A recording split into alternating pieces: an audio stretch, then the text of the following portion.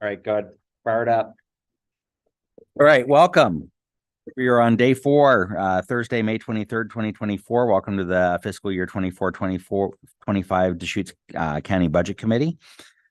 This morning we have a couple of topics, actually quite a few topics before we get to which lead into the county service districts. But we will start with public comment. Is there any public comment in the room? Seeing none, is there any public comment online? There's no public comment online. Therefore, we can move to our first agenda item, and that is Office of Coordinated Houselessness. I will turn it over to Deputy Administrator Kropp, who, as somebody else noted, has his presentation jacket on. Oh,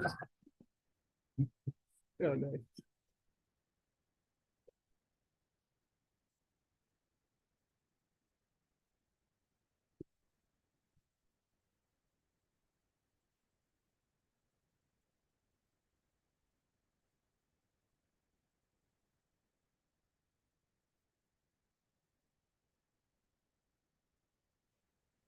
Good morning. For the record, Eric Kropp, Deputy County Administrator.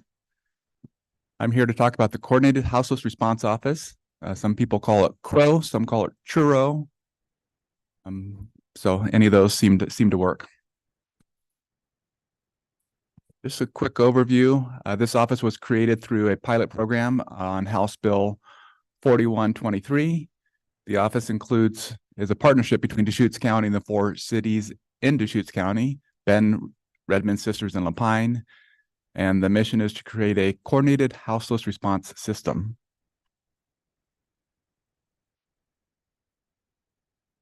A few accomplishments over the last year. The CROW board approved a coordinated houseless response office 5-year strategic plan.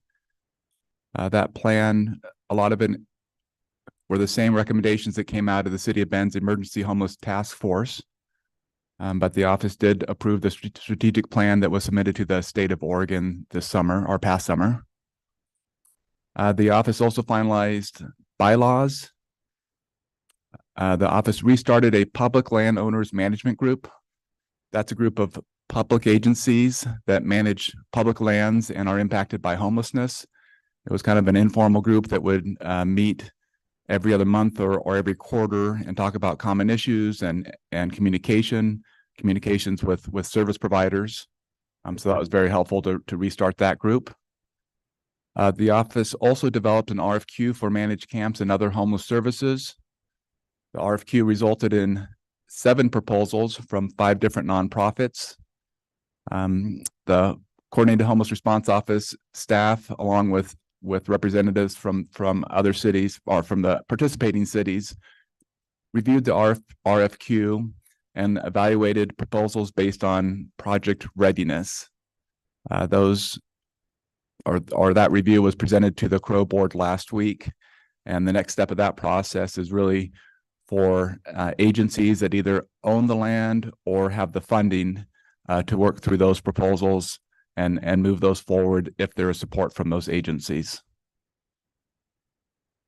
The office also approved moving operational oversight of the office to COIC, and I'll talk more about that because it impacts the budget.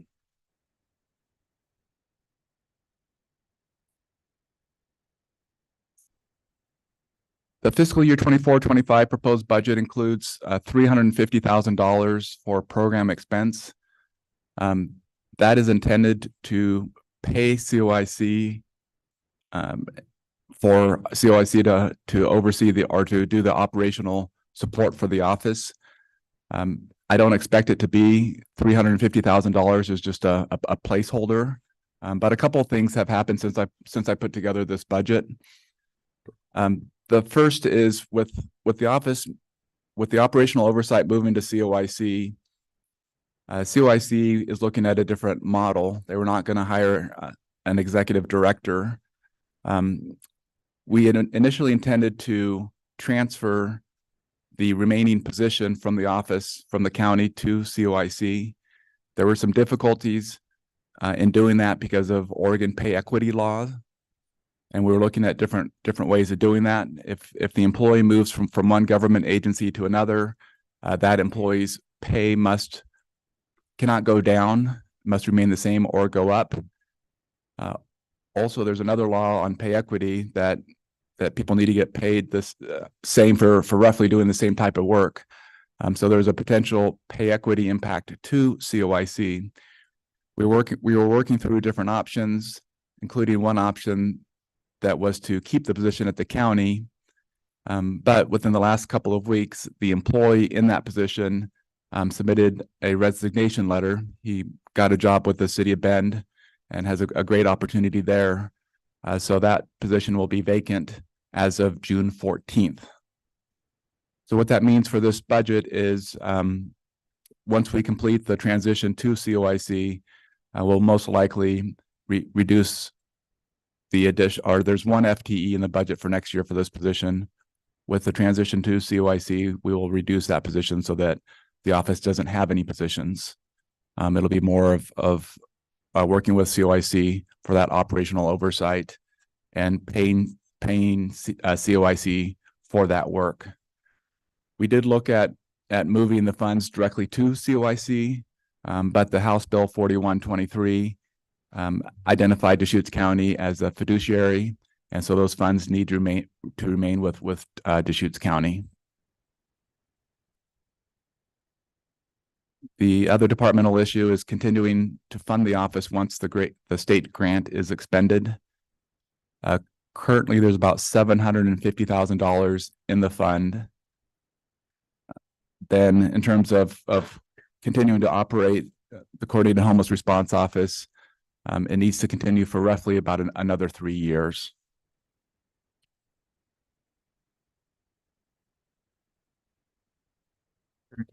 I may not have been reading this budget summary right, but I mean I see beginning working capital for the FY 2024 budget at $789,000, and then a little bit of interest, and then I don't see beginning working capital for FY 2025. But then there's that $730,000 in the state government payments box line. So the numbers sound pretty similar to what you're saying, but like the way that they're presented, I'm not. It's I mean, and then it shows, total requirements for the year 2025, fiscal year 2025, 752,000. So, I mean, this is, and I thought you just, said 350,000 for the year was what you were budgeting. Commissioner Chang, I can speak to the beginning working capital piece.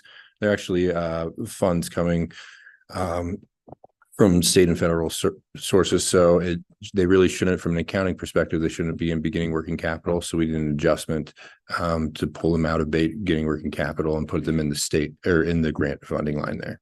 Okay. But then, I mean, FY 2025 proposed, I mean, that shows us burning the entire amount in 2025. Is that? But we have a reserve of about $246,000 in reserve. Is that? Okay. That's correct. Yeah. Isn't that what's going to carry forward? But I can't imagine we're going to spend the $350,000, and then apparently the state is not going to go forward with House Bill 4123. It was only a 5-year project, and I think a lot of them have already fallen apart. So. Right. If there's I've heard really good things about some of the projects around the state, but also, if you look at the fiscal year 2025 proposed budget, the personnel services, the 138,000, based on the vacant position, that will be reduced significantly. In fact, it may even be $0 or $5,000 because the be contracting the correct. Okay. And then the 366,999 number, that includes the $350,000 in program expenses and then other materials and services. Okay. So we will probably have over $300,000 rolling into FY 2026. Yes. Sounds like even a lot more than that. I mean, it's, you said you were trying to keep this sustained for 3 years without additional funding. Well, to do it for a total of 5 years. We're in about year 2. The Crow board may also recommend using some of the funds for nonprofits or programming. And We can do that. when the legislation was passed, they said, we'll give you $1 million for your first 2 or 3 years. 2. And, you know, if you don't use it all in the first 2 or 3 years, you can just keep rolling it over. But, you know, if you accept this funding, you are committing to 5 years, a 5-year program. So there was an expectation that anything beyond the $1 million, involved jurisdictions would come up with. So it's Right, nice. but- It's nice that the 4th year, you know, it looks like we have, you know, solid funding to run the office at least into the 4th year. But And I would just remind the board and budget committee that in addition to the 300,000-400,000 that may be carried over, there was a motion, I believe last summer, for ongoing funding of the Crow and the amount of $250,000 from ARPA funds. So that is currently obligated as well towards the Crow in future years. but it's not showing up in this. No, because the funds haven't been, it will probably come directly out of the ARPA fund is how we would. That was more, I think, a conceptual placeholder in terms of the counties, if the county needed ongoing contributions. But that is a logged allocation of ARPA funds. So when we say that ARPA funds are fully allocated out, that's part of the full allocation out. When we're showing kind of the master obligation list of ARPA, we do have it as 250,000 obligated to the Crow, correct?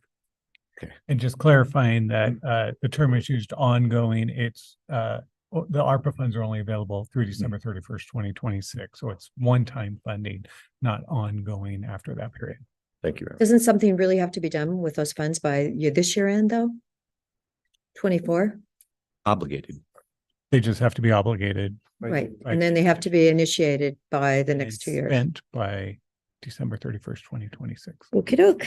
Well, Well, I mean, it sounds like as long as we're allowed to keep rolling over the original state capitalization of this program, we'll make it through 5 years. Yeah, the state allocation of $1 million was a one-time, with the understanding or agreement that it can roll forward. It did not need to be spent in the first 2 years. I mean, in comparison to how other counties are doing it, are we doing it similar to what they're doing, or different? Both. How we're allocating the money and and I'm sure the work is different everywhere because the problem is different everywhere. Yeah, parts of how we're doing it are the same and parts are different.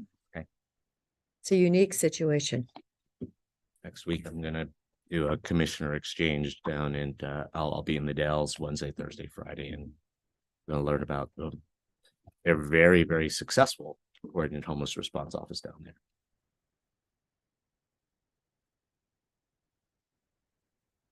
That concludes my presentation. So with those challenges, getting to the topic, we do have unsanctioned camping on county land. We're working on the east side of Redmond right now to look for a solution. But we're just in kind of a balanced mode at north part of Bend and Juniper Ridge area. Those RFPs are small bites out of this thing, but there's still no, end of the tunnel situation here. And I'm just referring to the bigger picture. I'd advocate for making sure that we're aiming at something here instead of just. Well, Rick Russell Oh. had to get stability with his board so that he wants to expand and do more in the county. So when we allocated the 200,000 for his program, he's now able to go back to his board and actually determine what, because they were feeling very nervous. So I'm hoping I'm going to meet with Rick, and then also I'm meeting, I think next week with Jessica Gamble, who did a proposition. It was in the level 3, but the tier 3, but I think with maybe Jessica and Rick working together, I feel like it could be a winning situation, more of a tackling and what we really need. So I was to say, it's kind of the vision statement, what are we trying to, come into compliance with our land use laws for unsanctioned camping on EFU resource lands or not? We're taking little bites all over this thing, but yeah, there's still a big I wanna remind unresolved my fellow issues. commissioners that during our joint meeting with the city of Redmond, Councilor Zwicker predicted what we would see out of the proposal pool and said that if we really wanted something to happen at the 45 acres, what we would have to do is build it and then invite someone to operate it. And I think that what we've seen from this proposal pool bears out her prediction pretty well. So that's the only viable concrete path forward I've heard from anyone around the table. So that's why I'm meeting with Rick Russell. Rick Russell thought he had a system going with Pacific Source for his funding for his program, and that somehow got dissolved. They're revamping that billing. And so therefore he had to step back. But Rick definitely is on our team, on our side, and wants to truly make a difference on the homeless in our county. So I'm thankful he's here, and he has been a landlord, so he understands both sides of the story. And, we will get something accomplished. It's just, you just never know where you're going to have to be flexible to re-engage in where we're going. Well, this is the budget committee meeting, and I'm just pointing out the vision of, are we going to be able to turn a corner for unsanctioned camping? And I'm not saying this is an easy situation at all, but we luckily have some resources to be able to spend down. We're spending $14,000 a month at Juniper Ridge right now. And a year or two from now, I can't see us having those same kind of resources. So we've got this window of time for action. Are we going to be providing, zero cost opportunity for some people, or minimal cost housing opportunities? Not optimal, but there's some, real challenging situations that are happening out there. So budget wise, we're in this sweet spot where action needs to happen. But 2 years from now, if we don't have money, we're going to be asking ourselves to pull it out of general fund to pay for somebody's, compromised living situation. Well, and I think it's appropriate that Commissioner DeBonne, you bring it up at this committee, because we are talking about the homelessness and the money that you have to spend on that. And it's appropriate to be discussing, are you going to be, what are you going to be doing about the unsanctioned camping? Is that something that you're going to rise and take care of, or is it something that you're going to ignore and be stuck with later? You mean like for the last 8 years with China Hat? Well, and Right. society's in this, the West choice. Coast is in this situation. We set aside $2 million ARPA funding, allocated $1.5 million of that for this RFP, have seen what's come out of it. And we know, like I said, from Councilor Zwicker's concept, we know what the viable path forward to actually do something about the 137 acres is. And I think it's actually really important to make a choice at this point. And I don't know whether we've turned over all of the decision power to the Crow or not, but it's actually really important to make a decision at this point, whether we want to put little bits of money into those 4 projects, which are all good projects, which all will take a little bite out of this problem, or whether we actually want to try to concentrate the full impact of the now $1.8 million that are left that we set aside on doing what Councilor Zwicker proposed, building something at the 45 acres and then inviting someone in to operate it. Because if we actually want to get something done, if we really want to have an impact, that's the only real way of having an impact that I see forward. When you say the only way to have an impact, are you referring to for Central Oregon or for just our Redmond project? Because our Redmond project. Yeah. So because the projects proposed do very little to address little to nothing to address China Hat Road or North Juniper Ridge. Yeah, so as I say, I mean, this is ongoing. It's been going on for a while, 20 years, isn't it? The East. but it's going to be important to make some action plans with the resources we have now. So We do have you know, the we've- Supreme Court ruling. Don't forget, that's in June. So that may tell us something too. So there's like 8 things that are whirling around right now, and I do believe it's going to settle to the advantage of making a difference. And if you remember what Captain Schultz said the other day, 92% of the people in the jail fit one of those categories and that we know that a lot of homeless people have those same issues.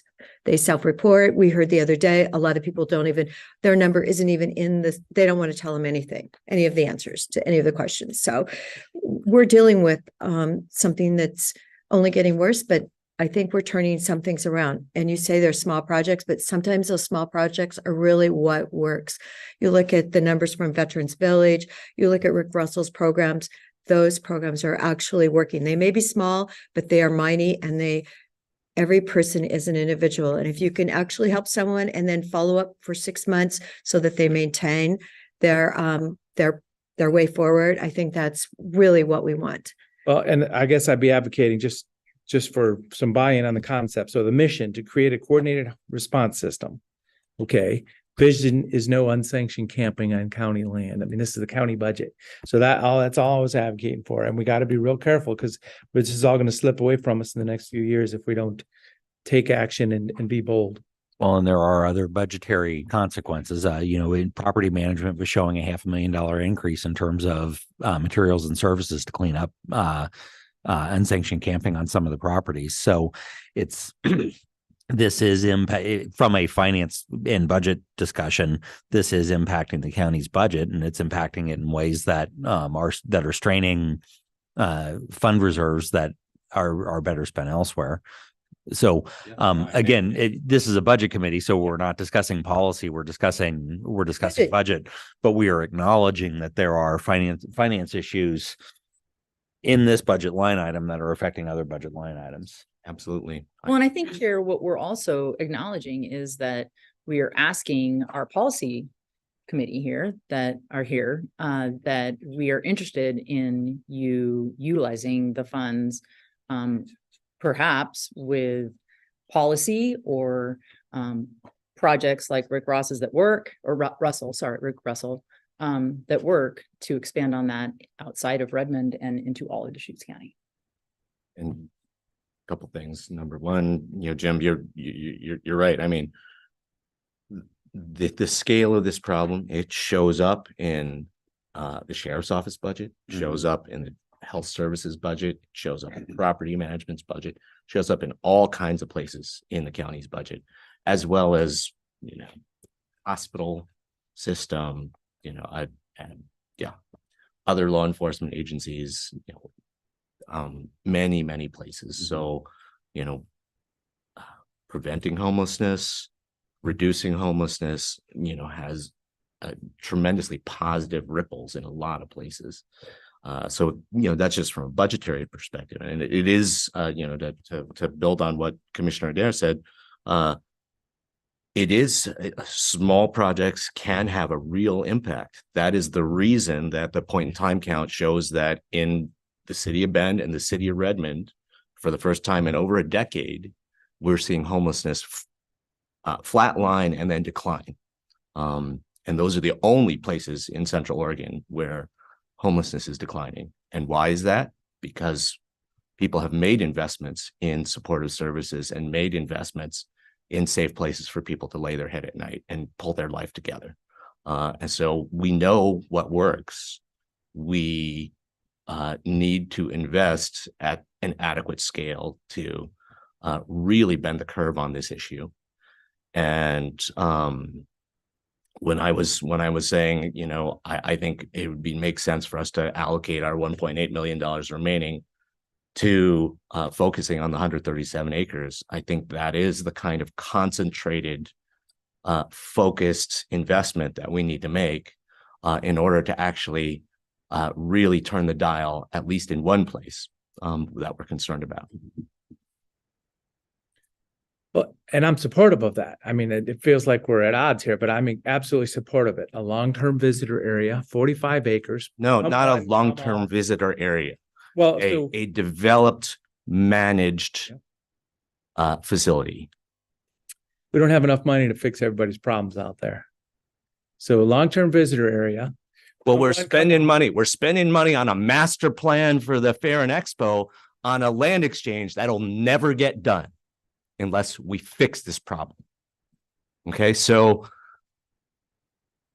there's not enough money. There's not enough money to like there's no land to do what we need to do in the next few years unless we fix this problem. Which I agree. Mhm. Long-term visitor area. Yeah. 6-month permit, minimal fee.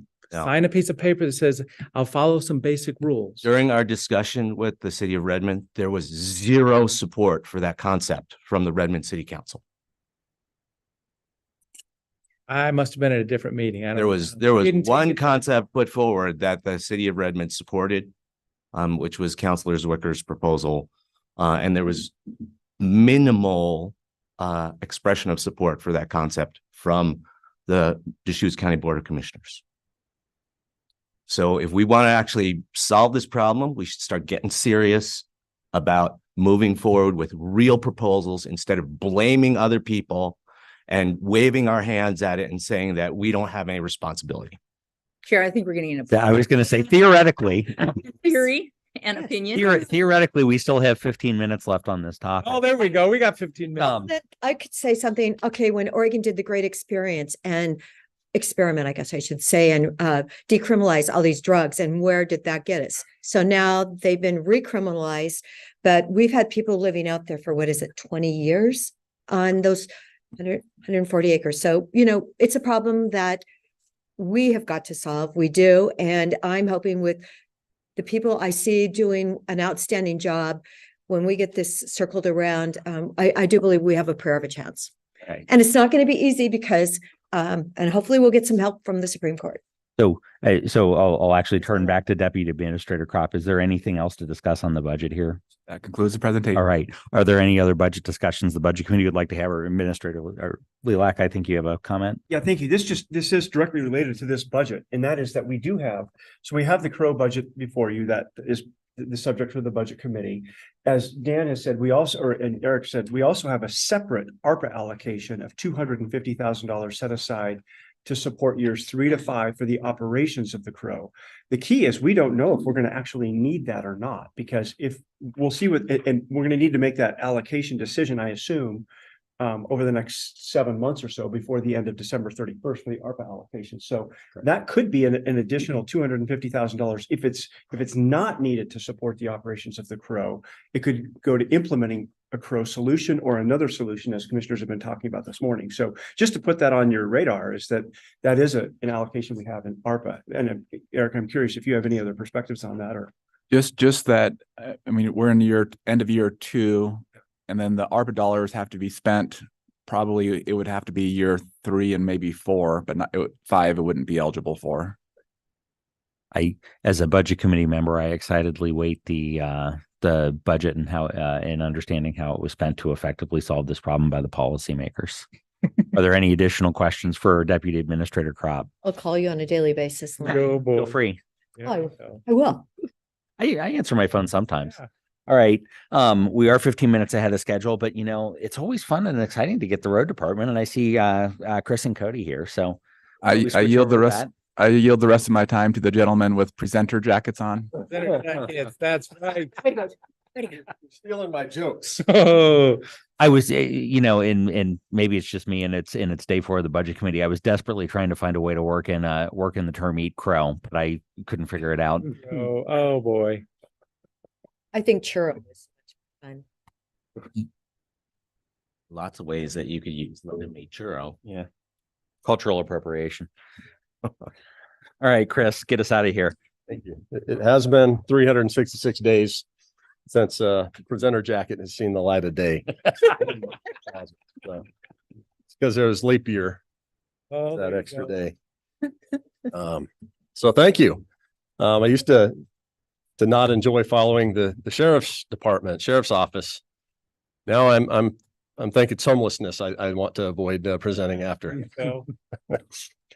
That said, Chris Doty, Road Department Director, with me as always, Cody Smith, Assistant Director, County Engineer.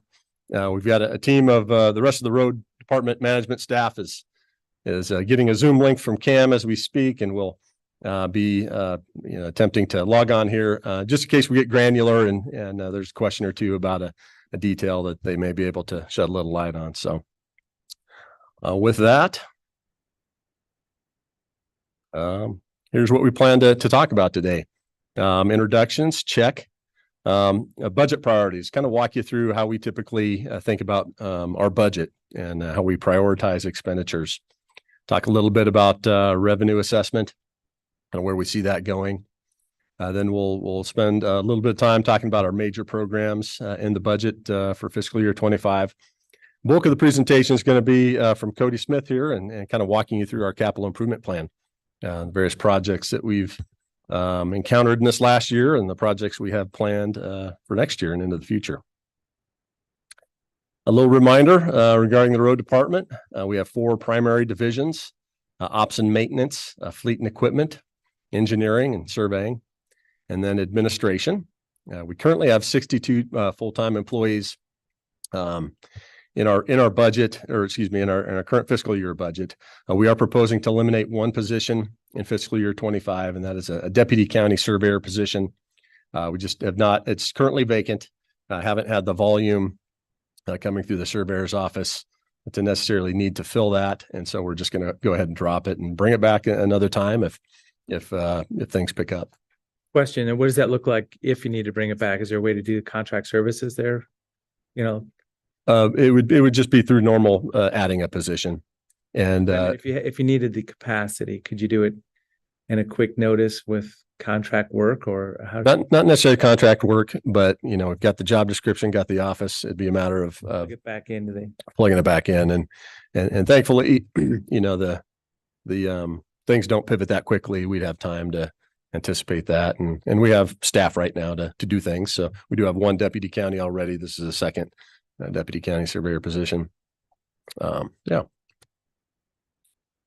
So as far as budgeting priorities go, this is a slide that we like to show you every year, and this is a philosophy, that we espouse at the road department when it comes to maintaining our assets. Our first and foremost priority is always going to be maintaining what we have, maintaining the system that the taxpayers have invested in over many, many decades, and the $600+ million worth of pavement that we have on the ground. Our second priority is always going to be operating the system. So how we react to things that happen in the system and things like snow and ice, roadside hazards and things like that. So that is our second priority, to be able to operate that system that we have. The third priority, and this is what kind of all the funding kind of trickles down to eventually, is how we improve the system through our capital improvement program, which Cody again will expand on here in a little bit, including major maintenance, safety, and modernization type projects. So we actually believe in this so much. It's this slide made it into the TSP. We want the public to know this is how we're managing the county's transportation system. Road department has a lot of funds. Yes, Commissioner. Where is that snow picture from this year? It is not. I'm wondering where. It's probably 5 or 6 years old, but probably looks a lot like that a couple months ago. That's Cascade Lakes Highway. It opened up this week. So a lot of different funds in the road department. 325 is kind of the mother fund. You'll notice the other funds that kind of flow resources into and out of the 325, including the surveyor and corner fund, building and equipment fund, which we'll focus on a little bit here in a minute, transportation system development charge fund, transportation CIP, the 465 that Cody will talk about, vehicle maintenance and replacement. And then kind of a new fund somewhat recently is the Deschutes County Road Agency, which is where we direct our secure rural schools funding to be received in Fund 715. And it's actually a part of your special districts agenda here right after the road department. We'll talk about that for a minute. Imagine the budget committee's seen a few pie charts this week. The end of pie charts is near. These are our pie charts. As you can see on the resource side, we are heavily dependent on state government payments. That's primarily the state highway fund, which is the gas tax, motor vehicle, fuel tax, basically that freight pays. And then DMV fees, your registration fee, license fee, things like that. All those resources are pooled, and the counties receive in general, receive 30% of the resources, and then Deschutes County receives its proportional share between the other counties. So might as well throw in some of that beginning working capital and consider that a portion of the state highway fund as well. Those are just prior resources that are coming back in top. We're basically about 75% dependent on state highway fund to do what we do. A few federal government payments we'll talk about here in a second. On the requirement side, we're fairly evenly split now between personnel services, materials and services, and transfers out. Materials and services is going to be where we do kind of that internal maintenance. We're buying materials, applying the materials. Transfers out is to various programs, the CIP program, and then also the building and equipment fund.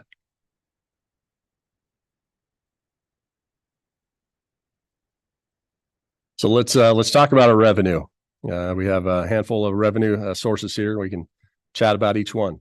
Talked about state highway fund allocation. We're budgeting $21.5 million this year, and we get these figures from the state via the Association of Oregon Counties, who does a little analytical work towards them. So 21.5 shows kind of the last phase in of the House Bill 2017 fuel tax increase. That actually just the final phase in occurred on January 1st of this year. Fuel tax went up 2 cents a gallon. After that, there's no other, funding legislatively dedicated coming our way. However, I'm sure you're all aware that the 2025 legislative session is going to be one of the primary items is going to be a transportation funding package driven largely by ODOT and their needs. But local government, certainly, has its hand raised as well in terms of needing additional resources. The 2017 transportation funding package, which was somewhat generational in its size and scope, has mostly been completely eroded by inflation, just extraordinary inflation that has occurred within the last several years. Thankfully, that's the pace of that increase has stopped, but it's there. It's basically eroded almost everything we got out of 2017. Payment in lieu of taxes, kind of that second row there. We're budgeting $2.7 million this year, coming off a 2.4 received last year. That 2.7 includes that additional PILT that we anticipate receiving via the House Bill 2174 machinations that allow us to then not count SRS being debited from our PILT amount. The budget committee last year, in recognition of what I like to call bonus PILT, said the road department can keep half, and the additional half will basically reside within the general fund. Third one, secure rural schools, about similar to what we budgeted last year.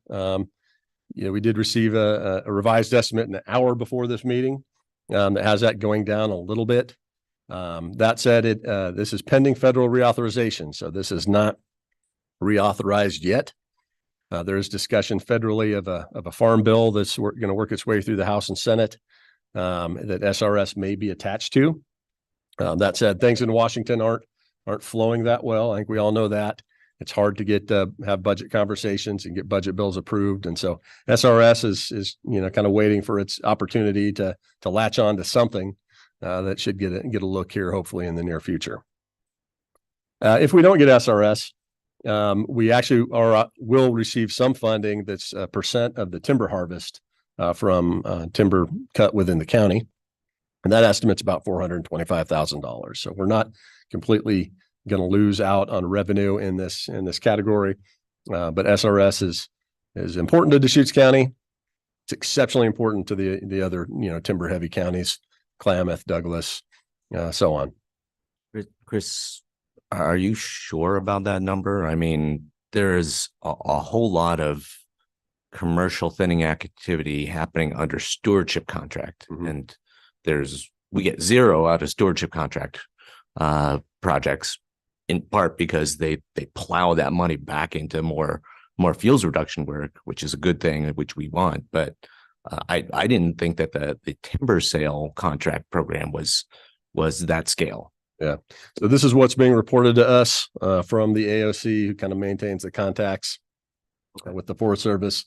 They will tell you that's a complicated conversation always. Yeah. To try to get that number and in the arena, but we're obligated to receive 25% based on the 1908 Timber Act or whatever it was called, and so we are, this isn't a discretionary allocation. It's something that by law, the counties are directed to receive revenue. Yeah, like 425,000. That's the current number, guesstimate. Next, we have a fund exchange, or formerly a surface transportation block grant, about the same as was budgeted last year. This is an allocation directly out of the state highway fund. That is a part of House Bill 2101 that we were helpful, I think, in getting passed several years ago. Basically allows us to consistently rely upon that funding resource. Enough said. System development charges, SDCs, we're estimating 1.5 million. That's a generous estimate. Things have cooled off in the last couple months. We probably won't hit the 1.5 that we've estimated for fiscal year 24. So we'll call that not a conservative estimate in terms of the revenue we have. That said, this goes into the 336 fund, which has a reserve.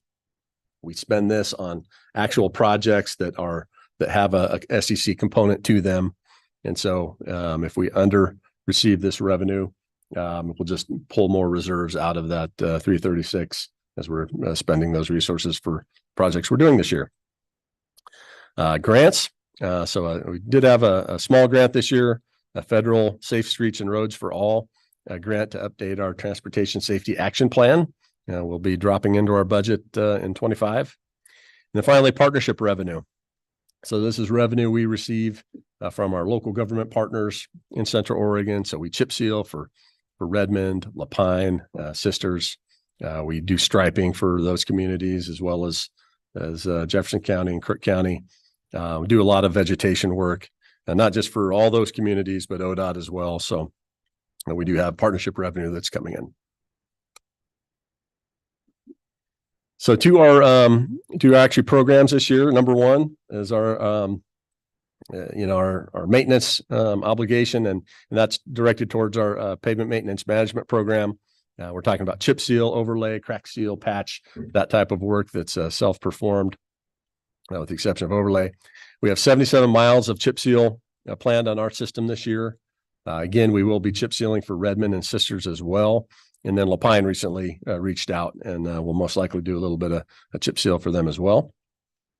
We have 10 miles of slurry seal in the budget, and we've been using that in neighborhoods that have decent roads already. And it's been a successful a program that we've had 4 or 5 years now using slurry. 8.5 miles of overlay has been budgeted, and Cody will walk us through where that's going as a part of his presentation here in a minute.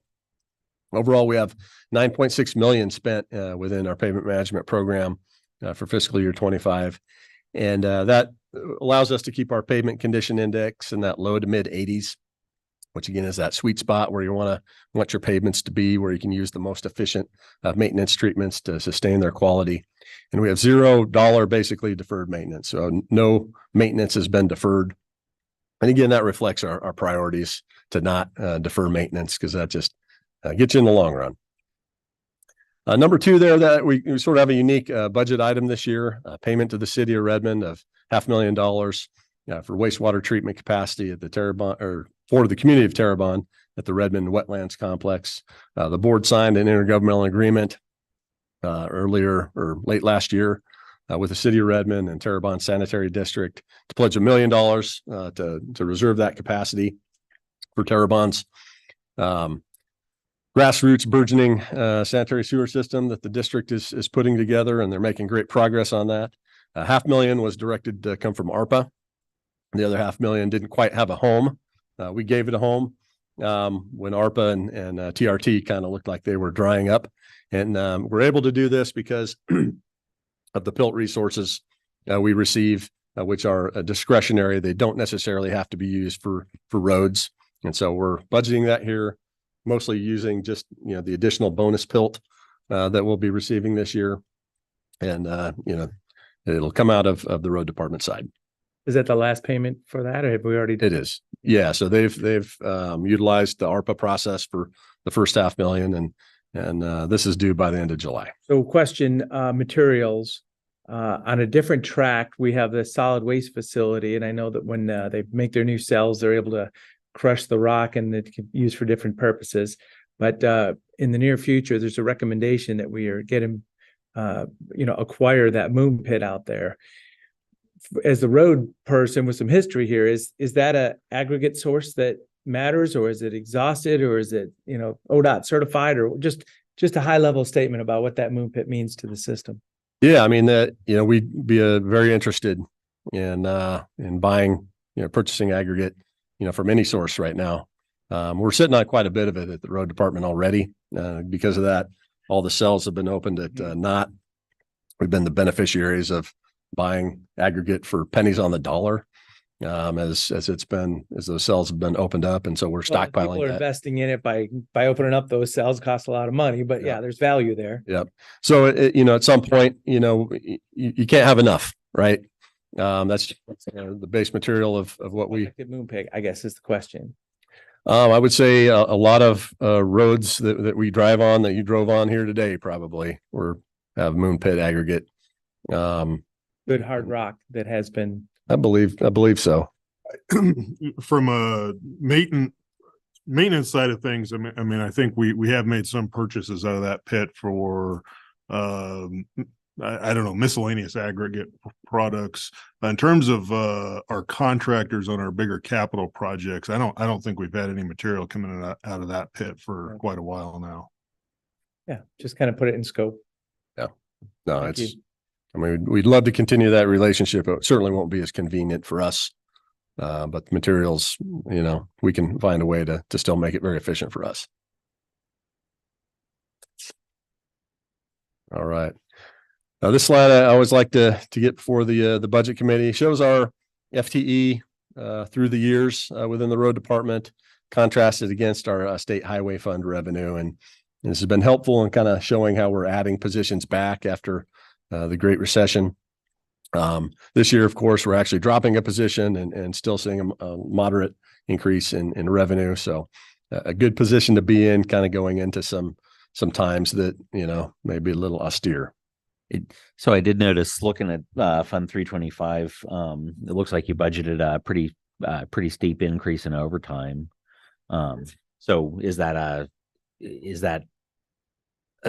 possibility thinking in terms of we might need it, or is that working the FTEs that I have? That's working the FTEs that we have. It's, overtime is significantly impacted by winter weather operations. And then also chip seal as well in the summer, depending on how things are going.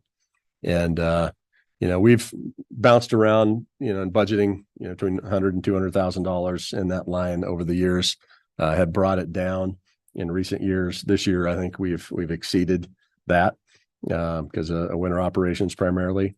So we do have a lot of what if type budgeting in our budget, because we have to be flexible to respond to things that may or may not happen on the system.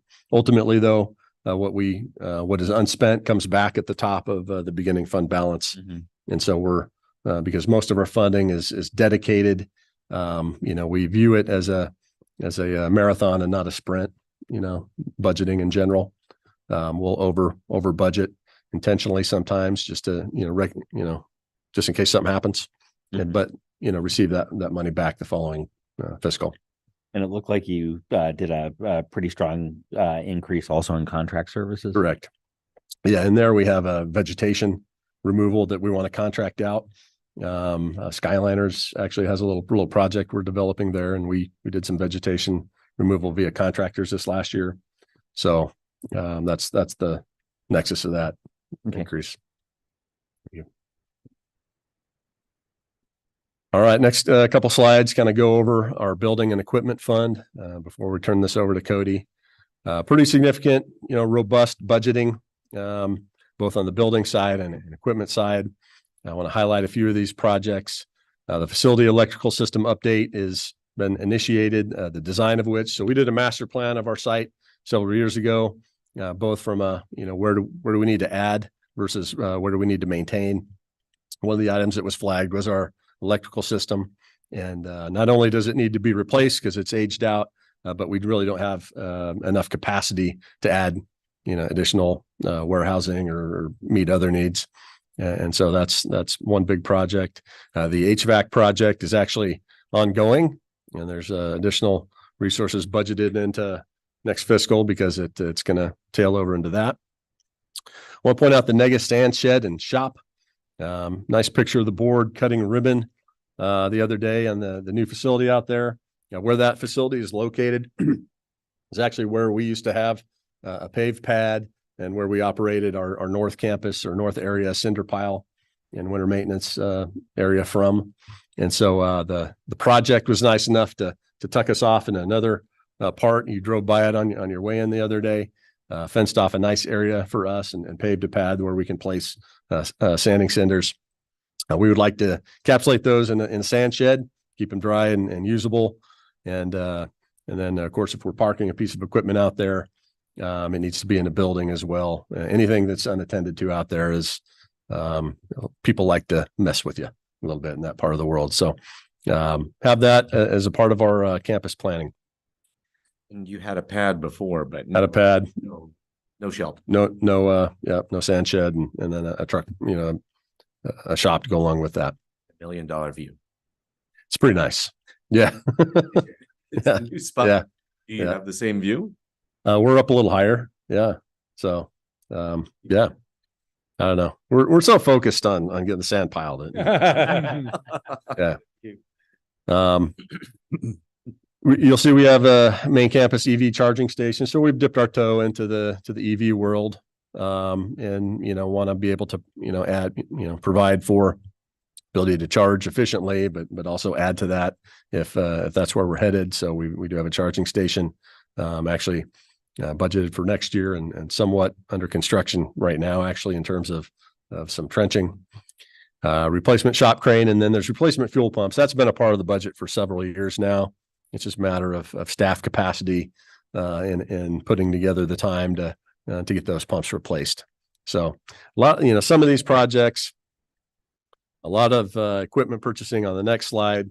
We're kind of, dealing with some supply chain issues, and, you can't just go down and buy stuff anymore.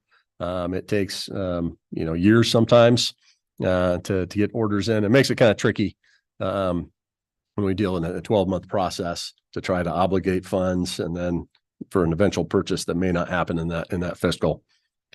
So a lot of the pieces you see on this slide. 330, is there any limitations on the types of investments you need to do for your facilities?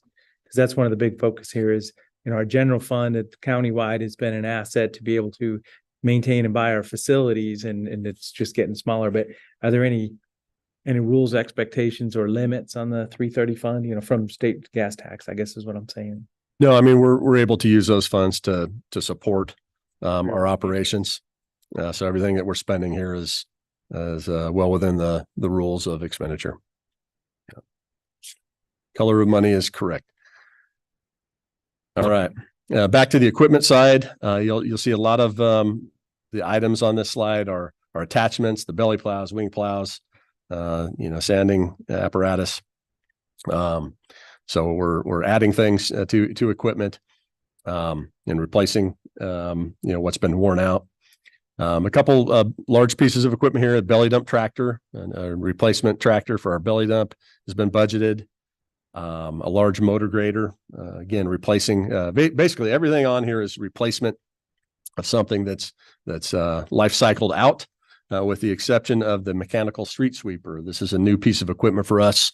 You're used to us purchasing brooms that cast off material to the side, but now we're adding a lot of roundabouts, you need a pickup room for that. We're adding a lot of curb and other more urban type improvements in Terrebonne and Tumalo. And just other areas where, we need a pickup broom, like a city type street sweeper versus the casting brooms that we use. So, And that'll be available for probably contract work. Like I just remember the city of Lapine Cinders, they just, yeah, so it'll, later. yeah. So, we have leased this in the past for a certain, for a month in the spring. We've borrowed sweepers ourselves from the cities or contracted with them. We can't count on those things happening anymore.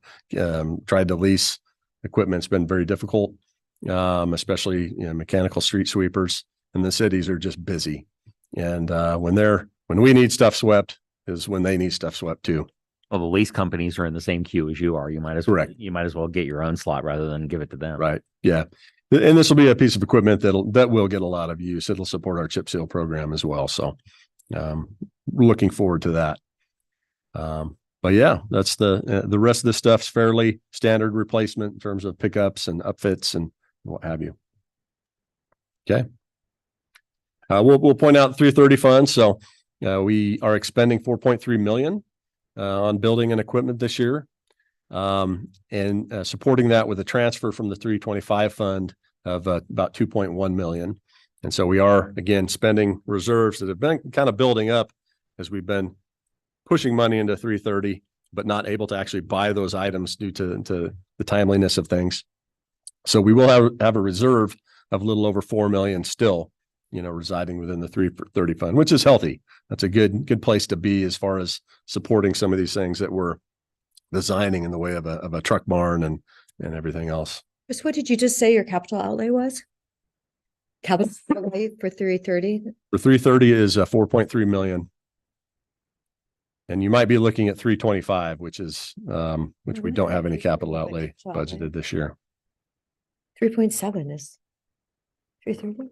I wrote 4. So Okay, but in here it says 3.7 in our, so it's a different number over here. All right. Thank you. Another slide you've probably seen a few times this week. This is our 5-year projection. We're coming right out of a financial analysis associated with our transportation system plan and developing our capital improvement plan. And so relatively fresh numbers here that we've modeled. We have plugged in transportation funding package and our revenue estimates that will start to hit a little bit in 2027. And we did that in our 20-year plan as well. So we are assuming, there will be some revenue legislatively that will help us along. And so we'll be able to meet our obligations. Again, with our trickle down budgeting, it all ends up in capital improvement projects that we either can build quickly or build more of them, move to construction more aggressively on our CIP with additional resources, or back off if the resources just aren't there. So with that, if you have any questions on anything I've said, turn it over to Cody and he'll talk about our CIP.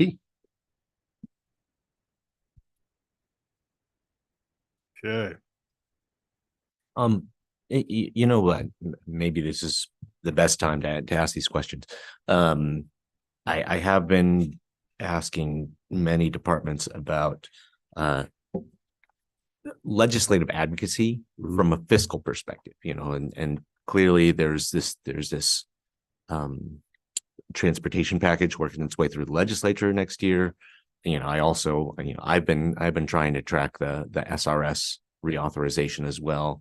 Can you talk a little bit about how, who is working on those things, and kind of what wagons we want to hitch our, what trains we want to hitch our wagon to? Yeah, you bet. On both of those fronts. Yeah. So dealing with the State Highway Fund proposal that will move forward. It's the Joint Committee on Transportation that is going to be the committee that basically, will put something forward. They're actually going on a big road tour this summer, visiting all reaches of the state. And they're going to be here on September 12th, possibly in this room, actually. Nick got an email yesterday about trying to find space for them here locally.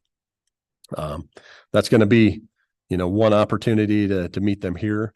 But they'll be taking this all over the place, and just hearing from, like I said, everyone all over the state regarding transportation needs.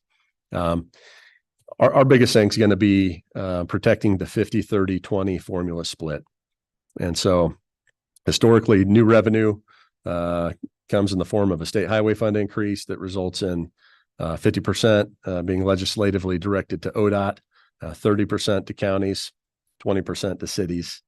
And but with ODOT's well advertised, maintenance backlog, $500 to $700 million shortfall in the next handful of years, other issues that they're experiencing in project delivery, inflation.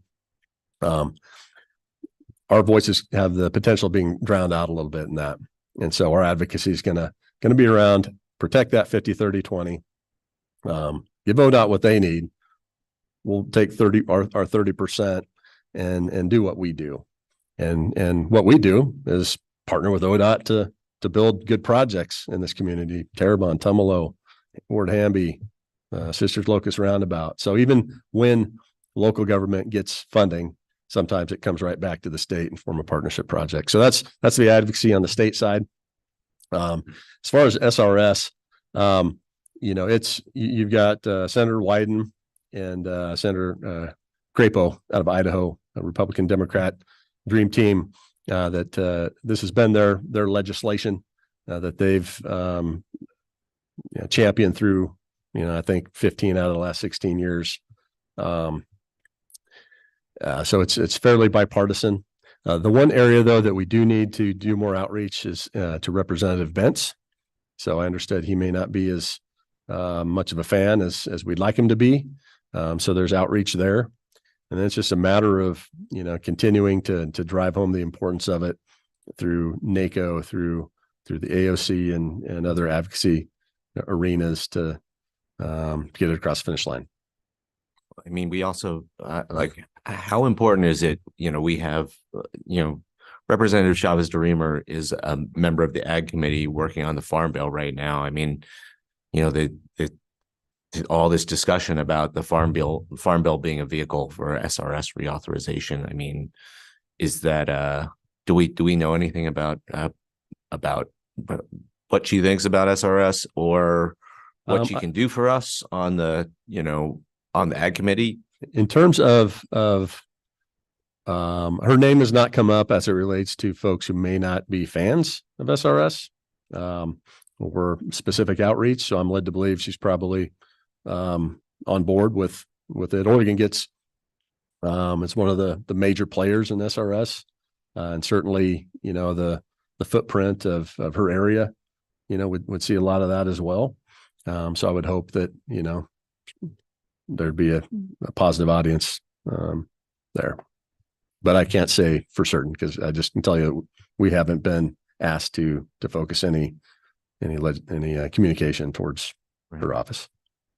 And the fiscal implications for us between roads and natural resources is over $700,000 a year at this point. Yes, and I don't believe that natural resources gets if it failed to reauthorize, the 1908 funding basically is strictly to roads and schools. But Title I and Title II and Title III are specific SRS programs that help fund natural resource stuff. Right. So it's more important even, for those programs. Thank you. Okay. Going once. I'm going to use the gavel. Cody, take it away. Could I just ask also, so on the Joint Committee on Transportation, so are there not discussions about making the pie bigger? I mean, you were just talking about defending our 30% slice of the pie, but I mean, So the conversations are about new funding and making sure that the 50-30-20 stays, that, is a part of that new funding. I don't think there's any talk about going back on prior bills and reducing that. That would be catastrophic.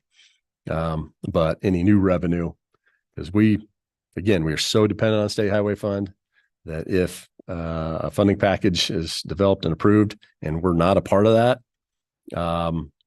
we have to wait for the next one. And so it's that key and that important for us. And your group within AOC is working that. Yes. Yeah. And we'll be, having all hands on deck when the committee comes through here. There's a role for every one of you to play. So September 12th. Ready. Yeah. Okay. Thank you. Okay. Real quick, Commissioner Adair wanted to get back to your comment on the 330 fund. The total capital outlay in that fund is 3.7 million. Right. It was materials and service. The total expenditure is 4 million. Yeah. I think the 4.3 number we were showing was actually an old number from further back. But anyways, yeah, just to clarify that. Thank you. Okay, so Fund 465, our road CIP fund. So just kind of a quick recap. This is this little piece of Chris's bigger flow chart that he was showing in terms of funding specifically to the 465 fund. So three primary sources of funding that goes into our road CIP fund. First and foremost is the transfer out that comes from the 325 fund. And, we've already covered this ad nauseum, but kind of our trickle down maintenance and operations first approach, and then the remainder available funding going into capital improvement projects. Second source is our transportation SDC fund, the 336 fund, which Chris also already covered. But that fund is where those SDC payments winds up and then transfers into the 465 fund on an annual basis based on SDC eligible projects project work that gets completed in that given fiscal year. And then lastly, either state or federal grants. Chris also covered the fund exchange program, which is really not so much a grant program anymore. That's more a dedicated annual funding source for us. But some of the other grant programs that we actively participate in and frequently see funding from include the ODOT Local Bridge Program, the Federal Lands Access Program, the All Roads Transportation Safety Program. So for fiscal year 25, we're looking at a begin fund balance presently of about $15.5 million.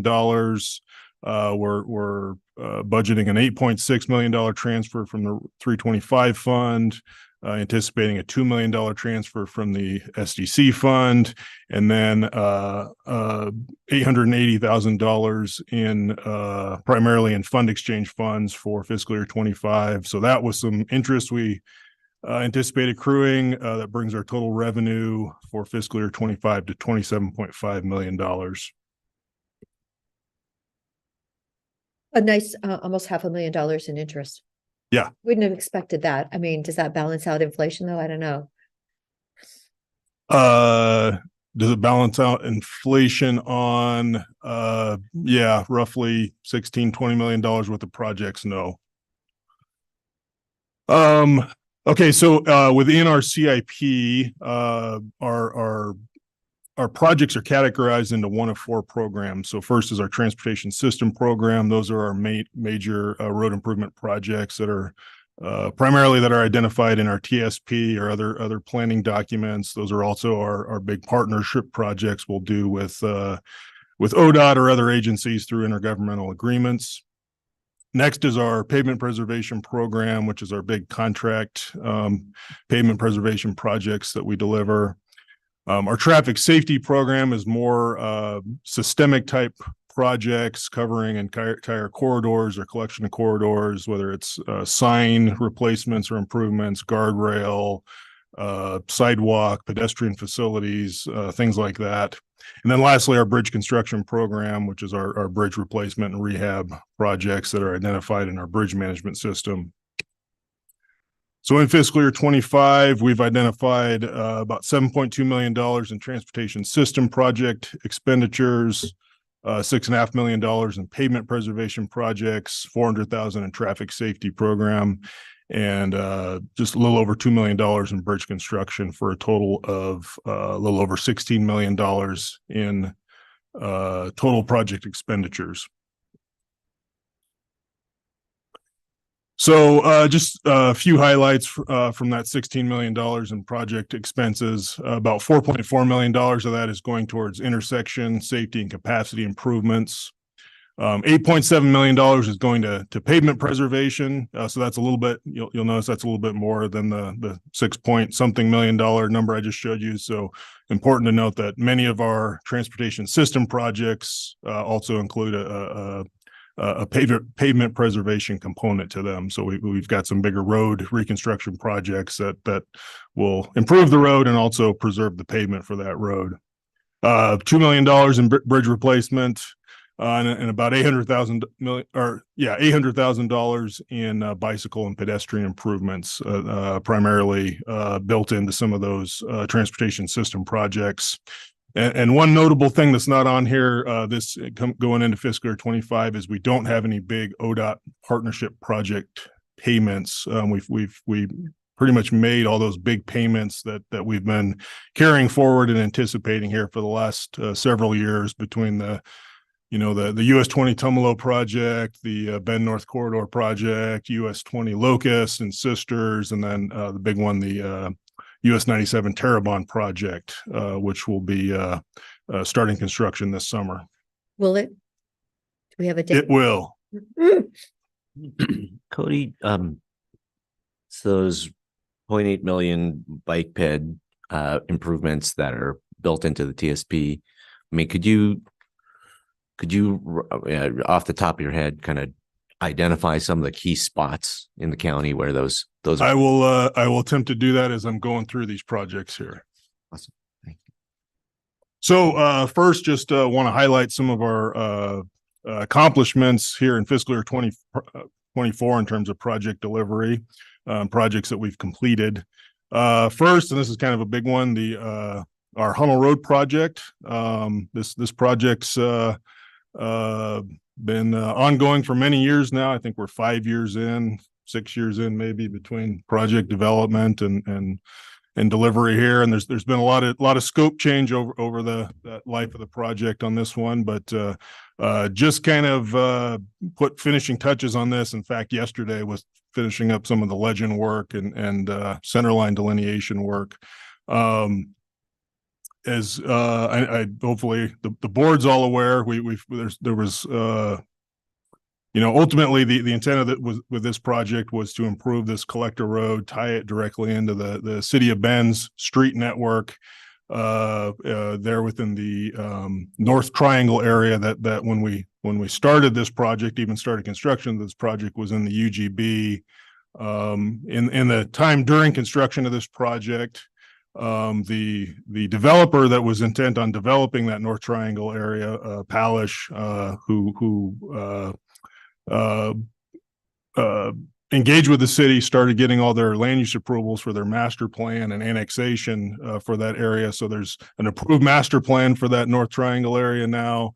It's been annexed to the city of Bend, and unfortunately, here in the last recent months, now Palish has pulled out of that development. So those road improvements that would connect our Hunnell Road improvement to the city's road network. Unfortunately, there's not a clear path forward for how we're going to make that happen. And a big reason for that is because now there's an approved city master plan that's contradictory to our existing right-of-way and road network out there. So we're kind of letting the dust settle from that, but we hope to be working with city staff on finding a good near-term solution for that while in the interim until that North Triangle area does ultimately get developed. Cody, when you said that Palish is pulled out of that's that road concept, not the big development they have planned up there. Effectively, they pulled out of the entire development. Oh, I didn't know that. Wow.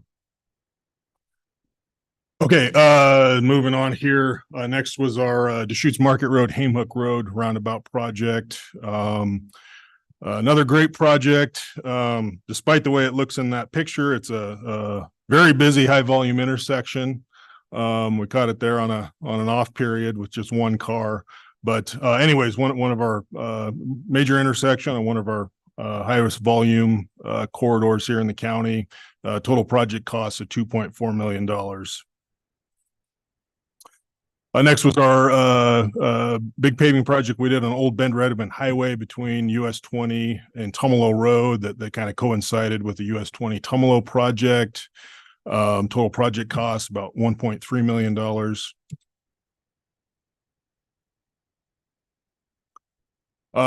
Next was reconstruction and pavement and paving work that we did on Roslyn Road, Wendy Road, and Tracy Road down around in Lapine, down around the Lapine Travel Center there, truck stop. So by far this little network of roads here sees the most truck traffic on our system.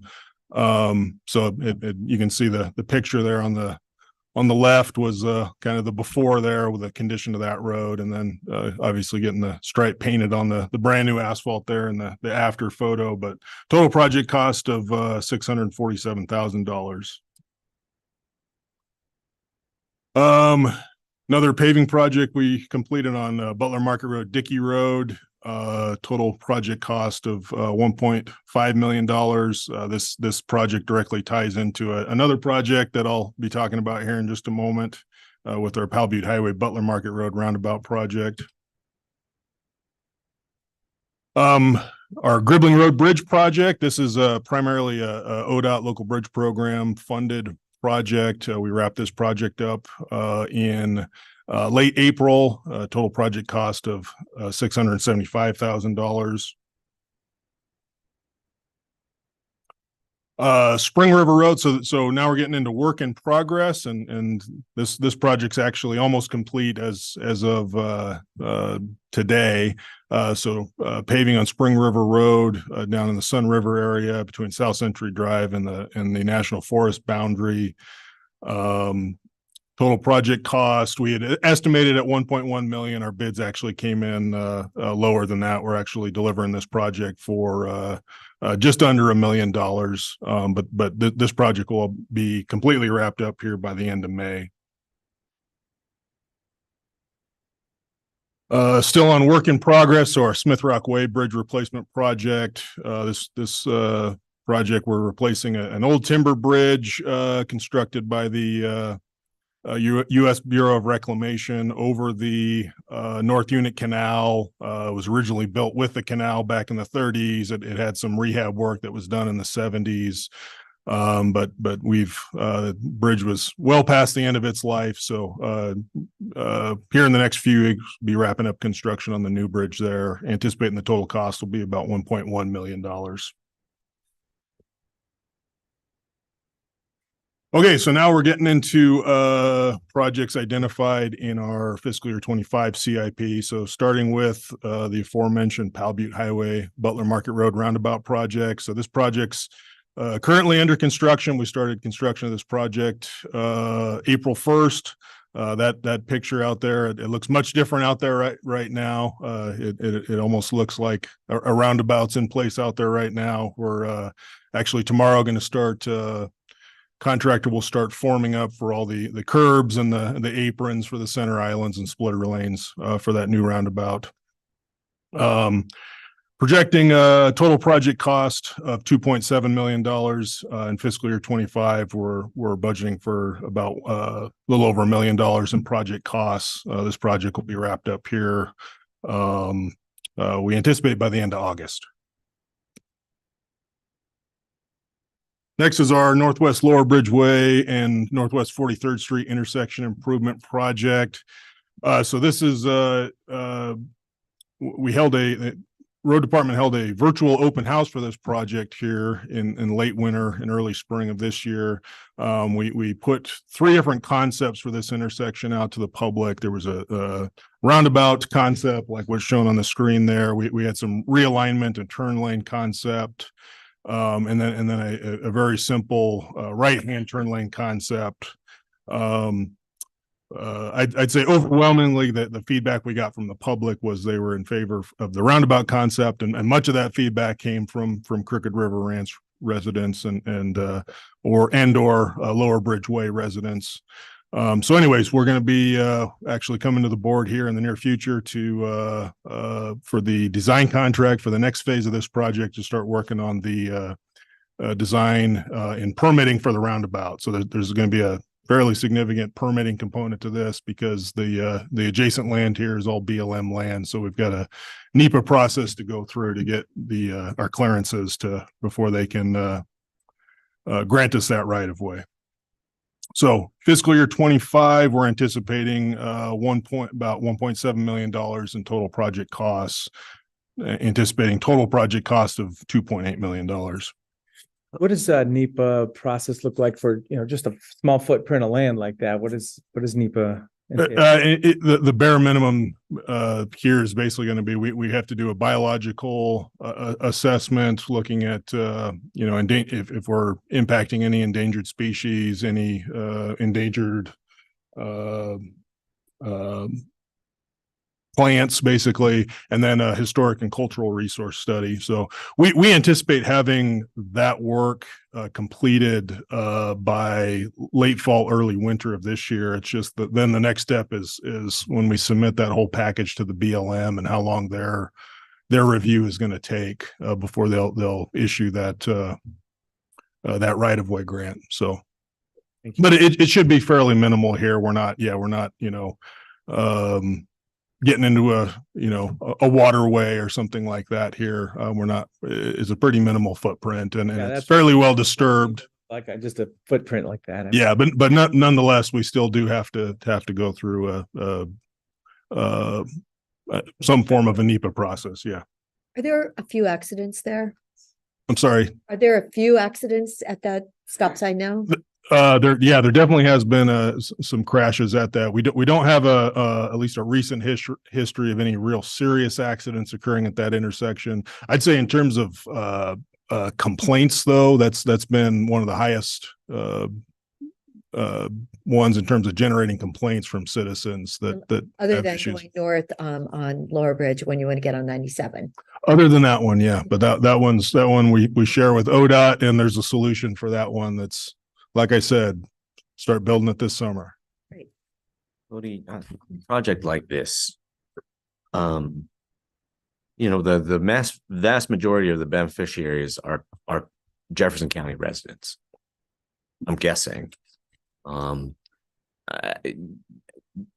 Do we do any kind of cost sharing, coordination, partnership support with Jefferson County to do a project like this?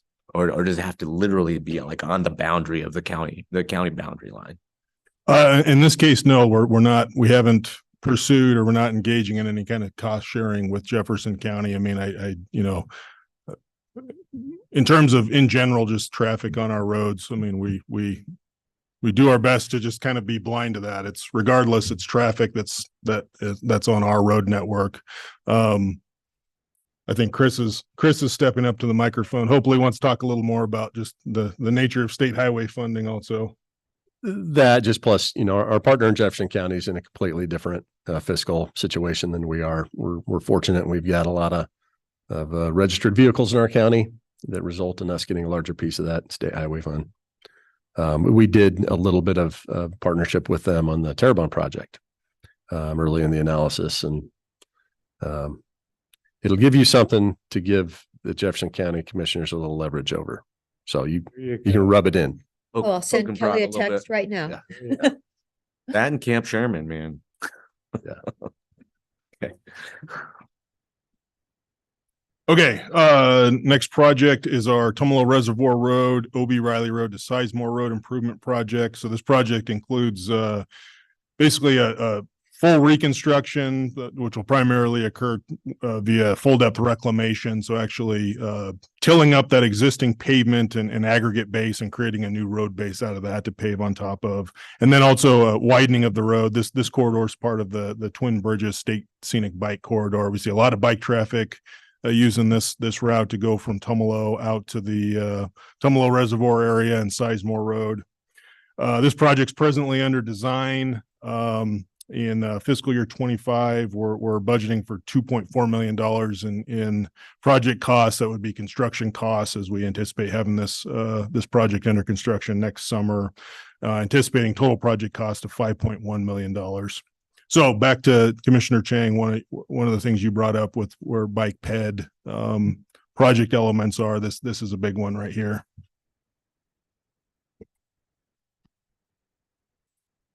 Okay, next, our South Century Drive Sun River Corridor intersection improvement projects. So this project is going to be a kind of a years-long process to address 3 intersections along South Century Drive in the Sun River area. So the scope of work is going to include quite a bit of public engagement through some open house and public outreach and in-person and virtual type engagement process with the public to get feedback on what folks out here want to see with these projects. But specifically, we're addressing the intersection of South Century Drive and Huntington Road at the south end, which in the current and previous transportation system plan was identified for a roundabout. Similarly, the intersection with Spring River Road, which has also been identified as for a roundabout improvement. And then lastly, the intersection of South Century Drive and Venture Lane, the entrance into the Sun River Business Park, which is really 2 intersections. It's the Venture Loop intersection with South Century, and then the Loops intersection with itself there. South of the gas station there in the business park. So what you see on the screen there, particularly with that dog bone roundabout concept, is just that. It's a concept. We're through this process, we're going to be developing several different concepts for this intersection and getting that out to the public and getting feedback on that, and CAPS, making sure we're doing our best to encompass the concerns from the Sun River Owners Association owners, the business park owners, the school, and all the other users out there. This project also certainly is going to have a larger multimodal component, just with the connections to the shared use paths coming in from Sun River and our own bike and ped facilities on either side of this in the right of way. So this is going to be a big project and have I think a much higher level of public engagement than we typically have on our improvement projects, just with the context here. But in fiscal year 25, we're anticipating $1.7 million in project expenditures. Right now, total project we're anticipating to be about $10.3 million. And again, that's to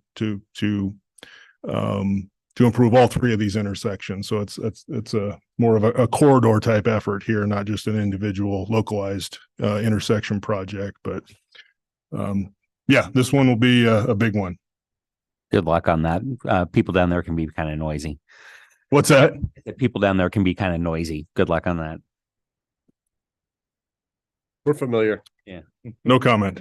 We'll add, that's the busiest section of county road in our system. Well, it's to be a little parochial, that's also a pretty major emergency corridor in case of forest fire. So there's probably a lot of planning that I'm sure you're doing around that with emergency management and the like. Absolutely. Yeah. And yeah, staging for that project's going to be tricky. So there's going to be a lot of work there.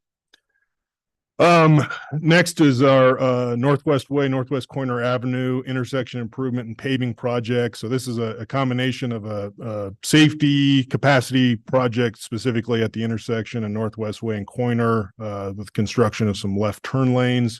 And then also a pavement preservation project, paving Northwest Way, the entire corridor of Northwest Way, Altmeter, and Sedgwick Avenue.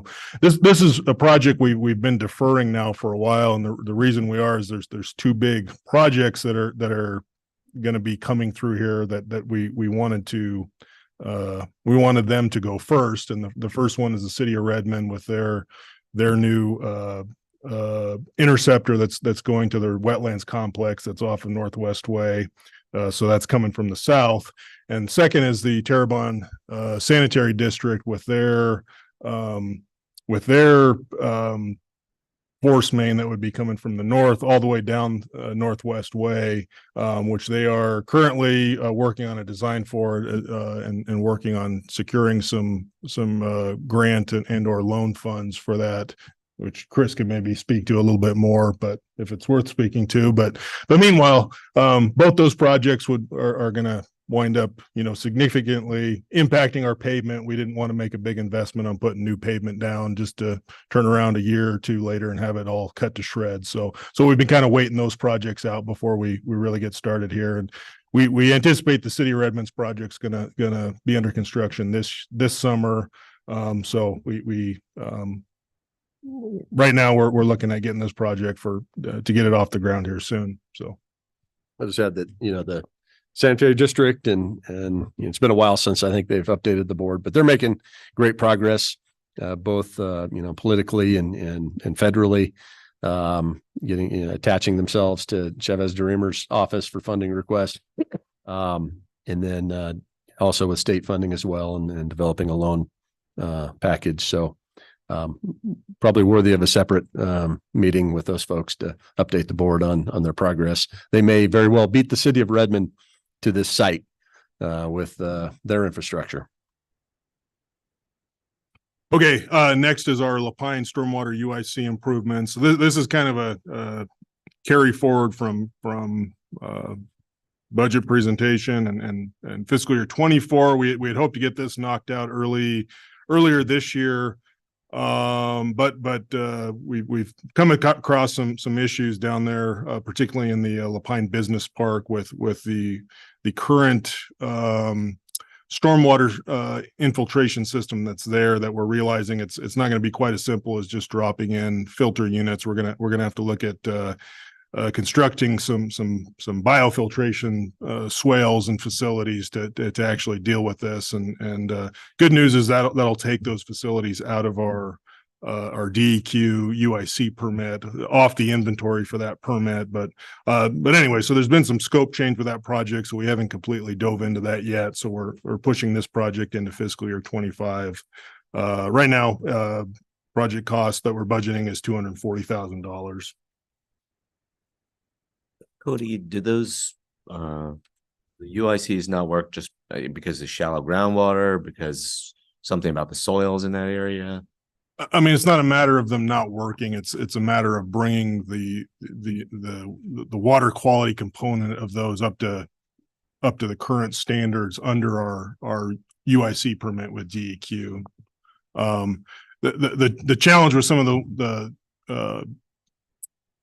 the filtration concept works just fine for a dry well, but the issue we've had and why we've delayed this project is the facilities that are in the business park aren't just dry wells. They're these little short infiltration gallery things that we can't just drop a filter unit and put a sump in the inlet and get water to infiltrate out into them. So we need to basically completely replace the water quality and the water detention features for those in those locations in the business park. So, okay, moving on to our pavement preservation program for fiscal year 25. Starting with our Old Bend Redmond Highway South Canal Boulevard project. So this project we had initially kind of budgeted for part of it to happen in fiscal year 24 and a majority of it to happen in fiscal year 25. We put this project out to bid in late April. It's under contract now, and our contractor was ready to go, and they're in fact out there working right now. So we actually anticipate this project will be entirely complete before we get to fiscal year 25. So it was included in the budget. We may be coming to the board here in the not too distant future to talk about a budget allocation to add some of that cost to our current fiscal year, just so we can get that project done and knocked out. But anyway, so that's a big one that's actually happening right now. Next one that we planning on doing later this summer is at Deschutes Junction on Deschutes Market Road and Tumalo Road.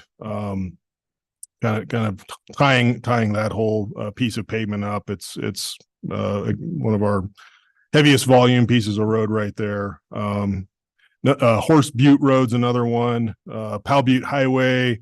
from McGrath Road to US 20, obviously jumping the new roundabout that we're building right now that will have fresh new pavement here by the end of this summer. And then our minor surfacing programs through our slurry seal program, and then some miscellaneous local road paving that we'll be doing a little bit late this summer, and then some more next summer as well. Moving into our bridge program project, so Hamehook Road Bridge replacement. This is a very similar story to the Smith Rock Way Bridge. So crossing the North Unit Canal, older bridge, timber bridge built by the Bureau of Reclamation to carry our road that existed there prior to the North Unit Canal. We're at about 90% design with this project. We hope to get this project out to bid late this summer for construction. I didn't have a good diagram for it, but the new bridge, we're actually going to build a new bridge that's just downstream from this bridge. So in this picture, downstream is that way. So the project will be a road realignment, build the new bridge while the old bridge is still under traffic, and then get traffic swapped over. So among other things, that's going to let us avoid doing a road closure for this project. So.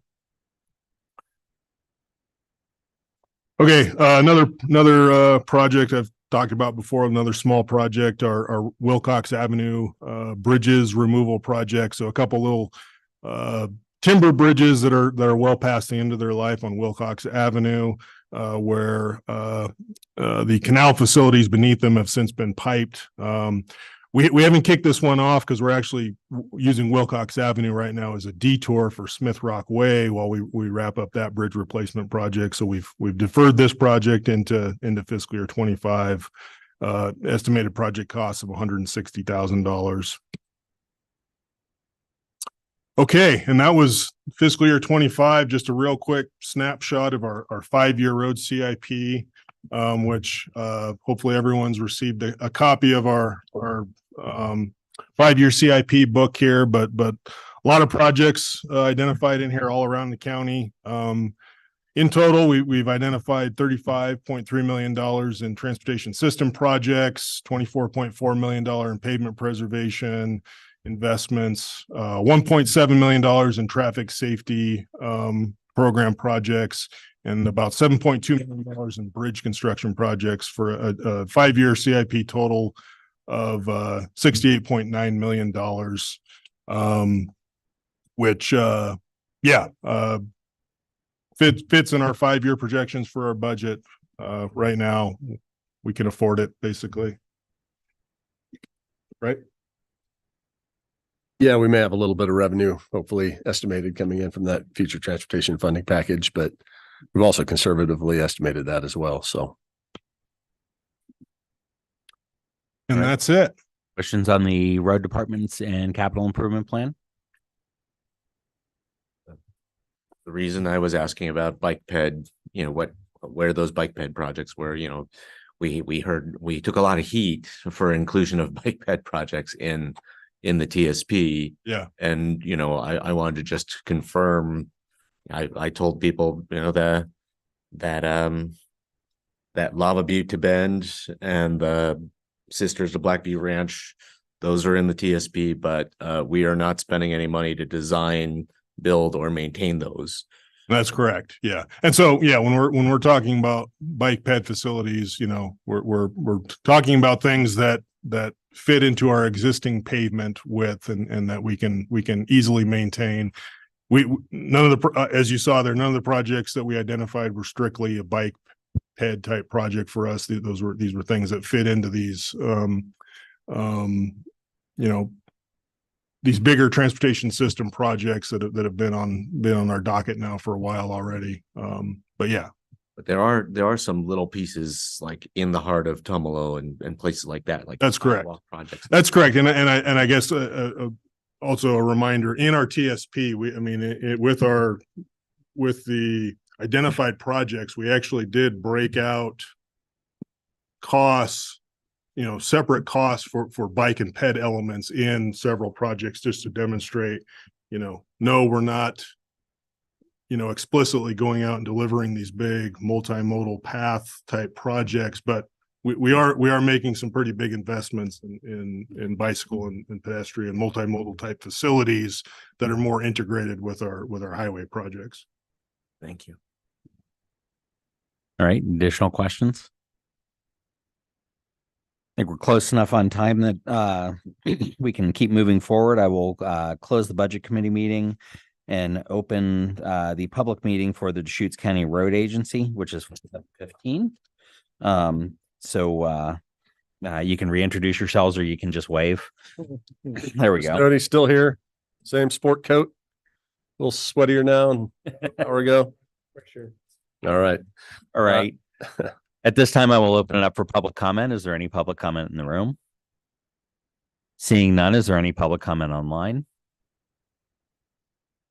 Seeing none, I will turn it over to Chris Doty for the budget discussion for Fund 715. Thank you. And just again, just quickly take you through what this means and how it, maybe some background on PILT and what we're accomplishing here today. But a little background as far as PILT goes, payment in lieu of taxes. This is a federal program that steers money towards counties that have a lot of federal land that cannot be taxed. And so it would be a fraction of what could be received in revenue if it were taxed, but it's there nonetheless. The methodology as such is that there's a maximum PILT allocation that the methodology allows for counties. And then from that, other federal payments that the counties receive are debited from that to then get to the total PILT allocation to Deschutes County. There's other and so what that means for us, other federal payments. Rural schools is the biggest one. The minor ones are mineral resources and other little things. $100,000, plus or minus, whereas SRS is $700,000 typically. So in the 2021 state legislative session, House Bill 2174 was passed, and it allows counties to direct their SRS to a separate entity, such that the county itself would not be receiving SRS, and so that SRS amount would not be debited from the maximum PILT amount. And what Deschutes County did was establish the Deschutes County Road Agency as that intergovernmental entity to receive SRS. So it's not coming to Deschutes County proper, but rather this entity. And so when our numbers are then reported to the federal government, Deschutes County is not receiving any SRS, and we're able to achieve max PILT, basically as shown in the equation here. Now, that SRS received in the agency is then transferred into the road department, which we just accomplished, in our budget. And so Fund 715 is the road agency. The Budget Committee adopts a budget for the road agency as an intergovernmental entity per ORS 190. Pretty simple. The estimate is $672,162 in revenue. And again, that's the assumption for federal fiscal year 25. And then is then identified as an expense in the same budget as a transfer to the 325 fund where we expend it on roads. And so as such, we'll receive basically an additional $672,162 or whatever it ends up being in federal fiscal year or in fiscal year 26, because there's a lag year. So it doesn't arrive in this budget for the county. It'll arrive next year's. What we're receiving this year is what we received last year, basically, in terms of that added revenue and PILT. So with that, questions? Moving So it to Chris- city government, I see. Yeah. And it's actually 120,000 less than what we had thought we were getting this year. Yes, correct. Yeah. So SRS is another, federal funding program that can fluctuate, has fluctuated. Estimates that we received in October, we plug in for the budget. It's then submitted in February, March, and then those budgets usually revised again in the spring.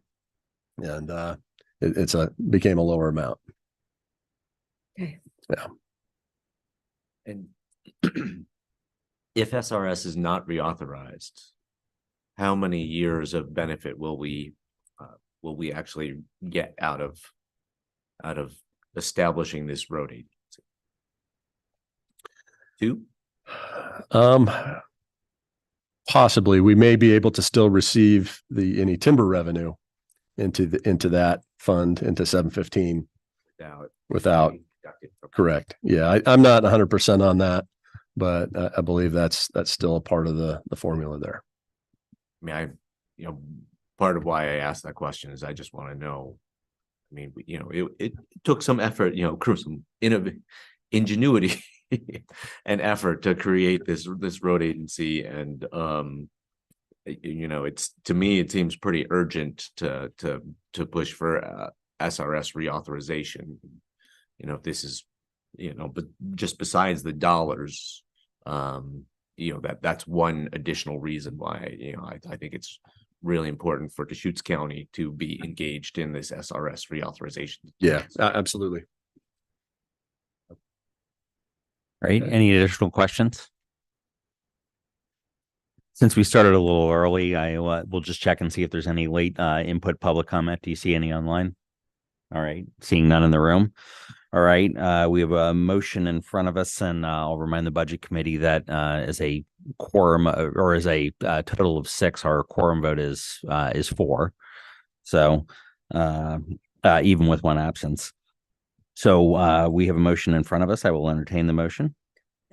So move approving Deschutes County Road Agency operating budget of $672,162. Second. We have a motion and a second. Is there any discussion? If not, I will call for the question. All in favor? Aye. Any opposed? Motion passes. We will close the public meeting and reopen the Deschutes County Budget Committee meeting. And we are a little ahead of schedule. We will reconvene at 11:05. So we got a little extra time to stretch our legs here. And we will reconvene with 4-H and the county service districts. Thank you very much.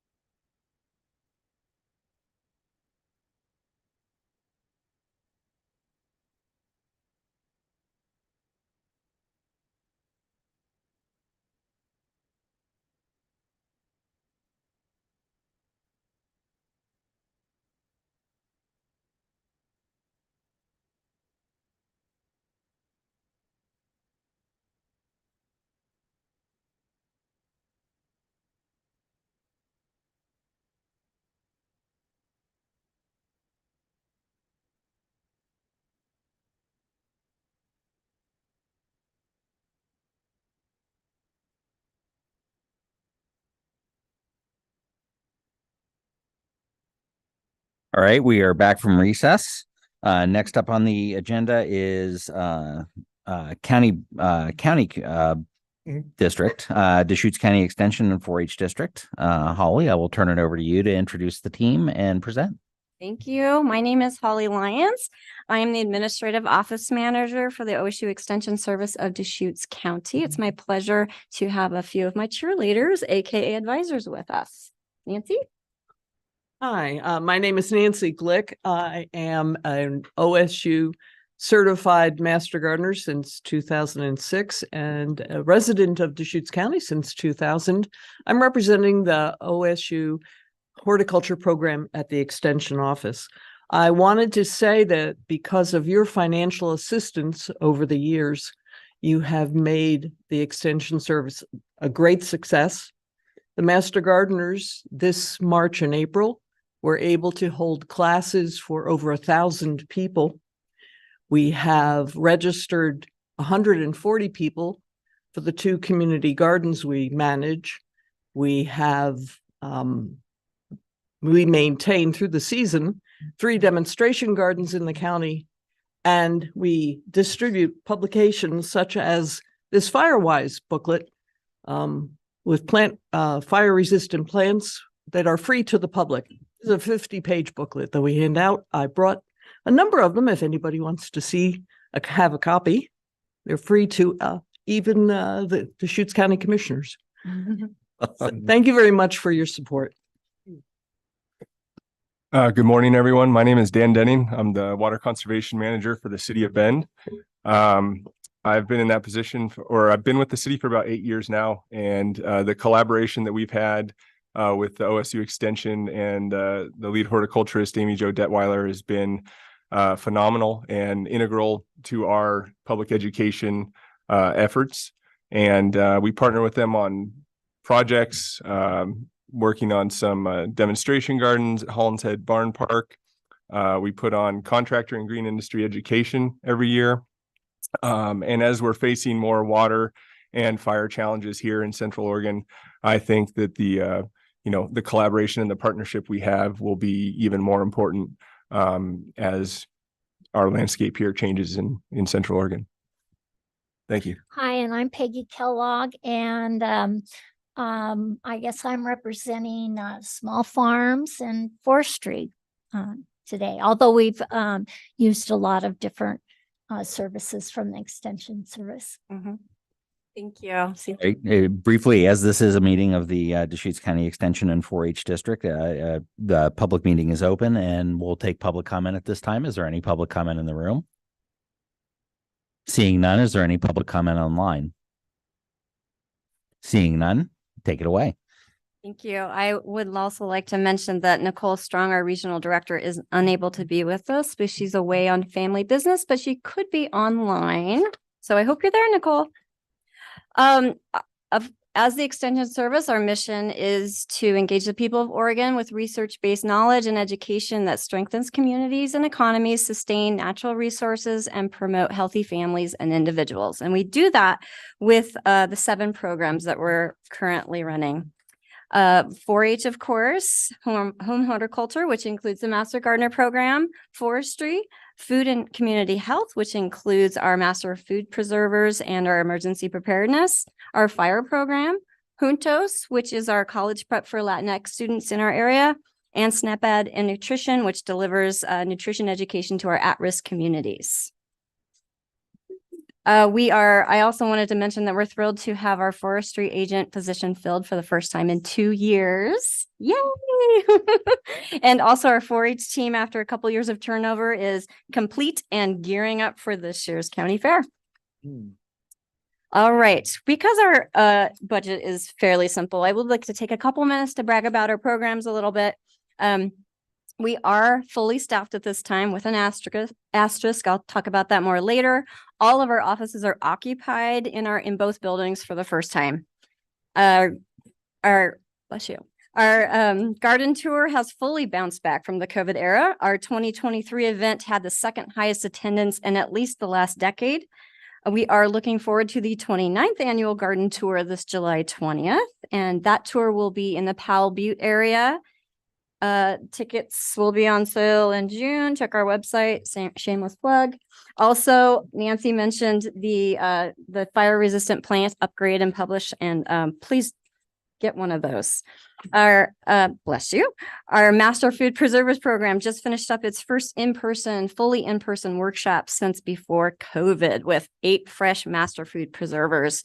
And one of those is actually one of our front office people. So I am excited to be able to offer that level of expertise to our walk-in clientele 5 days a week. Last year at this time for 4-H, on my wish list was that we would increase our service to South County, and I'm happy to report that 4-H has increased its presence in South County by 32%. And 15% countywide. That's huge. These are new clubs and new participants. These are not reclaimed participants from COVID. COVID did not affect the numbers of 4-H like it did other programs because they did an amazing job with their hybrid presentations of their program. This is proof of 4-H's ongoing relevance in Central Oregon and also the hard work done by that team. Our nutrition education SNAP Ed programmers are constantly and consistently delivering to our at-risk populations with just 2.85 FTE. Those are federal and state funded positions, but we do directly support them with some travel budgeting. And this summer we'll be supporting a summer intern for the first time. This is a part of an extension statewide effort to increase interns with extension, offering those opportunities to our students and just kind of bolstering what extension is internally as well as externally. I would like to see next year maybe going with 2 to 3 interns because all of our programs need help. Our new forestry agent, as I mentioned, started in March. Her name's Jenna Dybel. She has hit the ground running. She's already addressed or resolved 10 public inquiries since late March. She has delivered programming to a Boy Scout troop, and she showed up just in time to cover our fire agents event because she went on maternity leave a month early. Go baby. Advisors, I'm so incredibly happy to have these additions to our already all-star team. We do have another new one as well that represents our master food preservers, who's amazing. They come with amazing expertise and we appreciate them a lot. They make all of our programming much better. And we're also going to be updating our bylaws for the Extension Advisory Committee for the first time in over 10 years to kind of match what we're actually already doing. We spend a lot of time presenting and educating our advisors on all of our programming so they can be our good advocates in the community. All right. Nitty gritty. You said to round numbers. I rounded numbers. So, of course, our biggest expense is our payroll and our direct support. This year, we were budgeting for $560,000 on that line item. That's actually a 4% decrease from last year. We came in under budget this year with our payroll due to a couple of extenuating circumstances. There was a new bargaining agreement that we came into this year that gives all of our classified staff a substantial increase and well-deserved and appropriate for this area, certainly, and the entire state.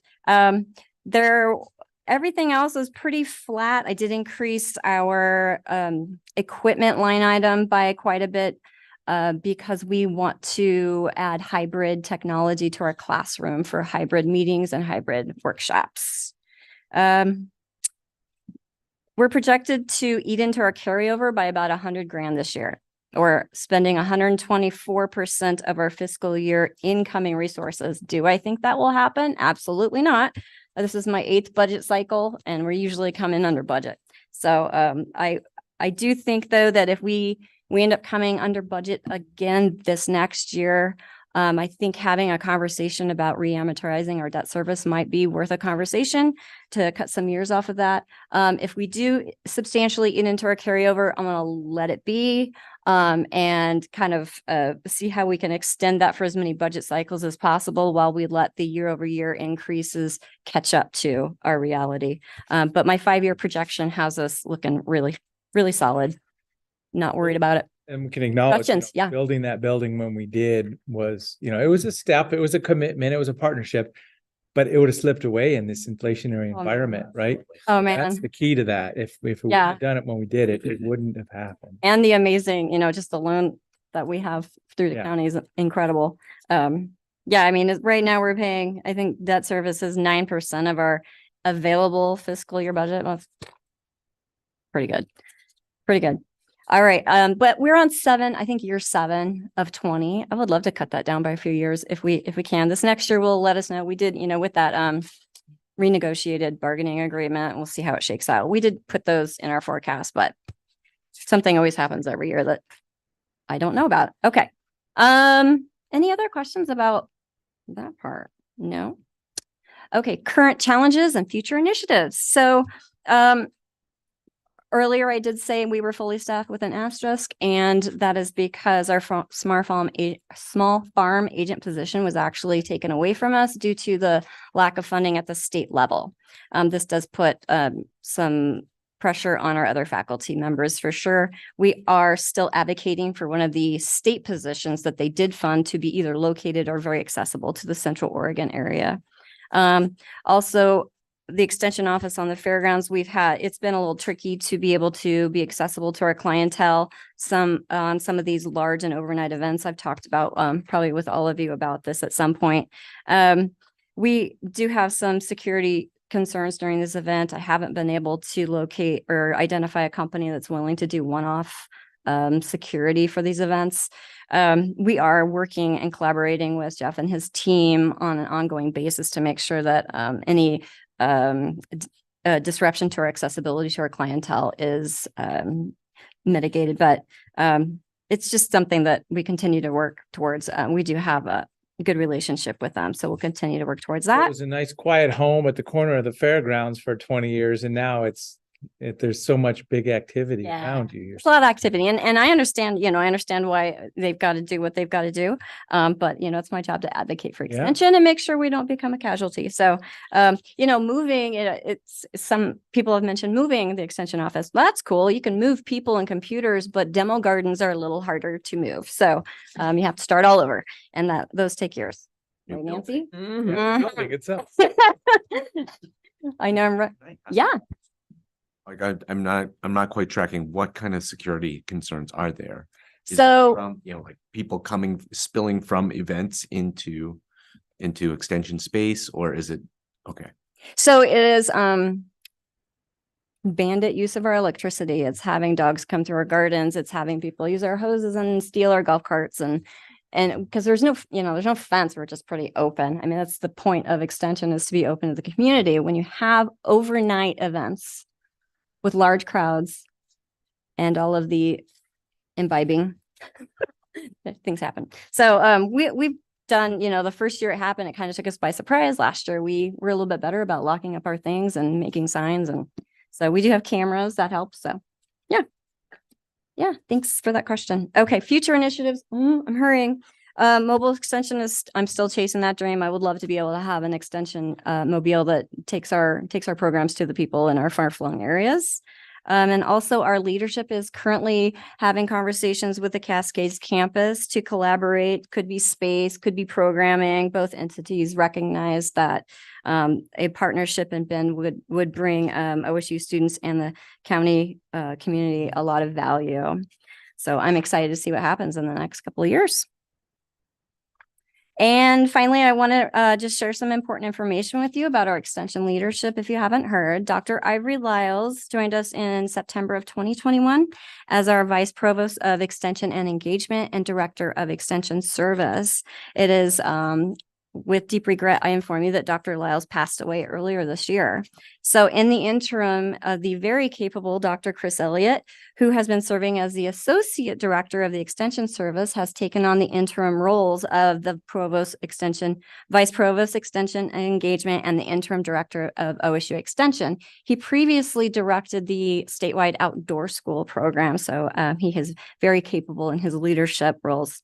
Looking ahead, we have engaged an external agency to facilitate a nationwide search for the permanent replacement for this role, and an internal search committee has been established, and the search process will kick off soon.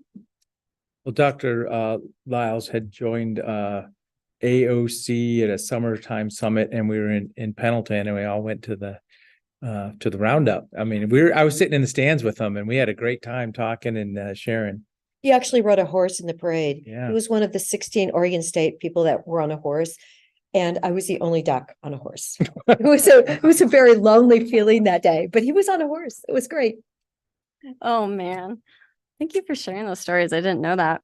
So on behalf of all of our programs, faculty, and staff, I just want to extend our heartfelt gratitude for your unwavering support and dedication over the years. Your continued commitment to the Extension Service has been instrumental in the success of our programs and our service to the community.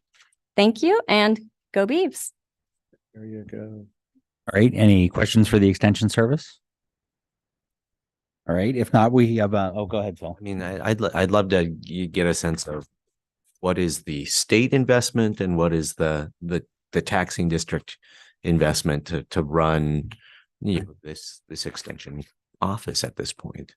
I love that question. It's a Nicole question. We did present some of that last year. Maybe she's texting me and saying she'll do it.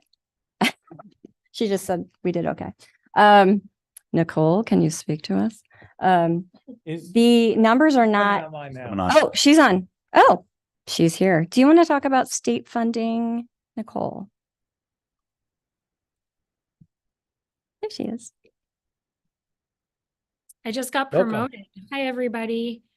Commissioner Chang, I would love to get you that data, but it would take a little bit of crunching.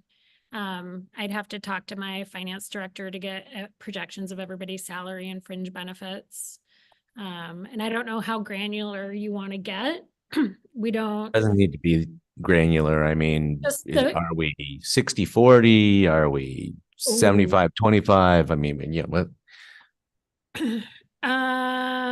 Boom.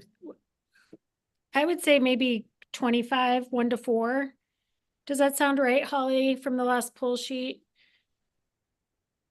I think so. Yeah. Yeah. Because we're only supporting, county's only supporting 4 positions, and we've got. Yeah. And then once you include external grants that faculty bring in, association dollars, it probably becomes a smaller ratio. Mm-hmm. And what is, I guess the follow-up question is how stable is the state funding picture? Or, what should we be anticipating in the next couple of years? I mean, how does it look? Yeah, it's not, what word on the street is we should be able to, if all goes according to plan, we should get current service level funding for the next biennium, but I don't see, it'll be hard to make any big pushes to increase capacity. I think the state is going to start buckling down given the forecast. Thank you. Yeah. All right. Additional questions for the Extension Service? I just have a comment. Want to follow up on about renegotiating the loan. You talked about that. Another option you can consider is if you have excess funds, if you want to make a one-time payment, and then that essentially would maybe accomplish as well, but we can talk about that. For sure. Yeah. Thank you. All right. If there's no further discussion, we have a motion in front of us, and I will entertain the motion. Approve Deschutes County Extension and 4-H Service District operating budget of $1,103,560 and set the tax rate at 0.0224 per 1,000 of assessed valuation. Second. We have a motion and a second. Is there any further discussion? If not, I will call for the question. All in favor? Aye. Aye. Any opposed? Motion passes. Thank you for your time. Thank you. Great to see you. Right. At this point, we will close the public meeting of the Extension Service. And if you go to the way back in your binders, you will have your next 2 coming up, and we will call the Sun River Service District up. And I will open the meeting as we go.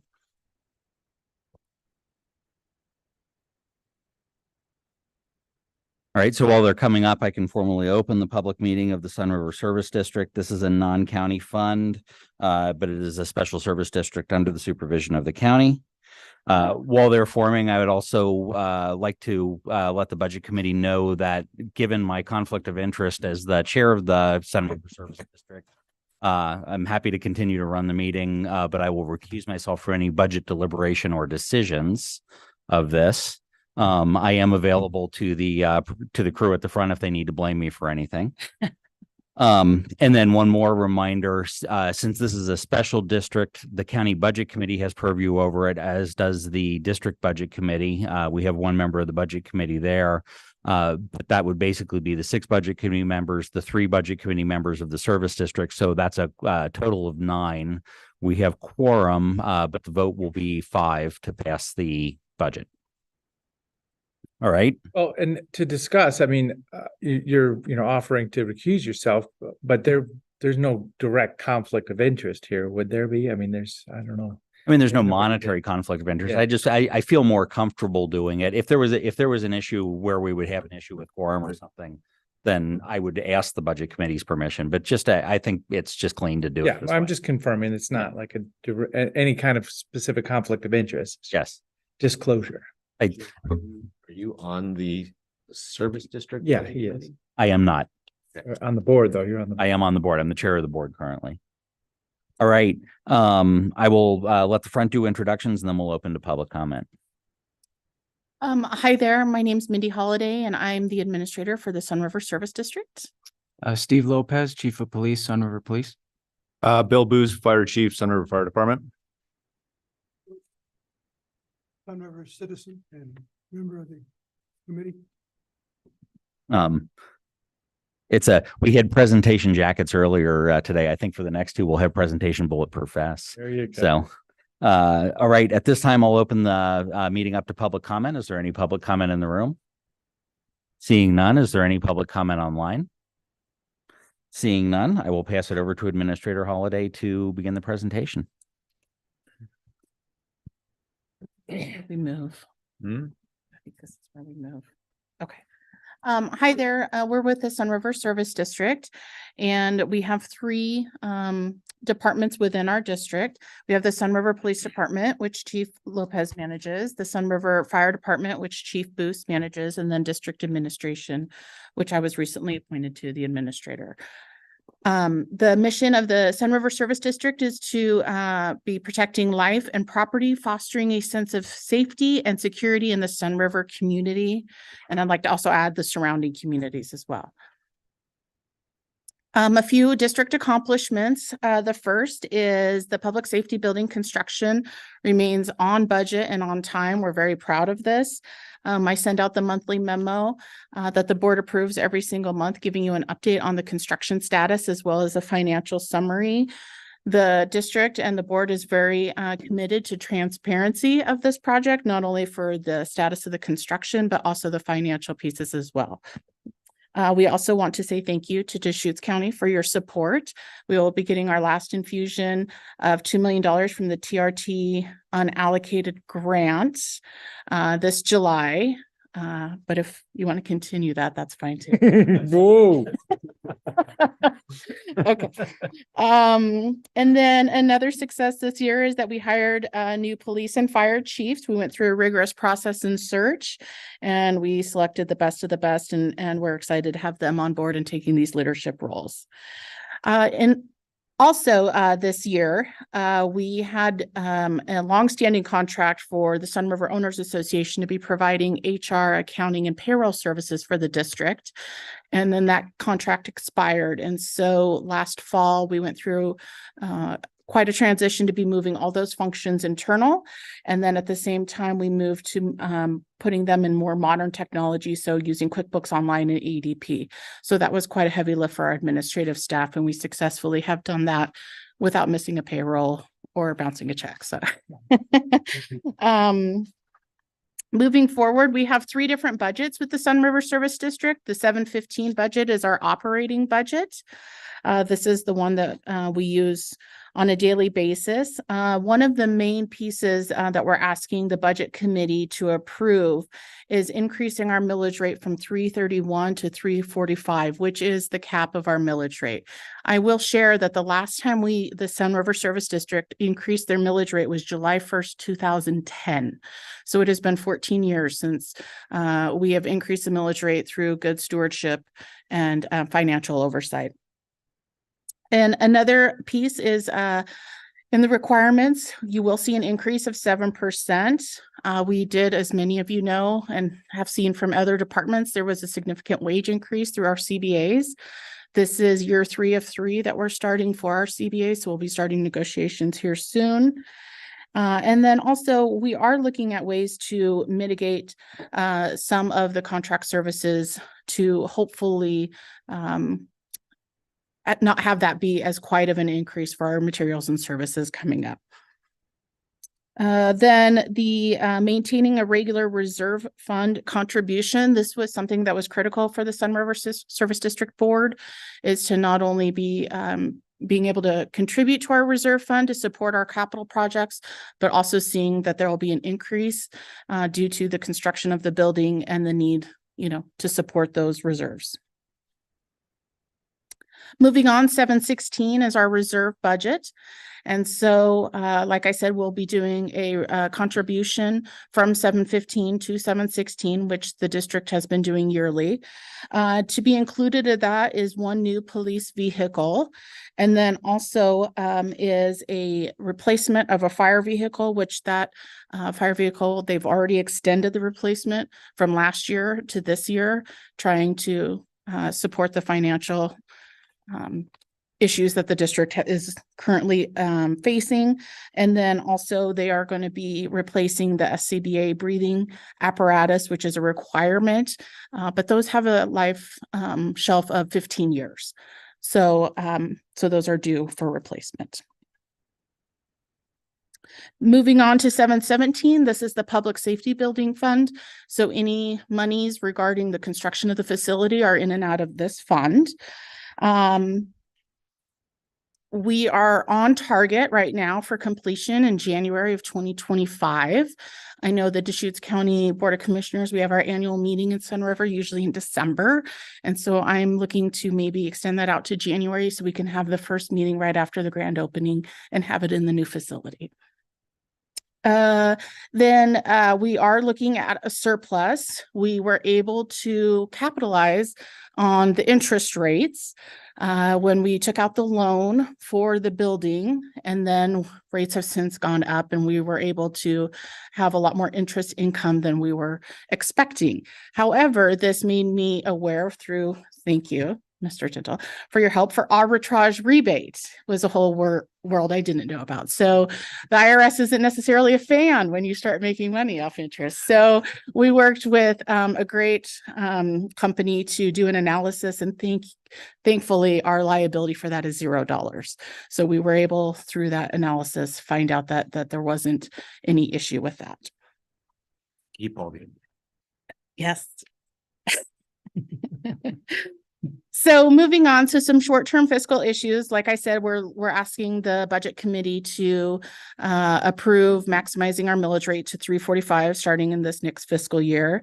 We will be entering labor union negotiations, and being with police and fire, the majority of our staff are represented, and it's the majority of our budget is personnel costs.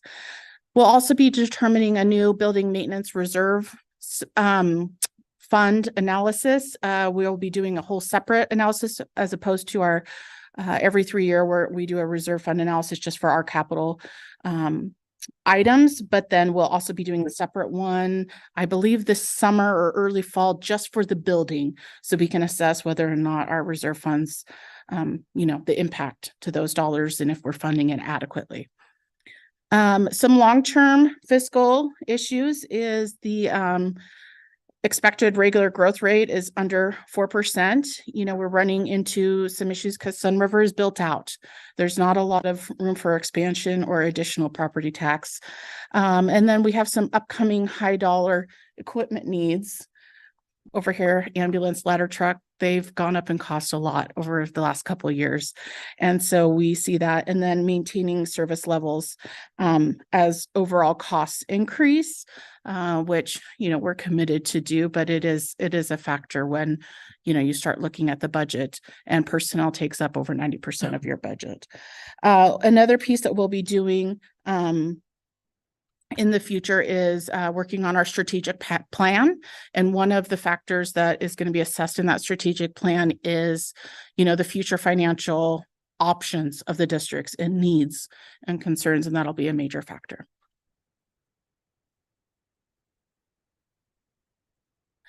Oh, I'm sorry, I must not have there must have been a few changes here. So some challenges that we're looking at is closing some staffing vacancies. We, you know, as other agencies, struggle to find qualified individuals in both fire and police. The enforcement changes from House Bill 4002, and I'll let Chief talk about that if anybody has any questions. Maintaining the budget and the schedule for the building. We're getting to the old part of the fire department. Fingers crossed, when we knock out those walls, there's no hidden gems in there we have to deal with. And then managing district administrative costs. So now that we do have all the HR, accounting, internal, there's some, you know, additional contract costs. And so we're looking at how we can best mitigate those. One of the ideas, and I'm currently working with Kathleen Hinman, is to move some of the non-represented staff to the Deschutes County Health Plan, which is a significant savings for the district. Future initiatives, like I said, active cost reduction. I've already mentioned the expanded reserve study to cover the new building, and then the update of the strategic plan. We hope to have that finalized this fall, and then implementing changes from the new management agreement. The district and the Deschutes County Governing Board have a management agreement for the emergency services provided in Sun River, and there's been some changes to that. Yes. So back to the bullet about insurance costs and health plan, what was that working with HR? Yeah, so Seeing as you said it, and then I'm like, whoa, wait a minute, what? and so we are looking at much like Black Butte Ranch did, is moving their non-represented staff, which is anywhere from 8 to 10 individuals, to the Deschutes County Health Plan. And so by doing that, it's about a savings just on premiums for the district of about $25,000 a year. And I know we did do that with Black Butte. Is it pretty clear path to get into the program? Because that was what we got stuck on. You know, it's valuable program in itself. And how do you add new people? Is that clear? Is it clear now? Do we know? I think yeah. we'll be coming forward to have discussion with the board on what that looks like and what the options are. So that'll be coming soon to you all. Okay, so some more analysis. discussion. Yeah. And I'm currently working with Kathleen and her team because there will be a contribution buy-in amount because Yeah, that's self-insured. yeah. So there, Because it went a couple years in a Yes. row talking about it. I just remembered. yes. And so they're currently crunching the numbers and have some of the data of the individuals that would be going into the plan to help assess that as well. Okay. And just a couple more comments on that real quick is one is it's, as you mentioned, non-rep, it's not for collective bargaining employees. And secondly, even with our increases in health insurance that we've experienced last year, this year, it is still, our self-funded insurance is still a better rate than the market rate out there. Right. So just a comparison. So you kind of validated that. So thank you. Yeah. Better coverage. Yes. Yes. Mhm. It's a smoking deal. Mhm. So we didn't put any of those funds in for this next fiscal year, even though I am working with Kathleen to potentially have a start date of July 1 for that for these individuals, because we're kind of assuming any savings will be a wash with whatever the buy-in will need to be. And so we're kind of working through that. If things can't come together in time, then we'd be looking at a January 1 start date. Let's see. I think that's it. We just want to say thank you and we appreciate all the support from the county. I know this year I've really had to rely on Dave Doyle and his team, Robert Tintle and his team, Cam and Dan and everybody. They've been super supportive. HR has been incredibly supportive. So as I take on more of an administrative role within the district, the county has been really great to rely on, and I appreciate all the time and effort they've put into answering our questions and being supportive, and also the financial support that the county's been providing for the building as well. So Questions for the service district? If I could, I'd like to make one comment that we haven't made yet. We have two members of our budget committee, as citizen members, Mike Goki and Betty Butler. Mike, you've been on for what, 9 years? Pretty much. Yeah. There was a question, this goes back 5 or 6 years ago, in terms of the letter that had been written by the commissioners appointing me for the second time. And the resolution of which was I would step into a position that was 1 year shorter. It worked out fine. But yes, about 9 years. So Mike and Betty have both been loyal members of the budget committee, I will say, and both of their terms are ending, and so we will be appointing two new budget committee members, along with that Denny Kelly, who had a doctor's appointment, so couldn't be here today. We figured it would have been a nice transition to have Denny here and then just move right over to Black Butte, but that's a different thing. So I did just want to recognize that. But otherwise, are there any additional questions or comments? Just acknowledging, this is maximizing the rate this year. So, and kind of the budget message is we're going from the 331 to 345, and the future still needs to be looked at. Yeah. So, I mean, that isn't even solving the big, the longer picture. All right. There are three motions in front of us for the Sun River Service District. First would be the overall district budget and tax rate, and I will entertain a motion if someone would like to move it forward. Approve Sun River Service District budget of $10,770,307 and set the tax rate at 3.4500 per 1,000 of assessed valuation. Second. We have a motion and a second. Any discussion? All right. All in favor? Aye. All right. Any opposed? It's a big moment. Yeah. There. Yes. I saw him. He We waited all year for that. And then we'll note one abstention. Motion passes. And then we have another motion to approve within that budget, the reserve budget. I make the motion to approve the Sun River Service District reserve budget at $3,277,119. Second. We have a motion and a second. Any discussion? If not, all in favor? Aye. All right. Any opposed? And one abstention. Motion passes. And we have a third motion on the capital budget for Fund 717. I make the motion to approve the Sun River Service District capital budget of $7,314,577 and set the local option capital improvement tax rate at 0.4700 per 1,000 of assessed valuation. Second. All right. We have a motion and a second. Any discussion? Just a quick question. So yeah, that's the capital budget. Is that a 5, 10, 20 years? I forget. That's 10. a 10-year capital year, improvement yep. levy. Great. All right. Any further discussion? If not, I will call for the question. All in favor? Any opposed? And one abstention. Motion passes. Thank you. Thank you. Thank you. All right, we will close the public meeting of the Sun River Service District, and we will open the public meeting of the Black Butte Service District. This is also in the back of your binders.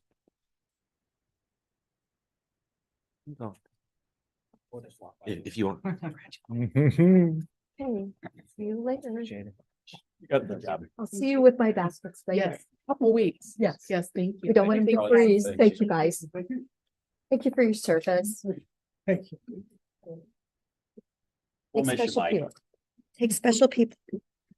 All right, Chief, I'll let you introduce yourselves and we'll move forward. Thank you very much, commissioners, staff. My name is Jason Van Meter. I'm currently the chief of police at Black Butte Ranch. And I'm Lee Ferguson, board member, the co-chair and part of the budget committee. All right. At this time, after introductions, we have an option for public comment. Is there any public comment in the room? Seeing none, is there any public comment online? Seeing none, take it away. Thank you very much. If I can call your attention to the budget, specifically materials and services, more specifically lines 7, 70, 10, and 70, 40, slight modification from the documents that you have in front of you in that 7010, thanks with the advice from Mr. Ferguson, integrated subcategories into these lines. And so that line 7010 decreased by $5,000 and 7040 increased by $3,000 with a net increase of my unappropriated fund balance of $2,000. So just a slight modification, but I wanted to be transparent in that error that I found a couple days ago. Going forward, 5% increase in personnel and services per the collective bargaining agreement. One thing that will come up in my end state with the challenges is the Teamsters, the represented members of Teamsters dissolved their relationship with Teamsters without another union in place. And so I've sought Bruce Bischoff as my legal counsel to represent the district as we move ahead with reopening negotiations. So as of now, per Bruce's advice, we're doing the 5% increase that was per the CBA before the CBA was dissolved from Teamsters. I do have some good news. Sergeant Schultz, who is my sergeant. Yes, sir. Is there a represented entity behind them now, or They are trying to get represented by the Fraternal Order of Police, and their attorney is Dan Tennell. okay, so there's a transition. Correct. We're acknowledging the previous CBA. Correct. To maintain the status quo. And so. Thank you. Thank you for that question, Commissioner.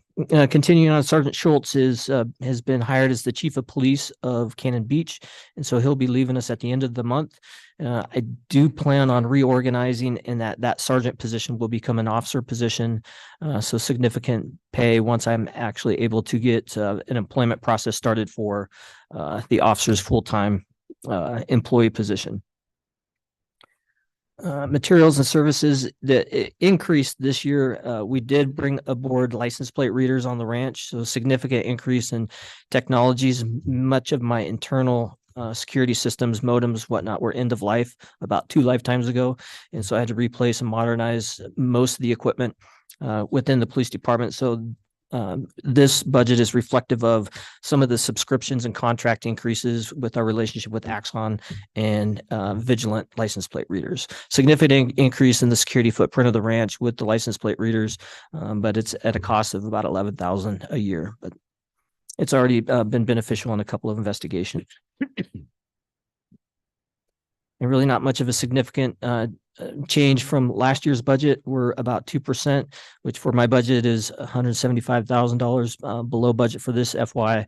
This next FY, there's opportunities for some fiscal responsibility and also come in under budget this next FY. It is a deficit budget of about $238,000, but that will I'm confident that will be made up by various cost savings at the end of the FY. And pending your questions, that's all I have. No vehicles this year? No vehicles are going to be purchased this year. We, thanks to Deschutes County Sheriff's Office, we're able to purchase a vehicle and jump ahead with our fleet replacement program. Right. Additional questions for Black Butte Service District? All right. If not, there are 2 motions in front of us. The first would be to approve the operating budget and tax rate, and I'll entertain a motion. Has that number changed? Say again, ma'am. Did that number change, the 2,647,000? No, No. that number's just, that's okay. That is Got reallocated. okay. All right. So I will make the motion approving Black Butte Ranch Service District operating budget of $2,647,431 and set the tax rate at $1.0499 per 1,000 of assessed valuation. Second. We have a motion and a second. Any discussion? What is your max rate? It probably is that 104.99. Is it the 104.99? Yes, it is Okay. 104.99 with the levy. So it is Deschutes County 911 who is the lone holdout. It's like it. Yeah. Yeah. So yes, we do have that tax and then the levy 65 cents. Okay. Any further discussion? If not, I'll call for the question. All in favor? Aye. Any opposed? Motion passes. And now we have a local option operating tax rate motion. I move to set the local option operating tax rate at 0.6500 per 1,000 of assessed valuation. Second. We have a motion and a second. Any discussion? If not, I will call for the question. All in favor? Aye. Aye. Any opposed? Motion passes. At this point, is there any further discussion on this? Just, is there a kind of a introduction to what license plate reader does and how it, operates? Just a little introduction. Yeah, thank you very much. Vigilant is the Motorola system. It's a camera that scans license plates and it bounces it off of a hot sheet that is generated by Vigilant Corporation. So we share information with Oregon State Police, and it allows us every single license plate that comes through the ranch is recorded and it's bounced off that hot sheet. If the car is stolen, or if it's a vehicle of interest from a Deschutes County homicide, we can put that license plate in Vigilant and we get an email saying this car is at the front gate. So we're able to identify cars that are of interest and when they come onto the ranch, and then make appropriate enforcement decisions based on that. It's still, I mean, their license plate readers do have errors. And so we still have to, if it is a stolen vehicle, confirm that that is the vehicle the license plate reader read, and then confirm that with the agency, the originating agency, that that vehicle is in fact stolen, and then we can take enforcement action. So it's just a glimpse of what is coming on the ranch, every single car. Well, that helps. So it's just kind of a, surveillance to say if something's interesting, Correct. and just a ping to say, oh, this one's But going on. Yeah. so Chief on meter though, what if you go to the restaurant and you go to, on the right? Is that going to happen over there too? No, it's just at the swing arm gates. We do have a license plate reader on our speed reader that is mobile, and so we can put that around in various areas. And that will be one of the areas where that specific LPR is placed. And just because I know Black Buttes, I believe you have the only static readers in the currently in the county. Bend PD and Redmond PD both have license plate readers in some of their vehicles, and Sun River actually in the next fiscal year is planning on implementing static license plate readers, although they're a different brand, they're Flock.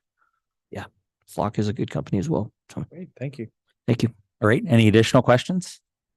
All right, thank you for your time. Thank you very much, Commissioners, for your time, Right. staff. Thank you. At this point, I will close the public meeting of the Black Butte Service District. We will reopen the Budget Committee meeting. We have lunch on the schedule, although I do notice Sheriff's PD. Okay, you just want to watch a seat? Okay. Yeah. Then we will break for lunch. Lunch goes until 12:15. So we've got about 25 minutes. Yippee.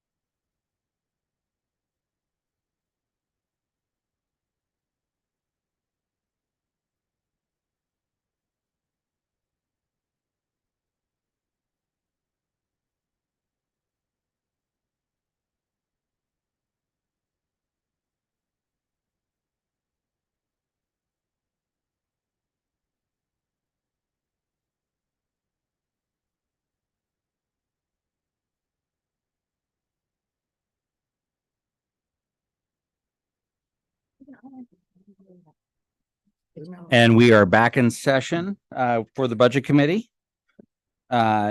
We are now up to the agenda item, additional special request departmental info. So this is an open discussion time.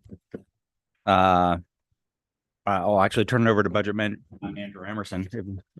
Okay, just a minute to make sure you didn't have food in your mouth before I threw it over to you. No, I mean, just like Chair Pfister said, this is a time yesterday where this committee, this body requested additional information related to special requests. The Sheriff's Office was the only department that was requested. And they have two special requests that are not included in the proposed budget currently, a one-time ask of $700,000 and of transient room tax to support their funds, and then a 3% increase. And I think I did email them the kind of the two questions that we had, what we heard. And so I would just turn it back over to Sheriff's Office. Thank you. First of all, just to clarify, I know one question that came up regarding the ask for the 3%. Our intent is to ask for that 3% increase, but just to get reestablished that there is a COLA increase that's intended to be part of transient room tax. I know that we're told we can't have 3% in 27, 28, 29 voted on like that, but it was more our intent, similar to a personnel COLA. Every year you decide what the increase would be. You don't have a discussion about what is COLA, whether there should be COLA. It's just, how do we dial this in? And so our intent was to reestablish a COLA increase with the transient room tax, not to lock in a 3% of our growth. It's just to put that back in. Then annually we can request the amount depending on the budget and what's capable.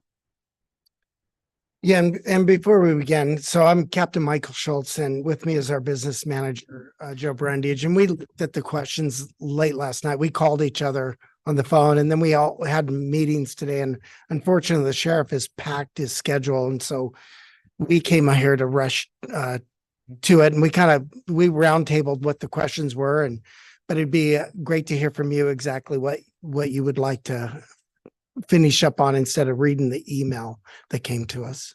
Yeah, I mean, I think one question that was very clear coming from both Commissioner Chang and Chair Pfister was, what percentage of calls do you essentially go out on that are not within Deschutes County proper? Good question. And we were able to look at some of our numbers this morning. Go ahead. We have from patrol, 27% of our calls are from, now we understood that there's people who did not live in the county. Are you saying? I think the request was, can you identify, because you don't collect addresses on all calls, but of the addresses you on the ones percent on the data we could collect, 27% of patrol, 30% of detectives, and 50% of search and rescue. And as I put those and the records budget, the supporting budget together, the budgets of those units are 26.3 million. And so the grand total, it averages, we just kept it about 27%. 27% of that is 7.1 million. And right now we get 3.6 million in room tax. So you repeat those numbers again. 20% patrol, 30%. 27%? 27% patrol, 30% detectives, and 50% search and rescue. Okay, so that's a useful starting point for discussion. You cannot, without actually doing some study and analysis, you probably can't tell me how many of those people are passing through, not staying in Deschutes County at all, visiting locals, second homeowners whose primary address isn't in Deschutes County, but own property, pay taxes, on districts 1 and 2. Visiting someone in the city or staying in the city, and not paying TRT that comes to the county. Crook Jefferson County commuters. So the that is a useful starting number, but it is really, basically what I've heard you say is it's impossible to determine what fraction of those people you just described are staying in lodging outside of incorporated cities in Deschutes County, paying transient room tax. No, we cannot do that. Partly, it would be very difficult. In other sections, it would be illegal for us to ask and request that information. So we can't do that. We look at it from, you're exactly right. This is just a starting point. And so we're not suggesting, hey, this should be 7.1 million should be the portion. But the question becomes, as tourism and the people that come to our county recreationally or for whatever reason grows, our business grows, who should fund that? Should it be on the back of the rural taxpayers alone? And we feel it should be shared, a good portion of it, with the people who are paying transient room tax. That's an intended use. It was one of the specifically intended uses when it was established.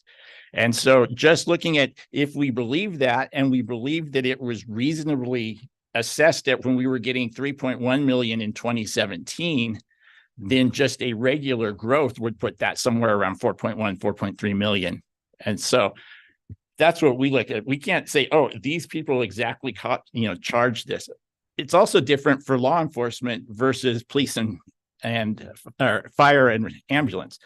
When someone's paying for those services, it's more intended for them to come to you when you need it. People don't pay the police to stop them on the freeway and to arrest them. They pay them to keep the street safe when they want to walk across and to be safe when they want to go somewhere. So it would be the transient room tax helps keep the county safe for those tourists and for everybody who's coming here. And we don't put the burden on the rural taxpayers. No, even if someone's staying at a hotel outside of an incorporated city, that hotel is paying property taxes. Even if someone is staying in Sun River, in lodging that, that does generate transient room tax, that does come through the county, Sun River has its own police department.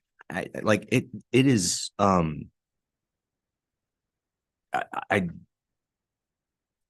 it is really, really, I appreciate that it's really, really complicated to attribute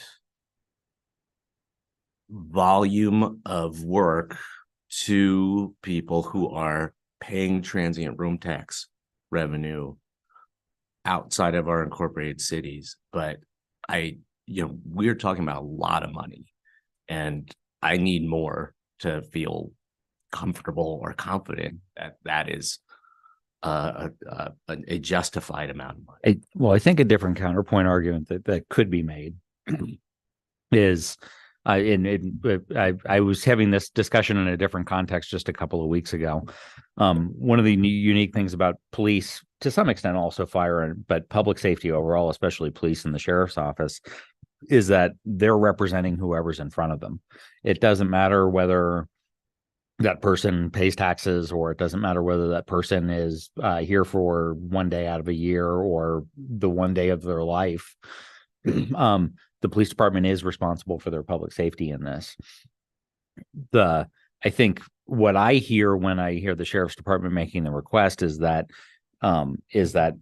we are asking the taxpayers to basically pay for public safety on anybody who happens to be in the county at any given time.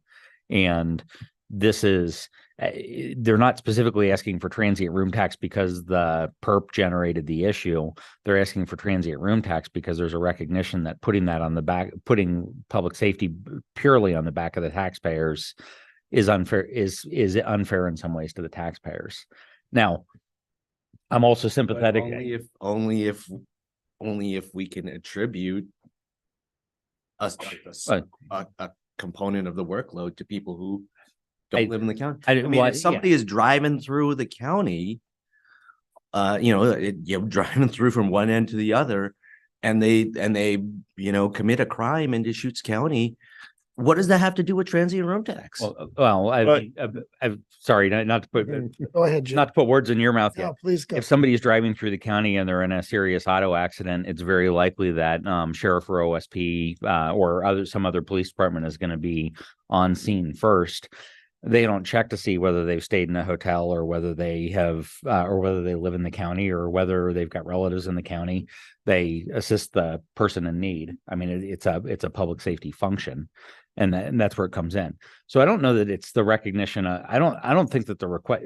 The way I read the request is not we need transient room tax because those are the people that are affecting. It's we need transient room tax because on average, 27% of the people that we're interacting with in calls for service don't have any real tax contribution into the county otherwise. And transient room tax is a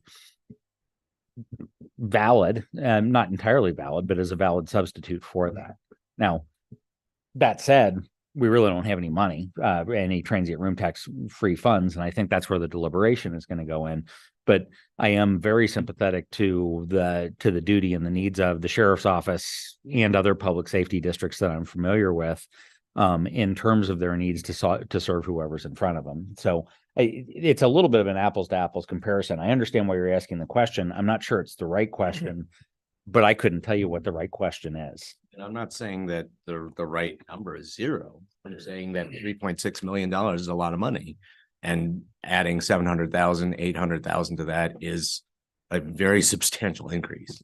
Yeah, when we're the number one destination in Oregon to come through, and one of the reasons is because we do provide good public safety to our citizens that can enjoy the recreation part of Deschutes County, and that's very important to them because if they didn't feel that, they wouldn't come here, or would they try to avoid it? But you're right; every dollar is important when it comes to taxpayers' money, and I think our sheriff in our last meeting talked about that. So.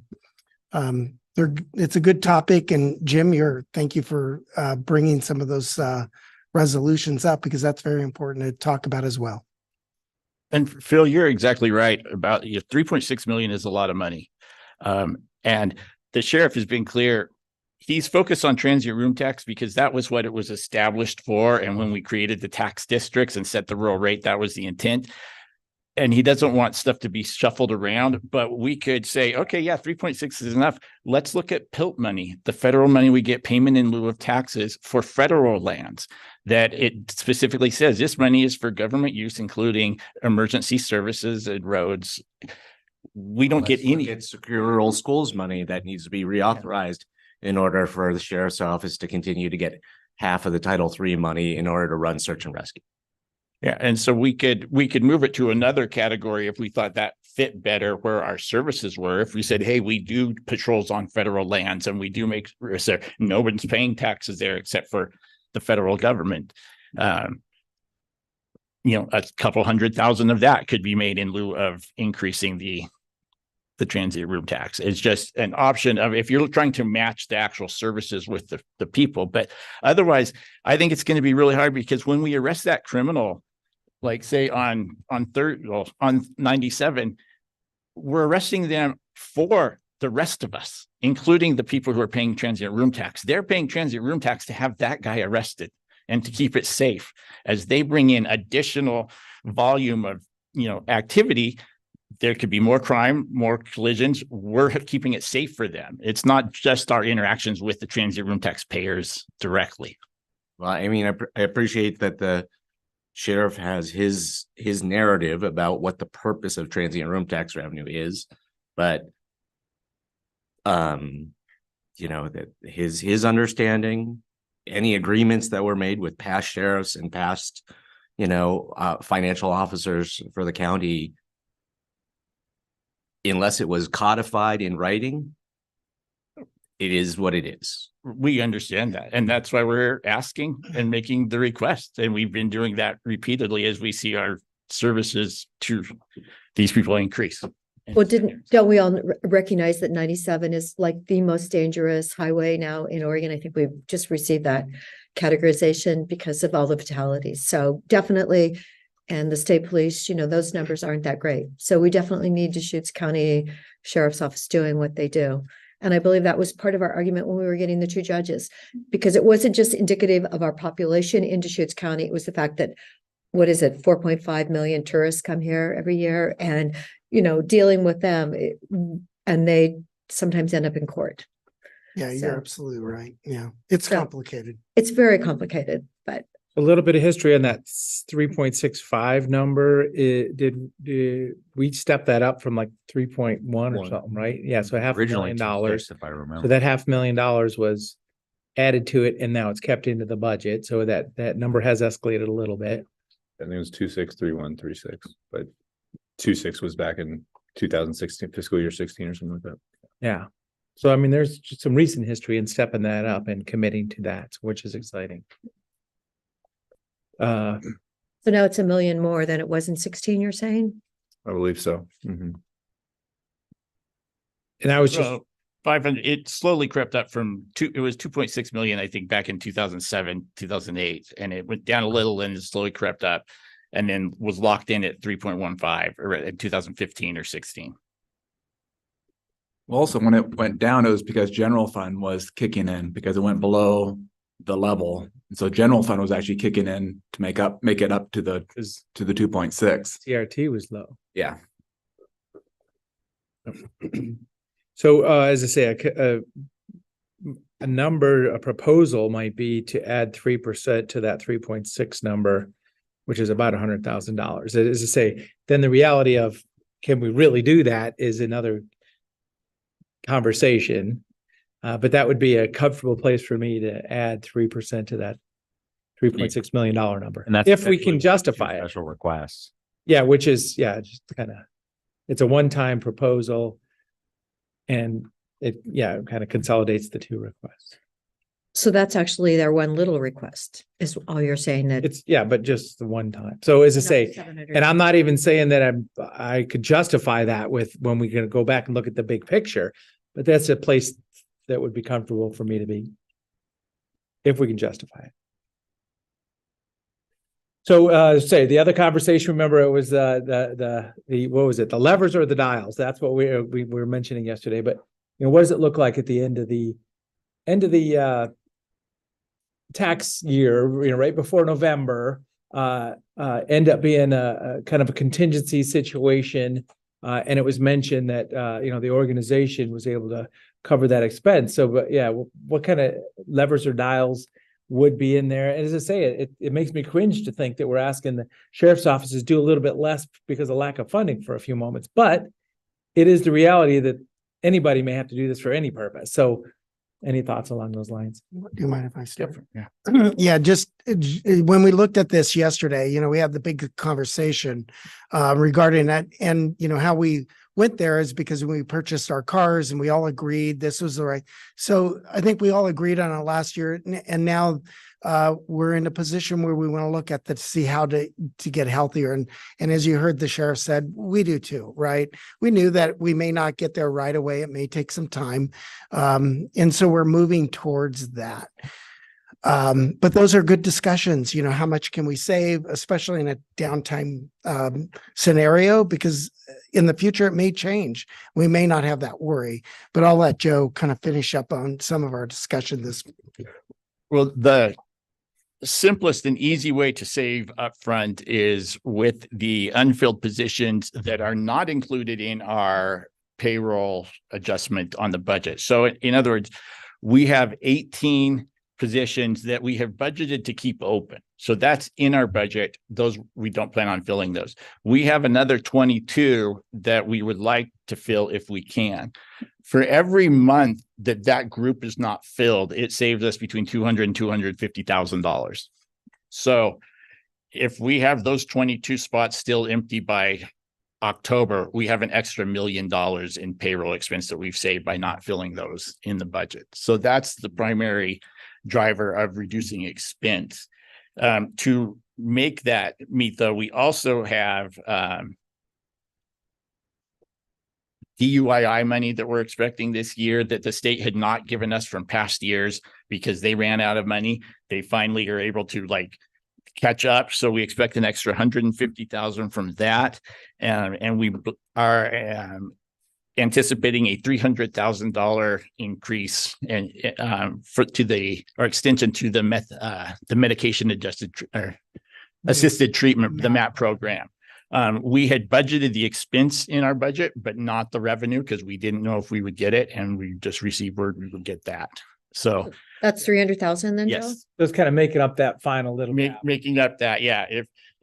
If the board decided to do 109, then if we needed to make up that 300, with that 150 for the DUII, that we have the spots to save. We also are very interested in the opioid settlement fund. We know there's 550,000 of unallocated funds for the next 4 years.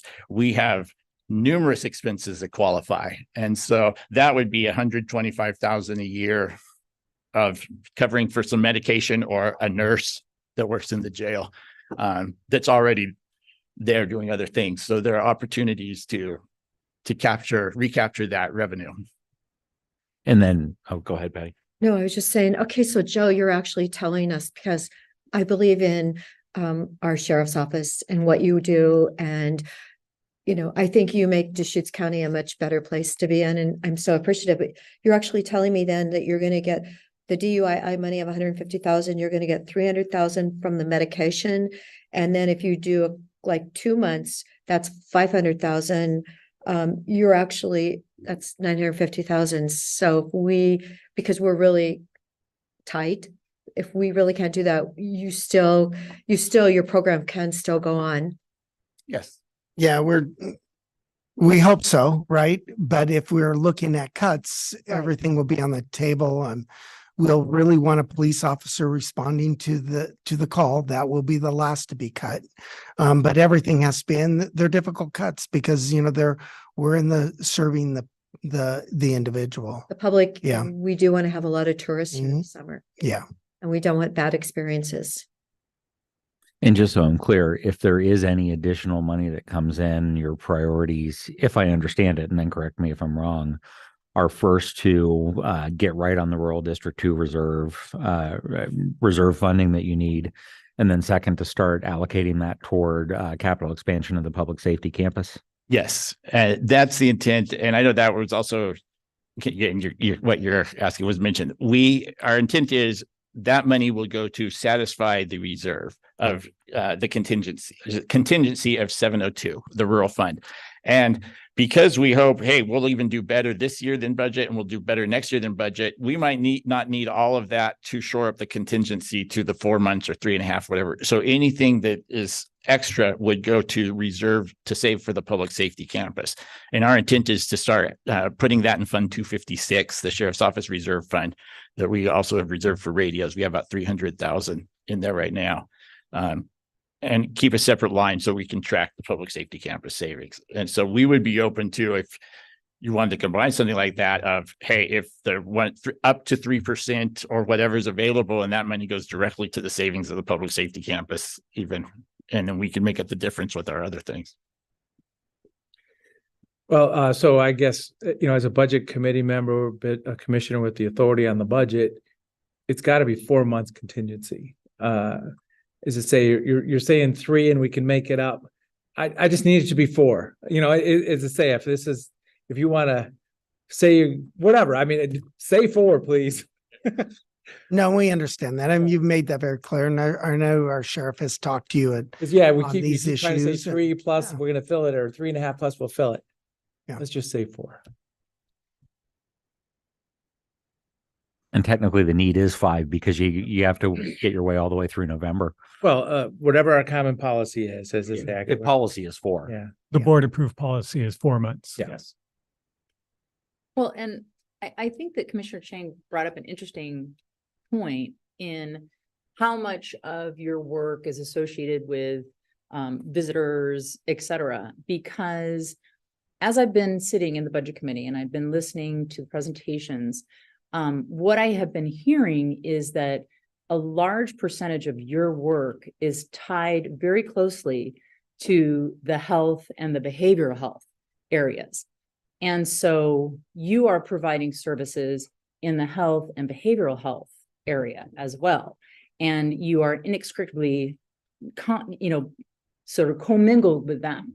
And when I asked for the information on the positions that had been added this year, every single one of them was in the health except one, which was IT.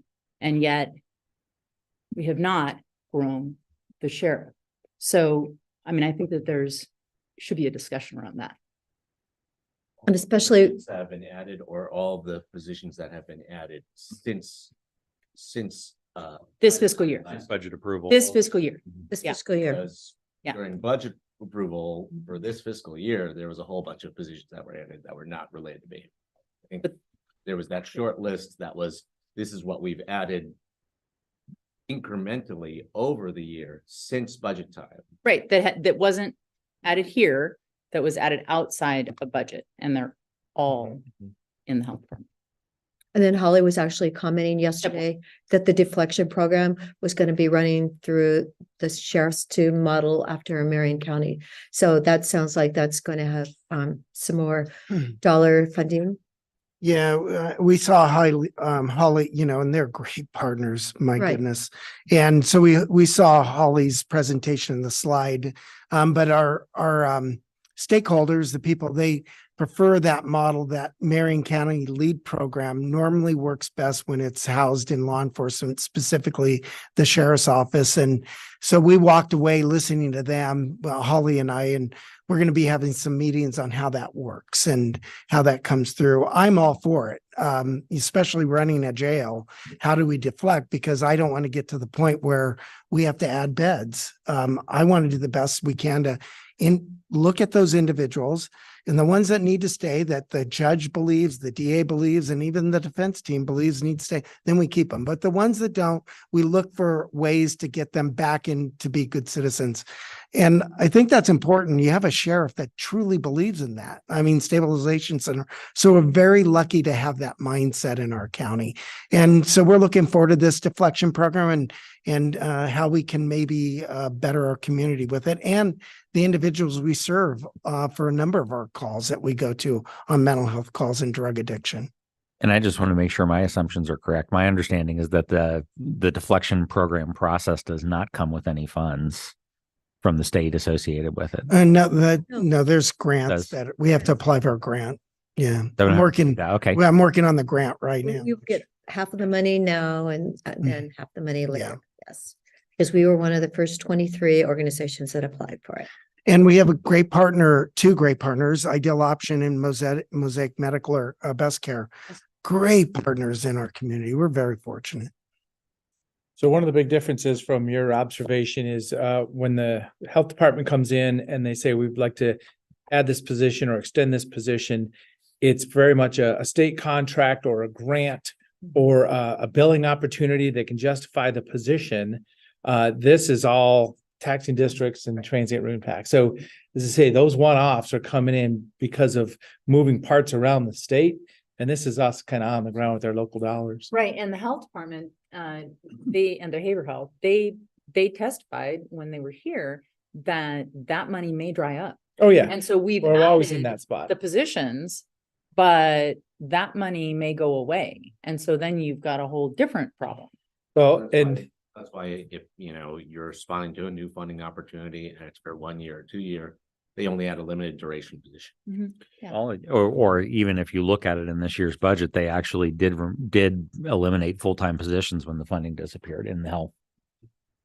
And a couple of years ago, and you haven't heard me say this, but I remember when I first got started and I look back at a previous budget messages, every year in the health department is like, well, we're going to have this funding. We might not have this funding. We might have to let somebody off go here, or let go of somebody here, but we might be adding a program here. It's always like that. Oh, and it's clear they're working very hard. Yeah, but it's like a chess or checkers game. It's always moving. Yeah. Public safety, a number of, sworn officers patrol, keeping the jail open 24 hours, a lot more kind of stable environment, employee wise. But if the coordinator for the deflection program ends up being housed at the sheriff's office, it'll be just like that. This deflection funding, year, 2 years. Yeah. You don't know. No, and that's a good point. We worry about that, right? From state money. That's why we want our core service of public safety be intact while we do these things. And then we fight for those funds that may not come through that year. But the core services are the very important thing that keeps our systems thriving and citizens safe. We all know that. And that's why the sheriff's office has 2 taxing districts that together generate more than, a larger amount of tax revenue, property tax revenue than our general fund. I mean, that's, have you wanna grant you at least that little bit of stability. Yes, we do have that, but I think that's just a portion of the picture. I mean, when you look at that, you have to say, well, what's our budget versus your budget?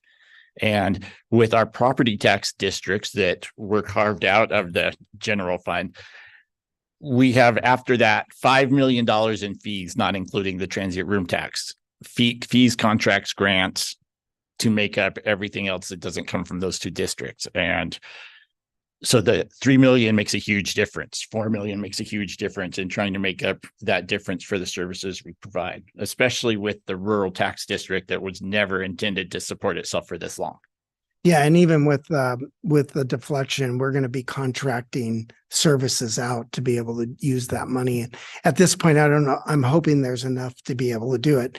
It's very important to us, so we're going to move forward. But we're worried about that. Joe, I have a question.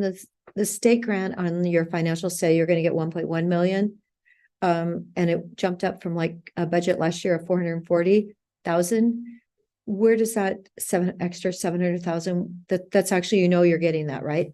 Yeah, from the CJC, the marijuana grant. Okay. Was extended.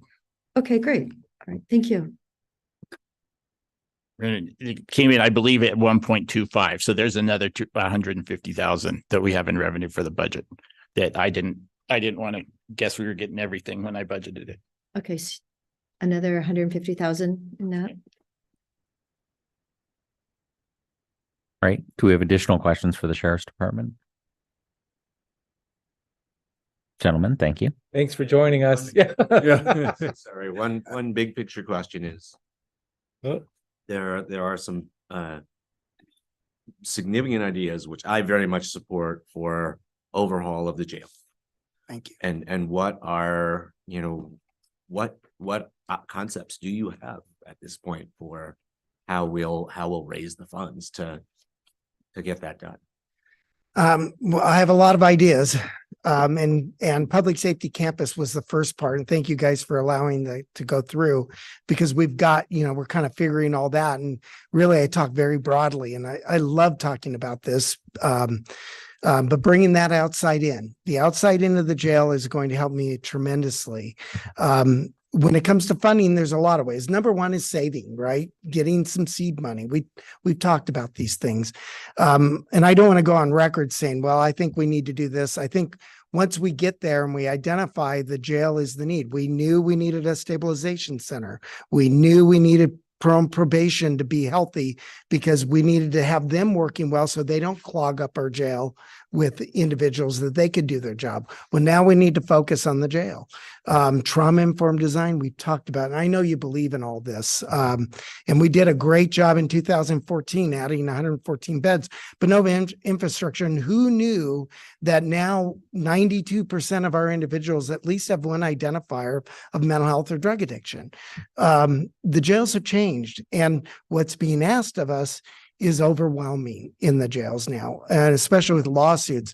So we have to look at that. And I'll say trauma-informed design. What I mean by that is creating a valuable workplace, not only for individuals that come in, inmates that come in, that we can destabilize them in 3 days or longer, and for staff to come in and feel they're not working a dungeon. Really but there's a lot of different ways, and we're going to need our partners to help us with that. So. Forgot the skylights. Skylights. Yes. Wood construction skylights, and the ability for individuals to come in to service their clients without waiting hours to come see them.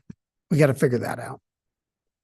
So personal story, kind of off track a little bit, but a fundraiser event, have a bake sale, which brought me to the memory of we used to do fundraiser in Hawaii where we would sell huli huli chicken, which is flip huli. You cook it over open coals. And I got up at 6 a.m. and we had 2 pallets of frozen chicken and a big long grill. And we'd be out there for like 12 hours. We'd make thousands of dollars, but there was a group of people that worked so hard on that. So yeah, maybe we'll have a community fundraiser. We're gonna get us started. you. Get us started. Commissioners, Yeah. we're gonna be calling you. Very nice. I'll commit to volunteering and flipping burgers if you need. That's right. All right, gentlemen, thank you. Thank you. We didn't have any additional department requests, but are there any additional questions in general on the department requests? Our next item is to move into special request deliberation, but I just wanted to see if there were any general questions before we started looking at individual items. So I would acknowledge that our finance staff has really prepared us very well for even going into this budget process, understanding, as I say, the terminology I've been using, the path is narrowing a little bit. I just came up with that concept of maybe the 3% on top of the current number for the sheriff out of the TRT. So as we proceed here, I'm interested in looking at that transfer, making sure whatever piece of paper I need to pull back out again, that we're ready for that, discussion about, okay, if we do this, how much are we not going to transfer to general reserves or capital reserves? And as we go through special requests, if the committee wants to talk about impacts of general fund or TRT, finance staff is here for all of those to kind of talk about the chain of those events and what that would look like. So I mean, in terms of special request deliberation, for sure, there are 5 that are out of that are not currently in the budget that we do need to deliberate. I know that there have been some requests to deliberate on the ones that are in the budget. Commissioner Dare, I think specifically, Yes. you had some questions. I've been coming to this for, 6 years, and I really like it when we vote on each one individually and not have them put in the budget. I feel like, especially since we've been told how we're looking into 2 years ahead, financially, we're going to be in a really precarious position. And if we aren't cutting back this year, we are really ignoring the warning signs. Okay. Any preferences to which ones we start on first?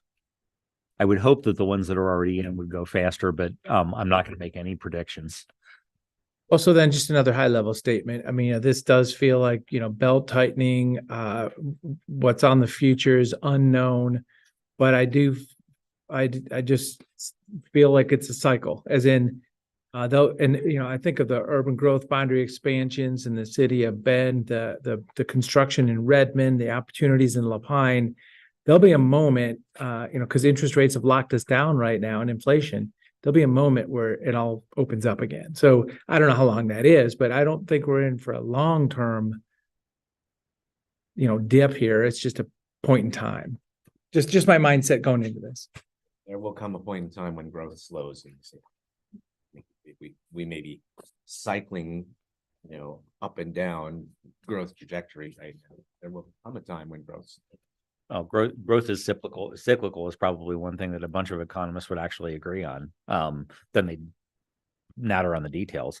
But I mean, even in my history of Deschutes County, being here 22 years on and off, I've seen a couple of cycles. Yeah, but beyond the cyclical, there will come a point where the wonderful amenities, the wonderful quality of life that we have here, still great, but there are a lot of people who have come to take advantage of those, and where real estate costs will reach a point where people will look elsewhere for a great quality of life and amenities. And we can't see 5.2, 5.86% assessed value growth in perpetuity. And we need to fiscally be prepared for that to come next year or in 10 years. Well, as was brought up earlier today, and in at least one specific section, the growth rate is 3.9. I think that is the lowest, right, Robert? I think Sun River and Black Butte are both in the 3.9 range is what you budgeted them this year, but that does exist. Let's hope that all of the county continues to grow at a rate significantly higher than that. But there's a guardrail if we want to get into the guardrails discussion.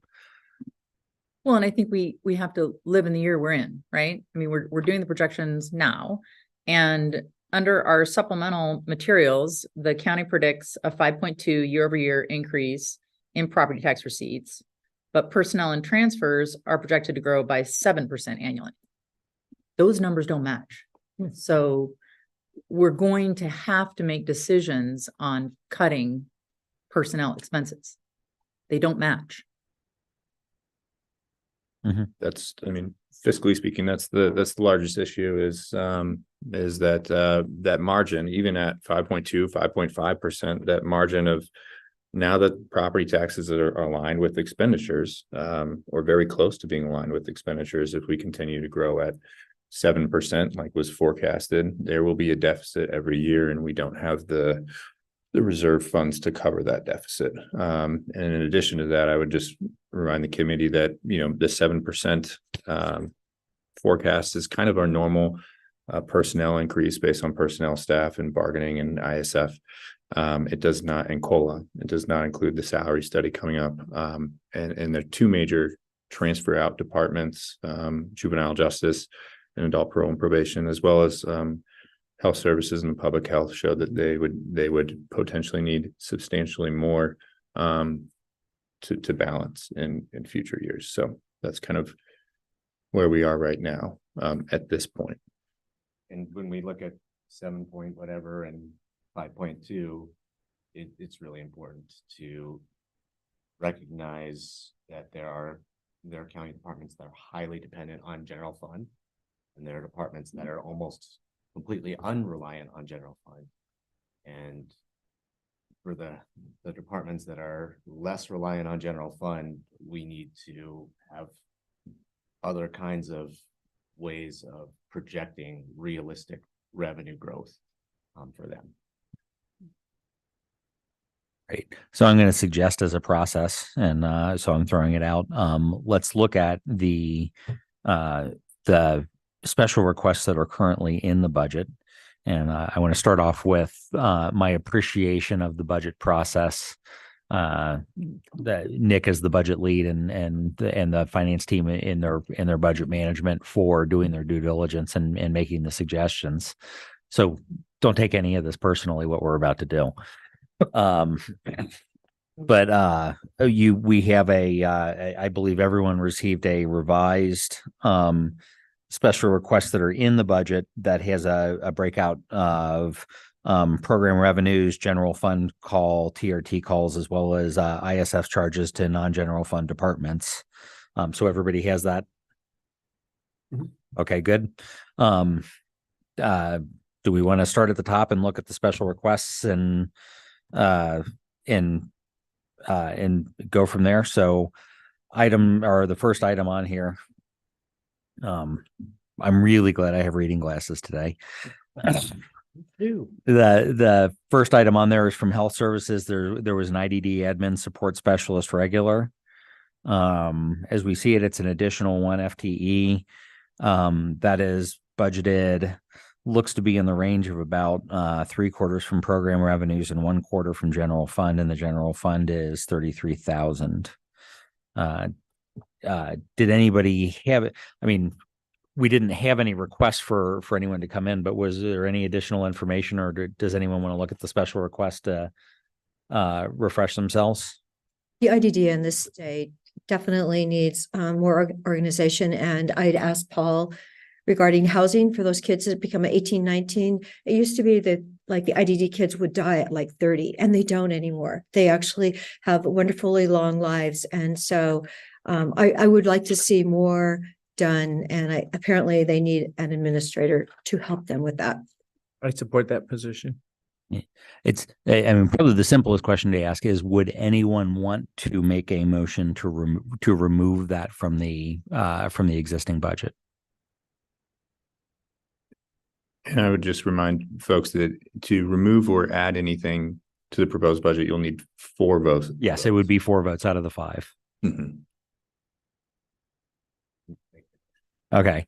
All right. So there's no motion on that. So we're at the next, there's a community development request, and it's a $100,000 TRT transfer to coordinated services related to short-term rental research. So this is TRT very specifically to focus on hopefully what things that generate TRT in the unincorporated county. Did I summarize that? Mhm. Any additional information anybody would like to supply or would request on that? What we heard is that, finance is asking CDD to kind of do due diligence on some of these properties. The zoning may be wrong, or the health and safety permitting history of some properties. So we are switching gears here a little bit. I guess when they say TRT services, is it just in that domain that these dollars are going to be spent, you think? Yeah, actually, finance has already been in the practice over the past year of submitting questionable properties to CDD to ensure that they are eligible given code. And so this funding request is to just reimburse them for the costs they're already and have been incurring. Nothing has changed per se. It's just providing them funding for the work that they're doing.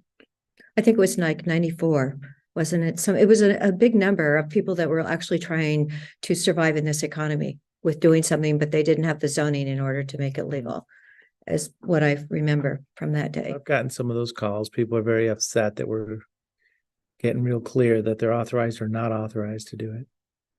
I mean, 100,000 seems like, to me, more than I'd like to see.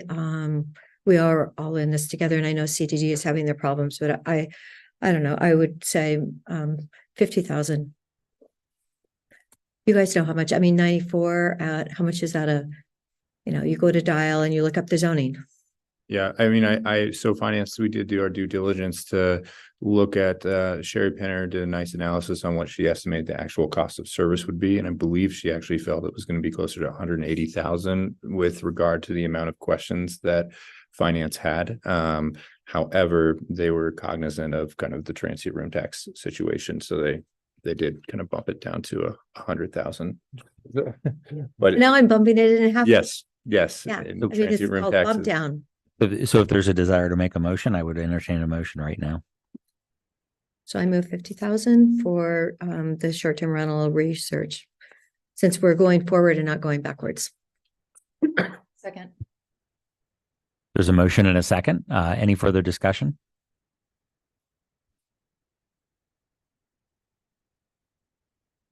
How did CDD arrive at this number? I mean, this is a. I mean, I hope that they use some reasonable analysis to say this is the amount of work that has to that will need to be done. I reviewed. If we don't pay for it with TRT, then basically we're asking people who are coming in for building permits, septic permits, or other things to pay for CDD to provide that service so that we can run the TRT program. And I don't think that that's appropriate. It was. Do you have any? Yeah, it was a fairly extensive analysis. CDD department sent it to finance. It was based on the number of requests that they have on record that finance has submitted to CDD to check on those TRT type enforcement eligibility questions. So they took that number, they extrapolated it out over a year, and then they took an average time that it takes to go through those. And so they had the number of requests, the average time per request, then they could say how much FTE were taken up. And then we looked at the cost of that FTE. So it was a pretty standard actual cost of service practice when they came up with that amount. And then finance kind of double checked those numbers. That's how it was. And so I would like revenue from short-term rentals to pay for the short-term rental program.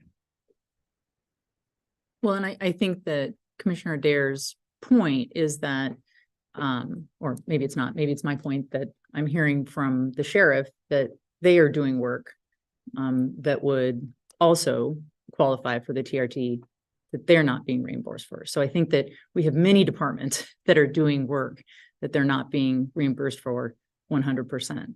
And so I think They're getting at least $3.6 million. Okay, well, let me finish my point. I think that to make sure they're getting something for the work that they're doing, and to make sure that we are addressing the issue that this is a need and this is a valuable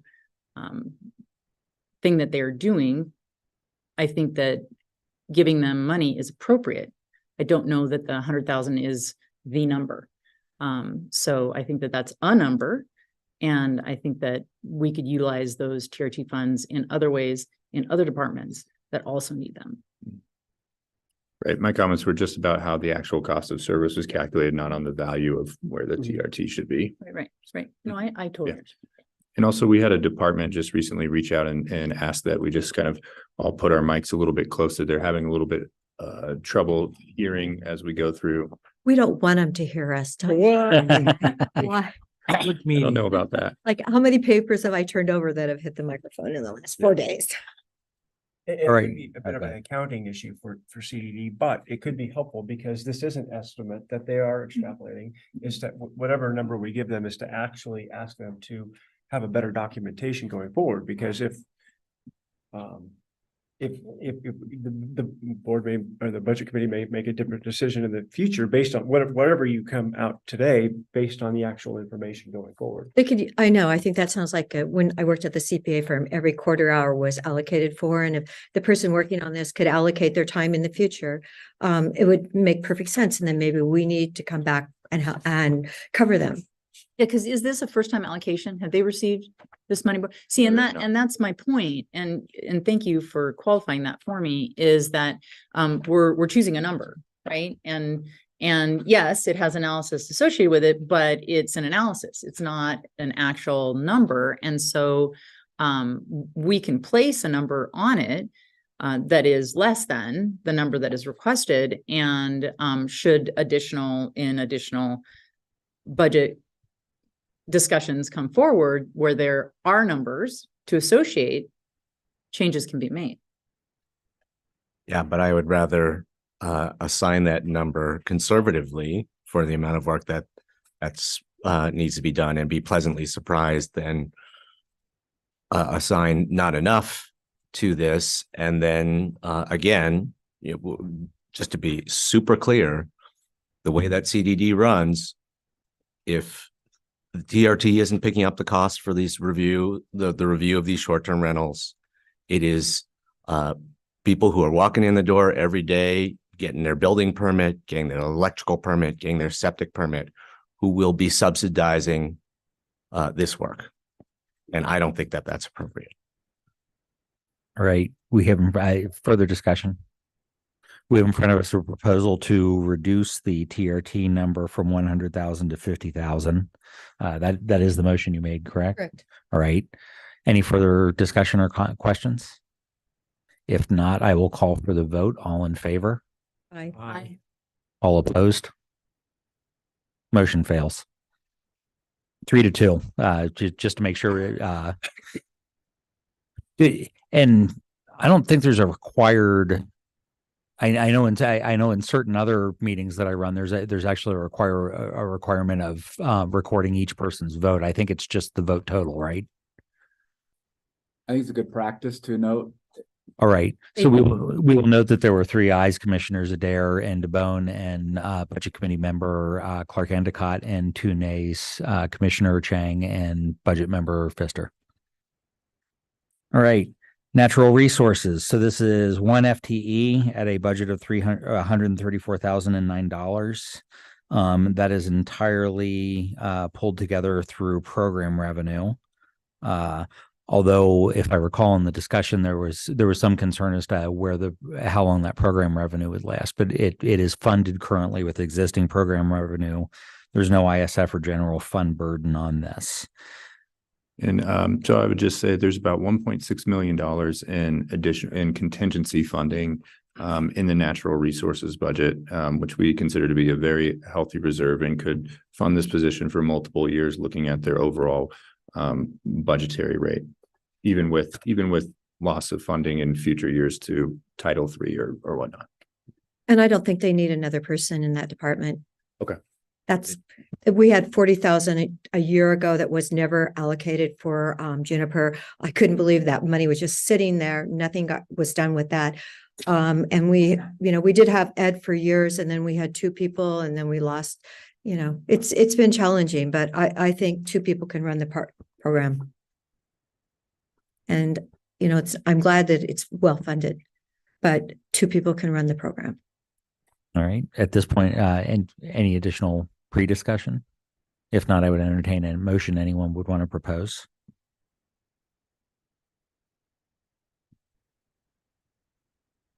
If you don't want there to be this position, you have to make a motion to remove it. Right. Okay, I want to remove this position for $134,009. There's a motion. Is there a second? Okay. I see no second. So we will move to the next item. So we have solid waste. Do we want to take? Does that mean it's left in then? Yes. Because these are included in the proposal. Right. That's right. I mean, if we wanted to discuss further, I mean, I would ask whether there was any way we could do an increment of a person, like half a, I mean, is it, but this would have been good to actually ask natural resources staff when we had, I mean, if we gave them 0.5 FTE, can they actually do something with that? Can they find someone? Can they, that would take a halftime position? Because I mean, I think it would be reasonable to give them a halftime, half a person first before you go into a full person. But whether they can actually find someone who would do half a position or not is another question. So outside of a budget discussion, let me put words in your mouth, and then you can take them back out. Outside of a budget discussion, you would like to provide some guidance to the Natural Resources Department to evaluate how they would fill this in order to do critical tasks and report back to the county. Sure. That doesn't require a motion because it's not a budget decision, but that would be good guidance to pass back. Yeah. And we'll just move forward with the one.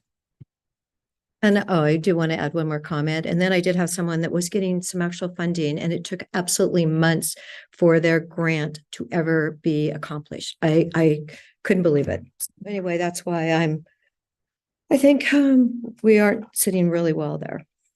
When the big fire comes, there's a whole lot of people who will be really glad that our team helped them get defensible space around their homes or around their neighborhood. All right, we will. The people of the committee are phenomenal, and Lon has done just an amazing job. So there are some really wonderful people that are stepping up in our Firewise communities. But those grant fundings, they just sat there. Understandable. All right, we will move on to solid waste. What's the preference? Do we want to address all 3 of these? Do we want to address one at a time? As it is, the solid waste, there are 3 separate. It's a chemist, a lead technician, and a technician. They have variable rates to them. All of those rates are actually funded by existing solid waste program revenues. There is no general fund or TRT or ISF contribution to these 3 roles. Discussion? I think it would be reasonable to look at these as a bundle because it is a programmatic bundle. All right. So I'd agree with that. And unless anyone disagrees, let's look at them as all 3. So are there any comments or questions on the 3 solid waste racks? I would just comment that Tim explained to us the rationale for this program. I'm concerned at how much hazardous waste is just going directly in the landfill. And Tim also just explained that, that the program revenue is there to cover these personnel costs. And I tend not to editorialize, but I'm a person that doesn't actually use the service. I take my own junk to the dump, and I do produce hazardous waste mostly in the form of motor oil because I'm still insane enough to change my own oil. But I'm very conscious of the fact that solid waste does a very good job in terms of trying to ensure the environmental health of Deschutes County, and the request to expand the services to do this seems to me a pretty appropriate thing. I questioned offline, so I'll put it on the record that, wow, do you need all three? Could you get by with two? But these are funded from the program revenues, and solid waste. My favorite document is their 400-year spreadsheet projection. I trust them with coming in with judicious requests, because in my 3 years of experience now they have. Well, and don't forget, when Republic was improperly acting in the county, Tim actually went out and picked up people's trash. So I do believe that we have a winner at the program. Thank you, Tim. Well, Right.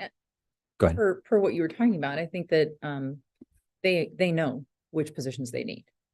They are very close to the situation, and so I trust that they know what they need. Any further discussion or motions anyone would want to make here? I guess the one other thing I would say is, if we squeezed a little bit on this, I doubt it would hold back the tipping fee increases more than 2 days out of a year. So, all right. Unless anyone would like to make a motion, I will move on to facilities. We should probably consider these separately because they're two very different requests. So there was a regular operations specialist, and that's at $117,090. There is a general fund requirement for what, 2/5 of that, slightly under $50,000, with $68,000 of ISF to non-general fund departments that comes in. And I'm gonna say I don't remember the request off the top of my head.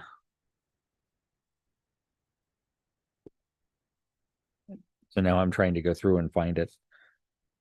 This is, if it's helpful, aligning the work that's currently occurring across multiple positions in different departments, and it would be streamlining that in one place. So it's all the systems access control for HVAC and lighting and That's badge it. controls, and finding some efficiency and centralizing that, and really having someone who's able to do that work alongside the other staff on the facilities team. Right. So this was access cards, HVAC control. So it's basically all the. I'm going to really grossly simplify it. SCADA and control systems that facilities runs, and making sure that they've got somebody who is an operations specialist for that. Okay, thank you for that. I mean, to me, it kind of sounded like we need somebody who works at the boundary between IT and facilities, and I get it. All right. Any questions or any suggestions on this one? Okay, hearing none, I think we can move forward. There's also a facilities request for a van.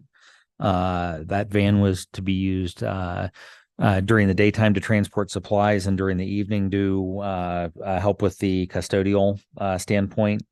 It was again, with a little knowledge of vehicle purchase and upfit. It's a pretty judicious request. It is split 25,000 toward general fund and 27,000 toward ISF charges, for a total of $60,000. Is there any discussion on this?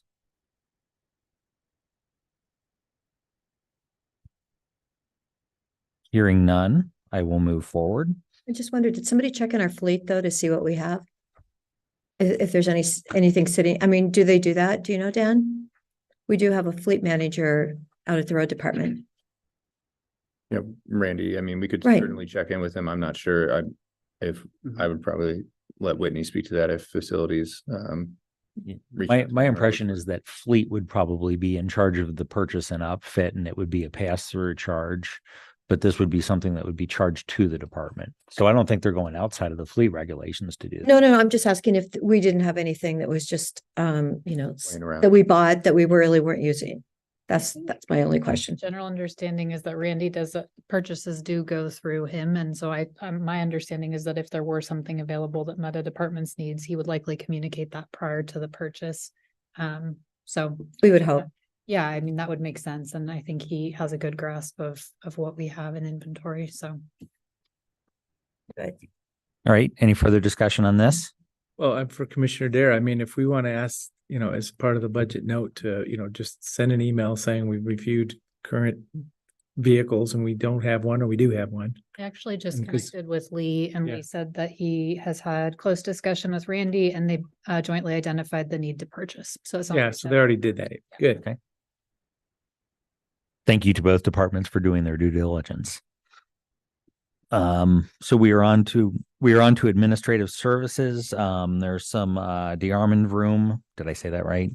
Audiovisual system improvements at $30,000. This is a 3,000 and change impact on the general fund and 27,000 minus a couple nickels on the ISF. ISF charges are going up, and I'm trying to remember. I think the request was initially significantly higher than this, and it was reduced down to the 30,000. Is that correct? That's correct. Initially, when we proposed the special request, we were actually looking at upgrading technology in this room as well as in DeArmond. And after discussing, we didn't feel like it was the right time to do that work. And we feel like we can continue to make this system work for the time being. So we really focus scope on the back room, understanding that it's one of our largest meeting spaces in this building outside of this room. And we're hearing frequently from users that the technology that's in place is not meeting their needs. So.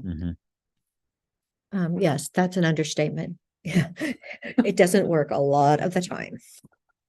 I will say that after this item was presented on Monday, I went to the Regional Housing Council meeting in Redmond. And the room that I was at, and they had one of those little owl units, and it worked pretty well. I mean, as a speaker, as a microphone with multiple cameras.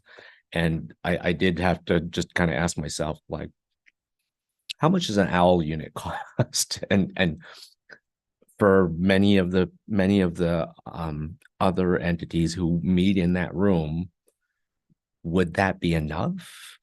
I think in preparation for this ask, we surveyed room users for the past 6 months or so, I think. And one of the things we heard consistently from a number of them was a desire to have audio that covers the full room and also video capacity that covers the full room. So not being an IT expert, but just kind of a layman's perspective is that a unit like that probably wouldn't meet those two needs.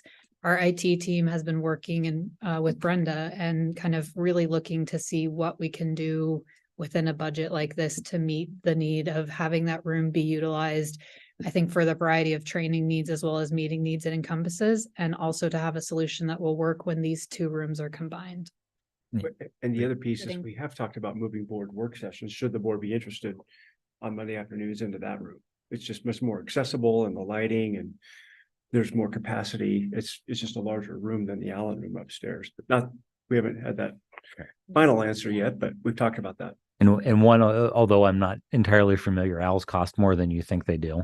Because again, I might be outfitting AV in a pretty large building right now. And in addition to the owl, there still is the video screen infrastructure, the computer infrastructure that the owl plugs into. I mean, it's the 30,000 for a commercially guaranteed, which I'm presuming it is, solution is actually not a bad price in a semi-expert opinion.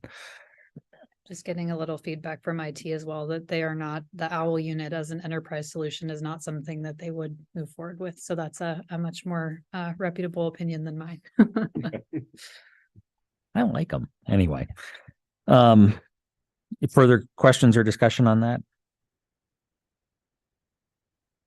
All right, we're on to finance. Robert, Dan, cover your ears. So we have there's two aspects. So there's first is a $30,000 purchase, and this is software for PCI compliance consulting, 3,000 in general fund and 27,000 in ISF plus minus a tad. And then this is effectively a financial due diligence to make sure that you are not only financially compliant, but also security compliant in the finance systems, especially with credit charges. So did I get that right? All right. And I believe this was done at the recommendation of the treasurer in consultation as well. Right. All right. Additional questions on this? Hearing none, I will move forward. Then there is a finance payroll controller regular. This is 131,008. Glad I have the glasses. 69. 358 on the general fund and 118.5 in terms of ISFs. So any quick comment on the from finance in terms of the payroll coordinator and what the request is here? No, it's really, I think I spoke to it earlier. Hopefully it's to support all the employees countywide in all the departments, and just with the increase in the number of employees, paid leave of Oregon benefits. It's just putting a lot of pressure and strain on the payroll department, and we have a lot of demands. And so it's really to provide the service to all the departments that we need and to keep up just because of the increases. And again, this was one of the areas that we vetted very strongly with Nick and the admin team, even before we brought this forward. And it was and everyone recognized the need for this support. Thank you. All right. Any questions or comments? All right. Hearing none, we will move forward. We have human resources. There's a human resource specialist regular at $130,397, 18,870 on the general fund, and 111,527 in ISF.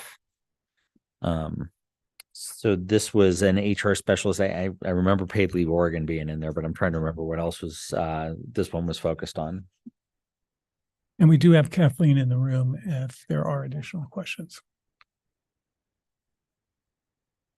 Any questions for Kathleen? Yeah. You can say something positive about it if you want. I think that so one interesting aspect I didn't touch on. If they can't hear us, they certainly can't hear you. Yeah, keep talking from the back of the room. Yeah. I think one of the interesting aspects of this is that we did add a limited duration position last year. So we've actually been working in this capacity for about a year now with this position. So with it, we are hoping to maintain our current levels. And it is the additional work from Paid Leave Oregon, and then some of the additional work in the restructuring of the way in which we provide service. And then as we engaged with departments during our listening tour, it had a lot to do with seeking additional supports in some of the recruitment selection areas, training, especially around some of our technology. So we've heard a lot of interest in, as we have had turnover, bringing folks on to help with training in our Munis, Tyler ERP enterprise system, and our some of our other systems. So it's really kind of helping at that ground level, as well as just the increase in workload as staff levels increase around the organization.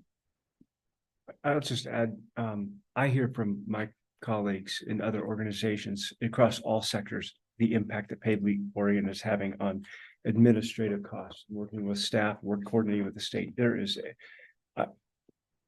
There's just a ton of work that I don't think anybody anticipated. It seems like it's far exceeding what we would have with any other type of leave that's offered. And it was such a black, again, I have some familiarity with it. It was such a black box as it was implemented.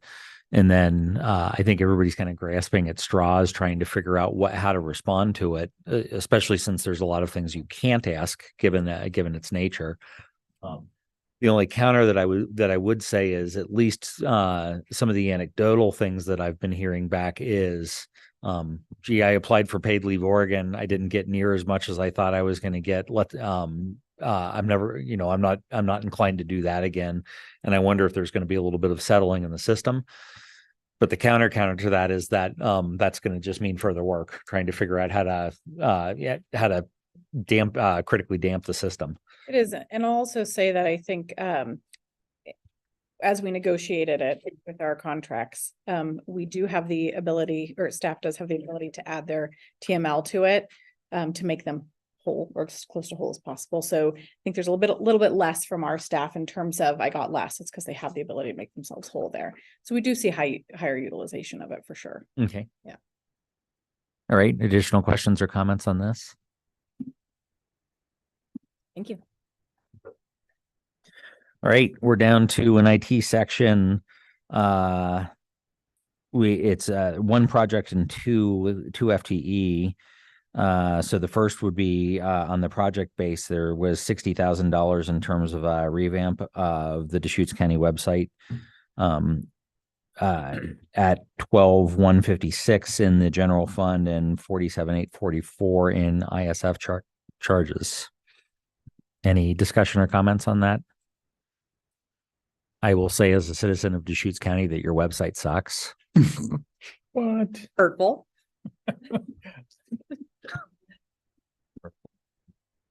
Especially the search tool. I hope it helped. I hope that's one of the revamps.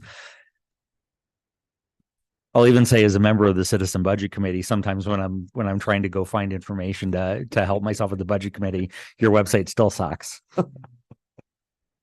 AI is going to help. Yeah. By the way, as a member of the Sun River Service District Board, our website sucks too, and we put in website upgrades this year too. So I'm sympathetic. And how much did you spend? 15, I think. Okay, so is 60 really going to fix it? I would, we have not gone out and kicked off this project because we're pending budget committee approval. So I think the honest answer is, I don't know. This is our staff's best guess at where we're going to be, but I would say our site content is likely much deeper than the service district. So to Sun River compare Service them- District is about I'll say 20 real sections of content. Deschutes County is an order of magnitude, if not two more than that. And there's also, I'm guessing, some additional integrations in our site that are probably potentially not present with the service district. Well, I mean, if we're going to spend the money, I would love to do it. I So think it's actually decent. What we'll do, and so do we, and that's what we heard loud and clear through the listening tours that we completed with departments. And as Tanya noted, we're hearing that as well as a desire to outsource if it's not fixed outside of the main county site. So I think staff will scope it and staff will definitely come back if for some reason that project estimate is not accurate for additional discussion, because I appreciate that, Commissioner. My encouragement, at least from a budget standpoint, would be to try and focus on what can I do with this, especially given the integration into the Microsoft and Microsoft 365 environment and some of the ties that you get in on that. I think there are some potential cost savings on this. This doesn't need to be pick a random one, Walmart.com or anything in that space, but it does need to be more helpful in order for citizens to find the information. This goes to some of the requests or some of the comments that you heard from CDD and some of the comments that I've also heard over this week in terms of we have a bunch of non-revenue generating time sinks that come in. A really decent website helps to solve that problem. So a $60K investment could actually reap benefits in a lot of places if you focus on some of the pain points first. Yep. And the website will be developed with a lot of input from departments. Definitely. That will be the core of our intent, would be a working group made up of departmental representation to help us understand what they need and then to help combine that with the technical expertise that exists in IT. All right. Any further discussion on this? All right. Do you want to take the two heads?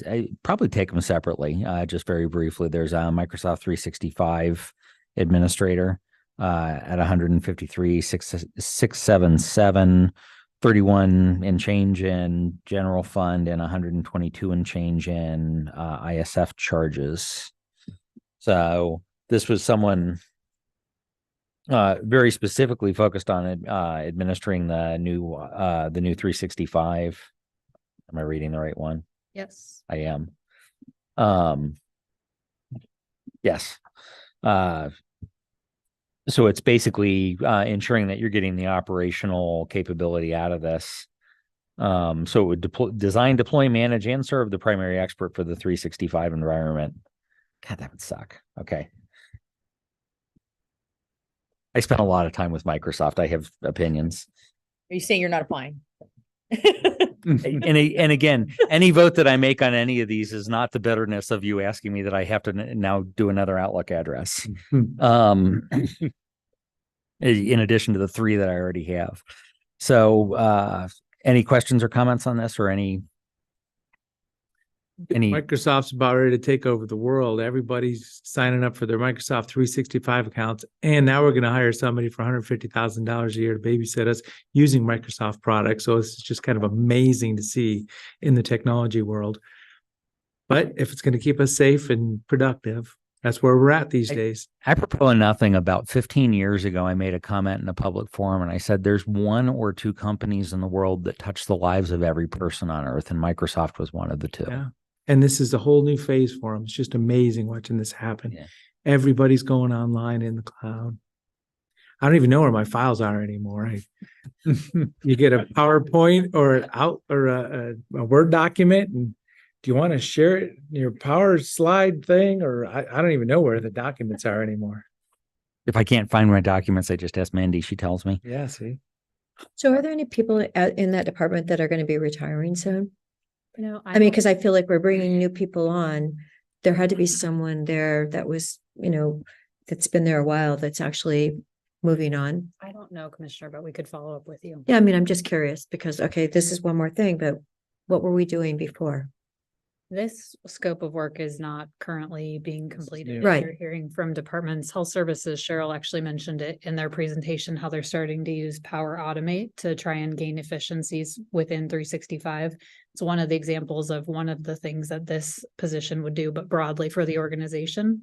So I think what we're seeing a little bit is departments that have technical staff dedicated to them, like CDD, are able to do a little bit of this, but departments that are relying solely on central IT are not. And so this would sort of allow for that broad sharing of knowledge amongst departments and also some improved compliance and security along the way. Oh, yes, we must have more security.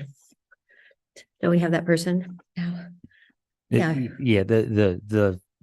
The first time that you recognize that you should have had security is the last time that you ever want to recognize that you should have had security. You want security before you get to that point. So I have 3 special messages in my secure thing and I'm looking at them going, I think they should have been in the trash. If one of them says, I love you, don't click on the document. That's Oh, a helpful please. safety tip.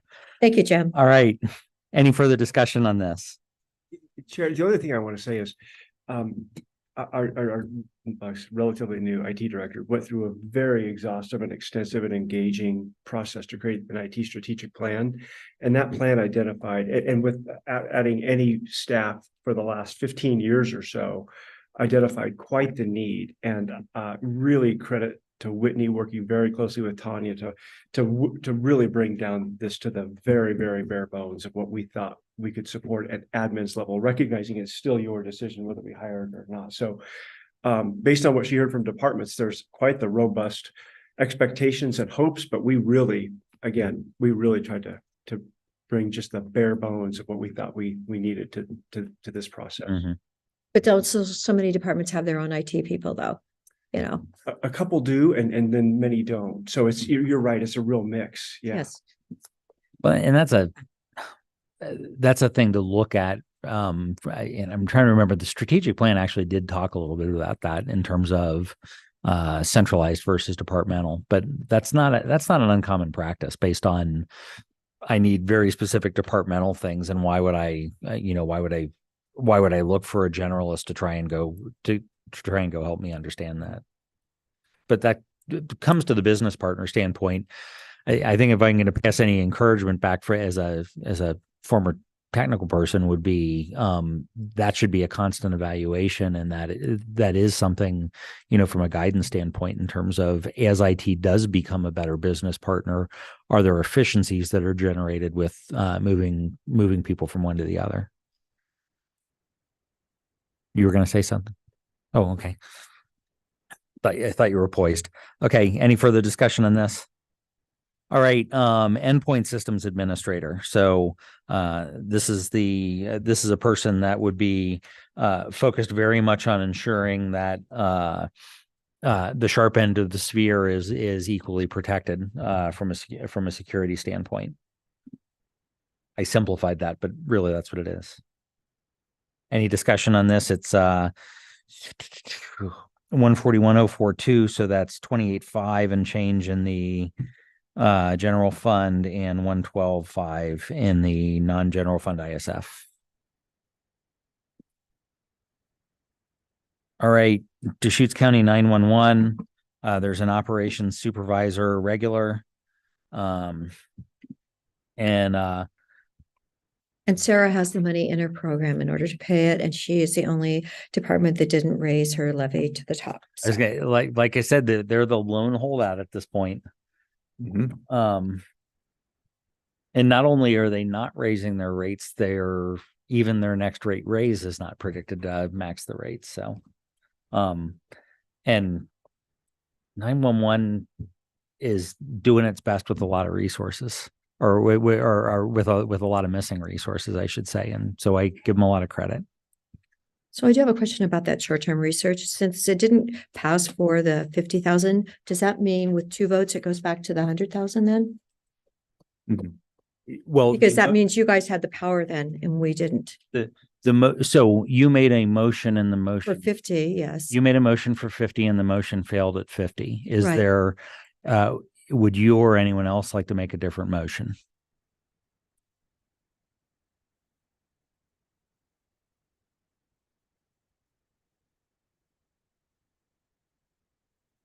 I guess I'd like to see actual billing, and then we could reimburse them for actual billing if that's possible. But then again, we wouldn't have a set amount up to a certain amount. We said we had until 2:45 on this, but I'm going to suggest that the next item is not going to take an hour. We have 5 more requests, and these are currently unfunded requests that we would need to consider. Do we want to take a, We'll keep going. so you want to keep going on this and then take a break after? All right. So we are now on to, there are 5 proposed budget adds. These are not currently in the budget.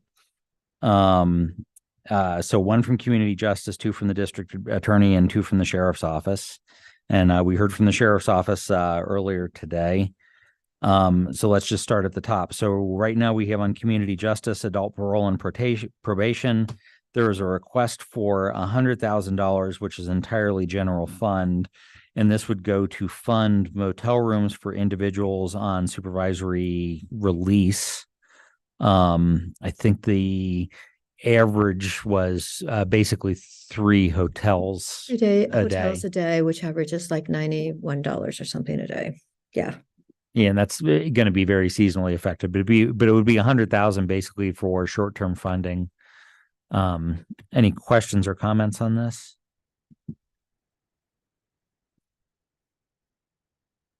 Hearing none, is there a motion to add it to the budget? I move that we add $100,000 to the budget to cover motel rooms for justice involved individuals for the community justice program. Do we have a second? All right, motion is tabled. If I could go back then and add a little discussion. So historical context, very recent historical context for our budget committee members.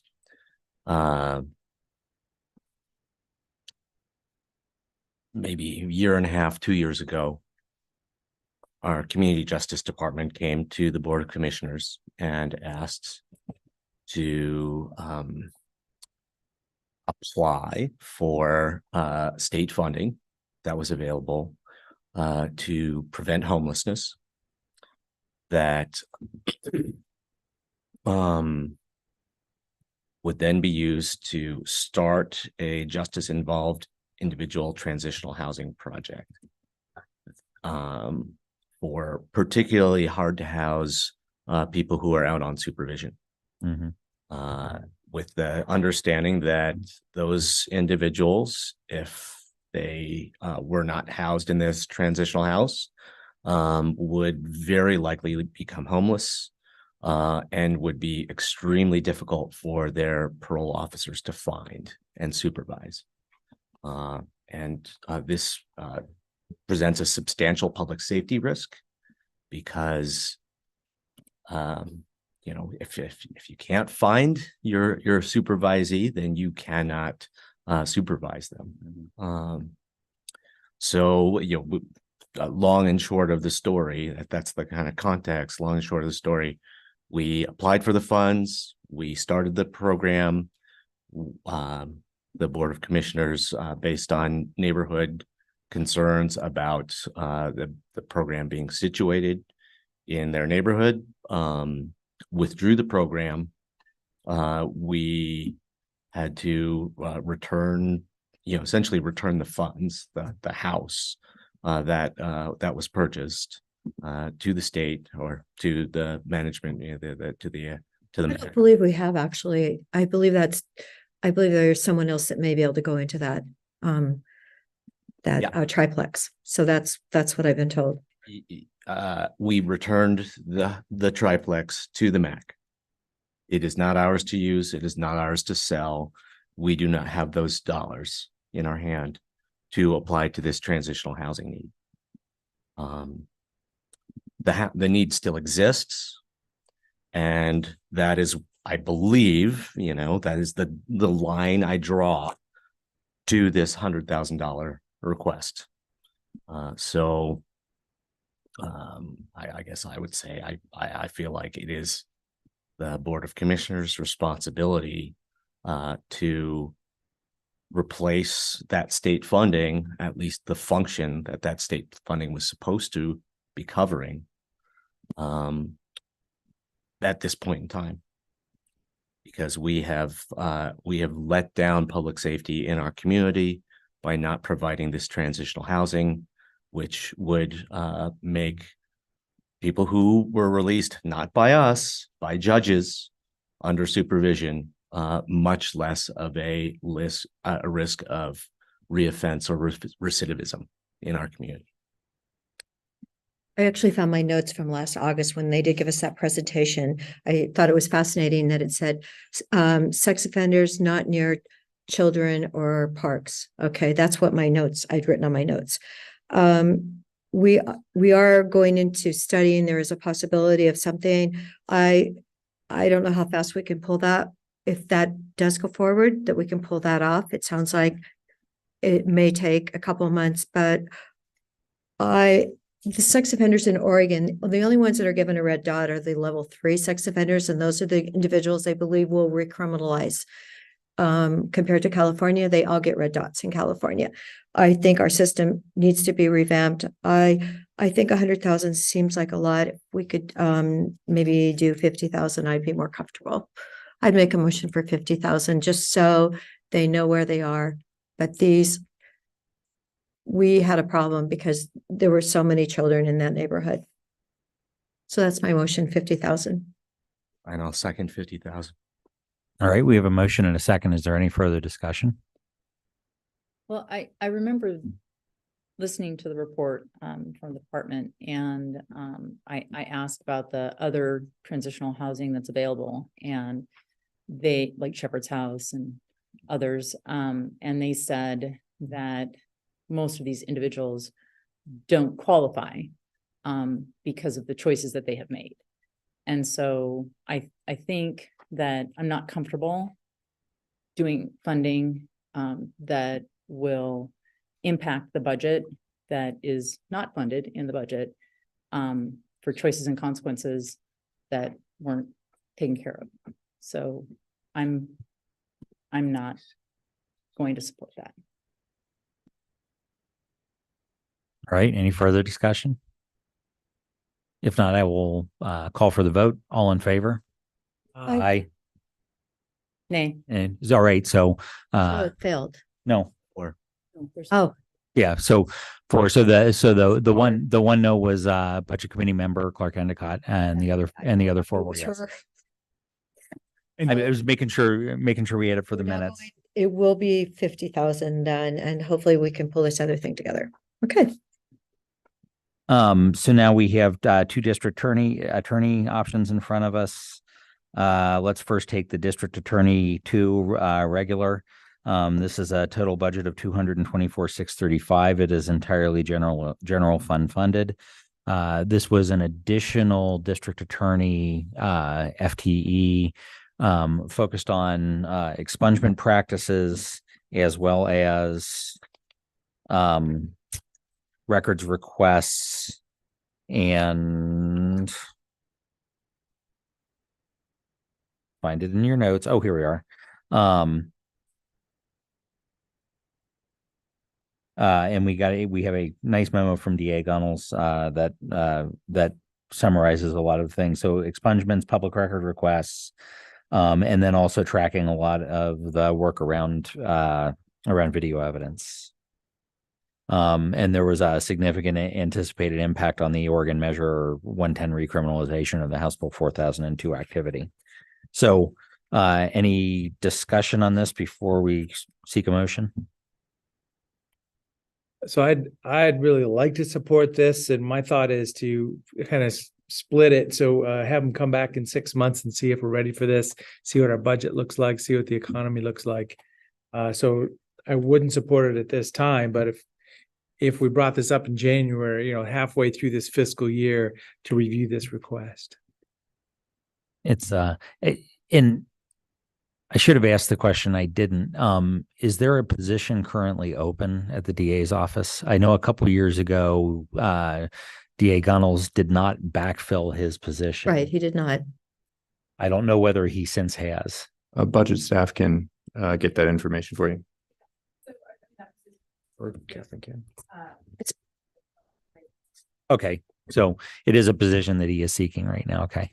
So yeah, courthouse project is going on, capital, facility is going to be rotating everything around at some point. That's a year and a half from now, and public defender crisis. So as I say, adding more capacity here in a system that's moving so much. I'm sure we could utilize it, but I feel comfortable standing by also. All right. Do we have a motion? I'll make a motion to spend the 224,635 because I'm sure it's going to take a while to actually hire that person. But I want to give him that opportunity because we are so lucky that we have DA Gunnels. We really do that. We can add the position halfway through the fiscal year. Sure. Second. So just to be clear, what was your motion? Your motion? My motion was to do it now because it'll take 6 months to find that person. And I'd rather start now and give him the kudos for the job that he is doing. So appreciated. Yeah, it would be at least 6 months.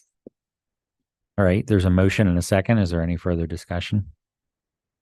Well, I think that it would be at least 6 months. Like he talked about that when he was presenting that to get this position would be difficult.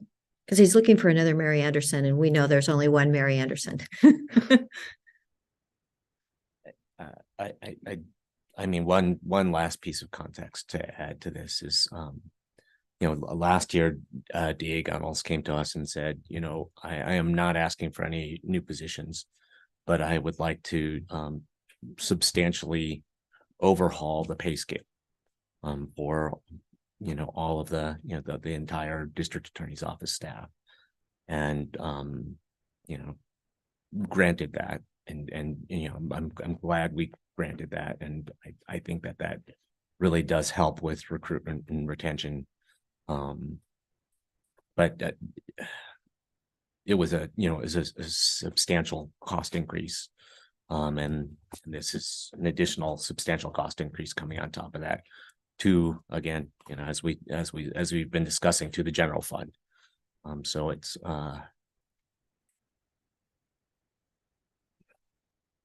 it's hard. It's a hard thing to approve. And the crime, as he mentioned, the crimes are just the murders.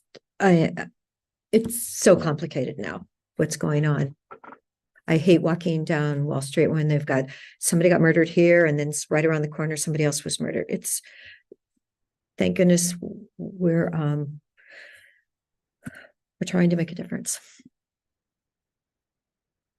And I'll just say from a discussion standpoint, I'm aligned with Commissioner DeBonne. This is a position I think is desperately needed. It would kill me to have to say no on a position like this, knowing what a great job the district attorney's office is doing. And again, I'll even go back to his comment. No, it's not going to, acceptance or declining this isn't going to change the way that the DA does its job. I admire that in the district attorney's office. So is there any additional discussion? Yeah, they've been working in shoe boxes. I mean, like broom closets over there. They are an amazing, we are so lucky. It's been unbelievable. So they definitely deserve at least starting to look for somebody. And they're going to want the right person. They're not just going to want to hire the first person that comes up. So it's, great team, and they need to be commended. But if they don't even have the facilities room for this person right now, I mean, what are they they're gonna put the person in the other half of the closet that one person is using as an office? They don't complain. Right. At this point, I will call for the vote. All in favor? Aye. All opposed? Aye. All right. So there are 3 no's, Commissioners DeBonne and Chang, and Budget Member Pfister. Again, this is not a reflection on the district attorney or any of the jobs that they're doing.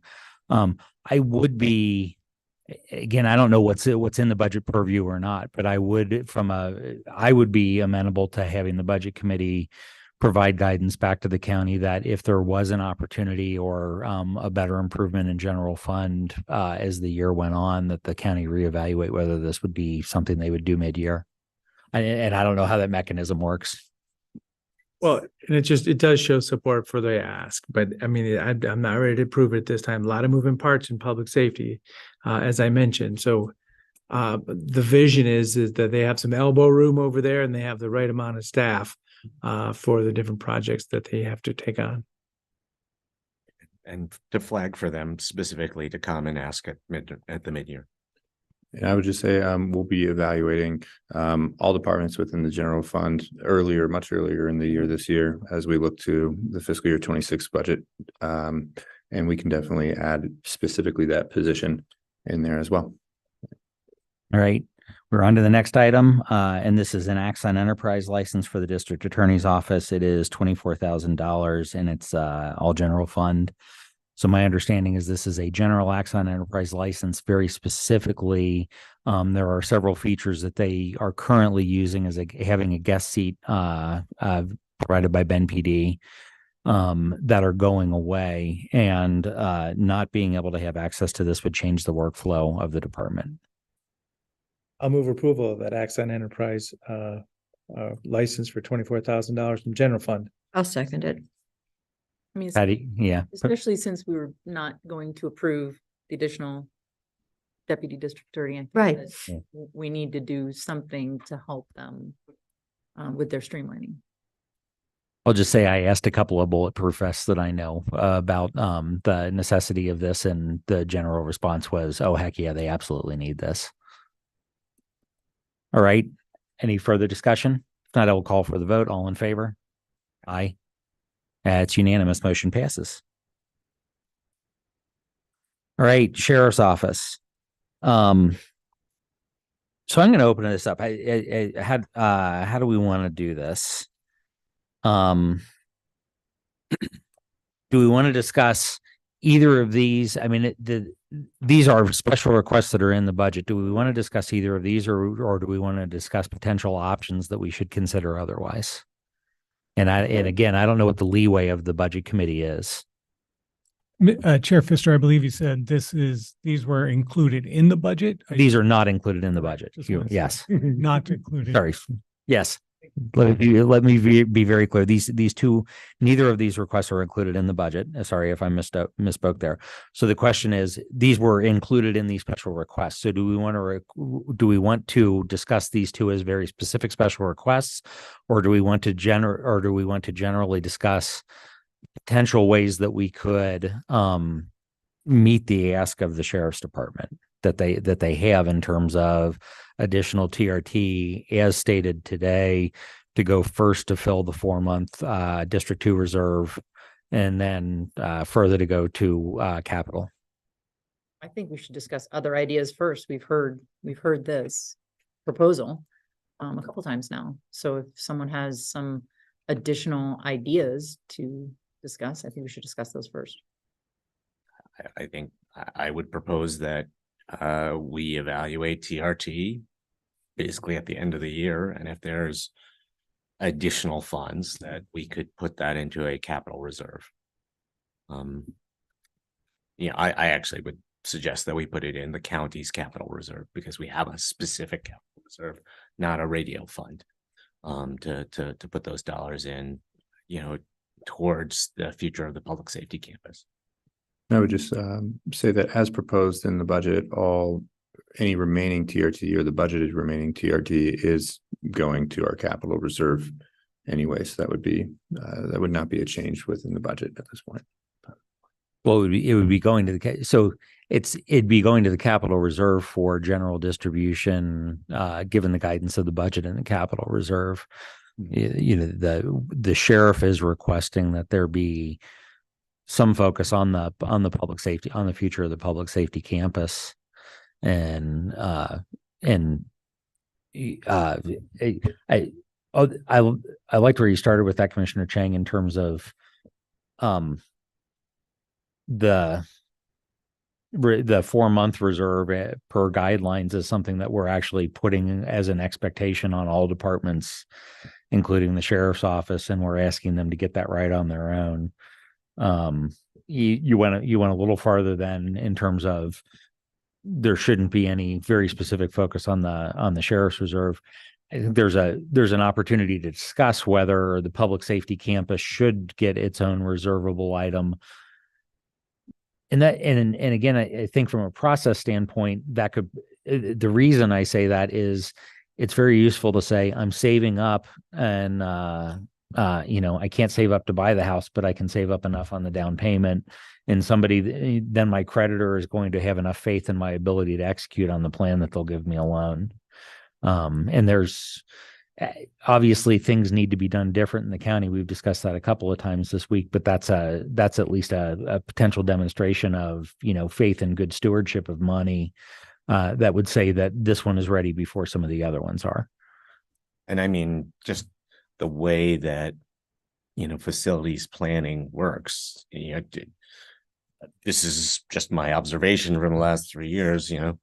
We do a plan, and then, that project has first dibs on the capital reserves, basically. So I do think that, the way that, that with the recent, did we even finish approving the public safety campus master plan? But No, okay, with the pending approval of the public safety campus master plan, I mean, that project, that bundle of projects where the sheriff's office's pieces show up first, that has first dibs on the capital reserves, after maintenance projects. But so, tongue in cheek, you're saying if you're really nimble, sometimes you can take advantage of $8 million.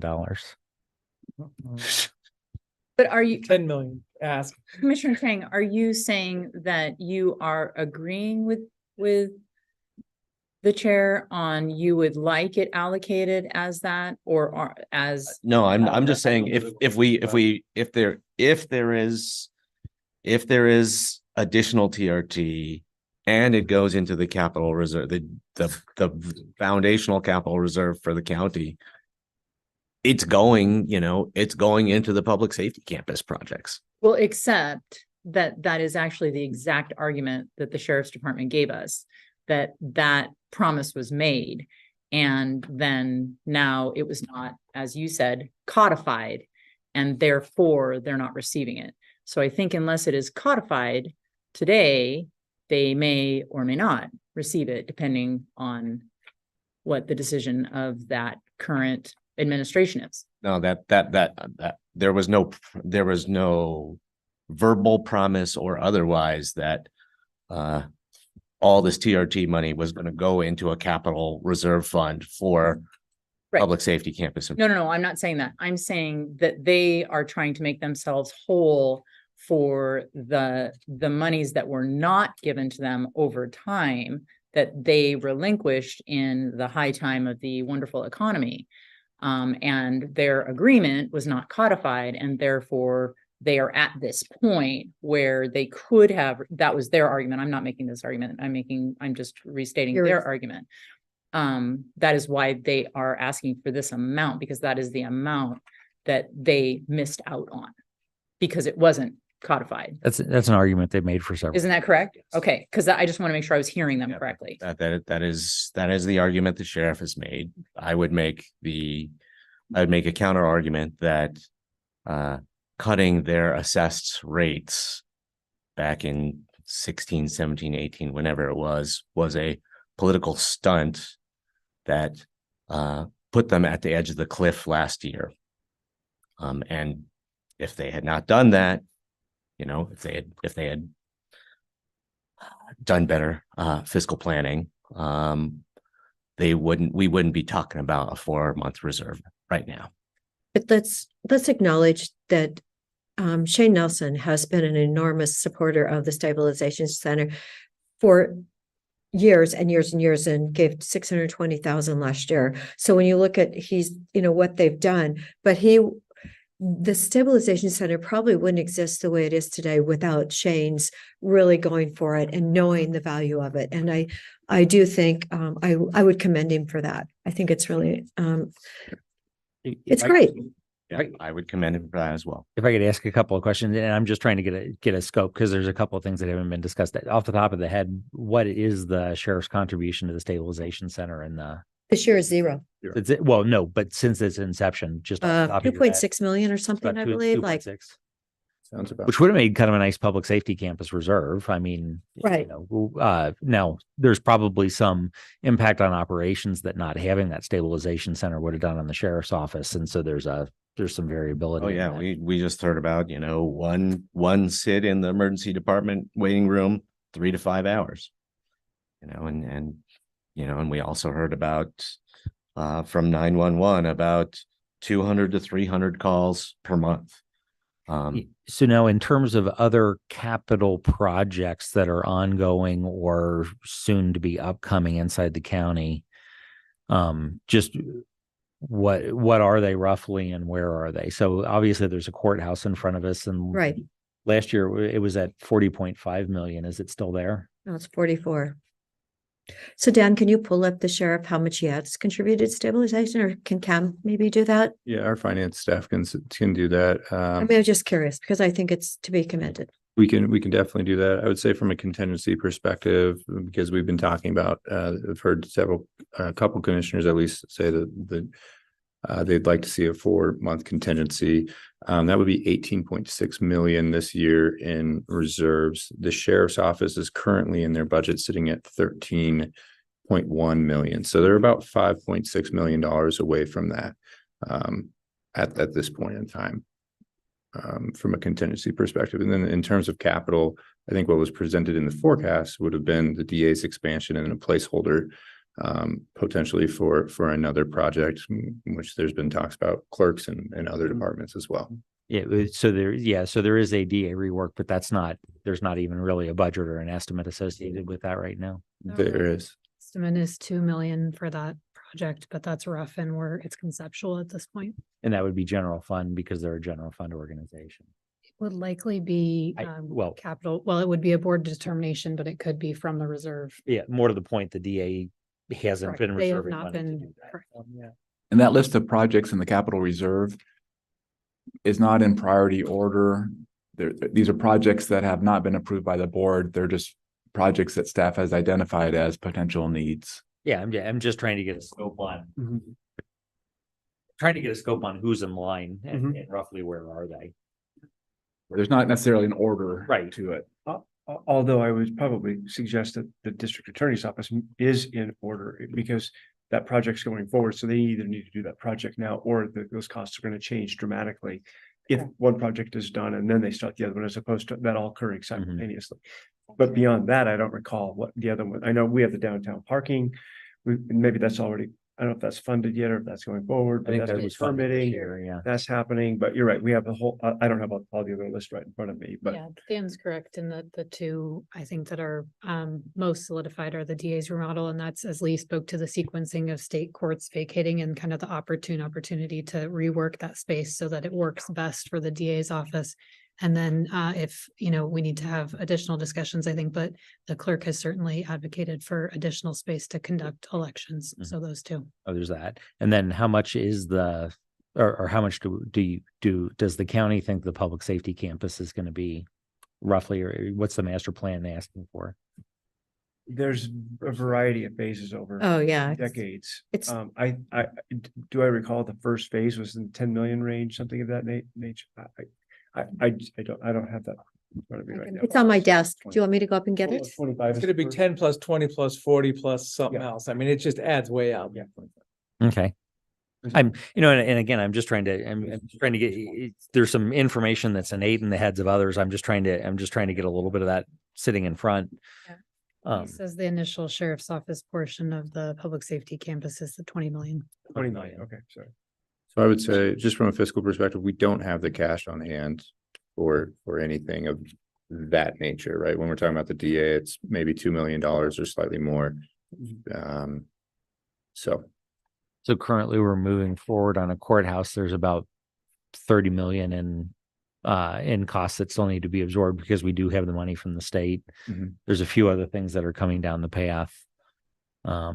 Okay. I'm not trying to take it to any conclusion. I'm just trying to make sure I have some information to help me prioritize. And bundling the DA's office work with some of the first phase jail and public safety campus stuff might make a great public safety facilities bond. Well, and that's a good idea, but I think it was Lane County and Benton. No, it wasn't Benton. Anyway, two other counties just failed 2 bonds. So the attractiveness of bonds to the citizens in a downturn of economy when their pocketbooks are pinching are pretty dismal. Well, it's Highly unlikely Yeah. that. Highly unlikely would be the word. that I would And use. given the failure of the jail bond in 2006, I would say better to try to bundle that with other stuff. I mean, we could have conceivably bundled it with the courthouse and the DA's office. I think that would have made it a lot more attractive than leaving it on its own to try to go for a bond at a later point. Well, and you can even go closer to home. I mean, it's not a Deschutes County bond, but there was a bond floated in Deschutes County, the Ben Lapine school districts, and then it's not looking really rosy right now. The vote is not certified. It's an operating levy. But then, well, it's an operating level, but it's still it's a property tax levy that's going out to the voters that didn't appear to succeed. Now, counter that. Lapine looks to be passing the 2 operational levies that they have this year. They passed an operational levy last year and the year before. It wasn't raising their taxes. It was just I believe it was just being continued a renewal. Well, but still it's there and it's hitting the property taxes. And Sun River did do a 47-cent levy in the last couple of years also. But the economy has clearly corroded. Yes, it's corroded. So. Well, I mean, I just think people are suffering and bonds are just not getting the attraction that they once did in a very upbeat economy. Mm-hmm. People have finally learned how to calculate when it says it sounds minuscule when they say per thousand but when you look at your property value and you multiply, oh gosh, it's a whole new story. So people have gotten a lot smarter because so many bond issues were passing. And then did you all see what happened to your property taxes? Oh, I did. Yeah, they've gone up. considerably. All right, so we're a little off topic, but I mean, we're following down some logical paths. So is there anything outside of the two options that are in front of us that anyone would like to propose?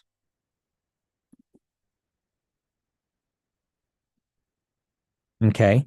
I mean, So we're looking at the 700,000 and the 109,553. yeah, I mean, I will throw it out again. I mean, we could look at opportunities out of large S. If for some reason the TRT did exceed its estimates, that money would be returned back to the general fund.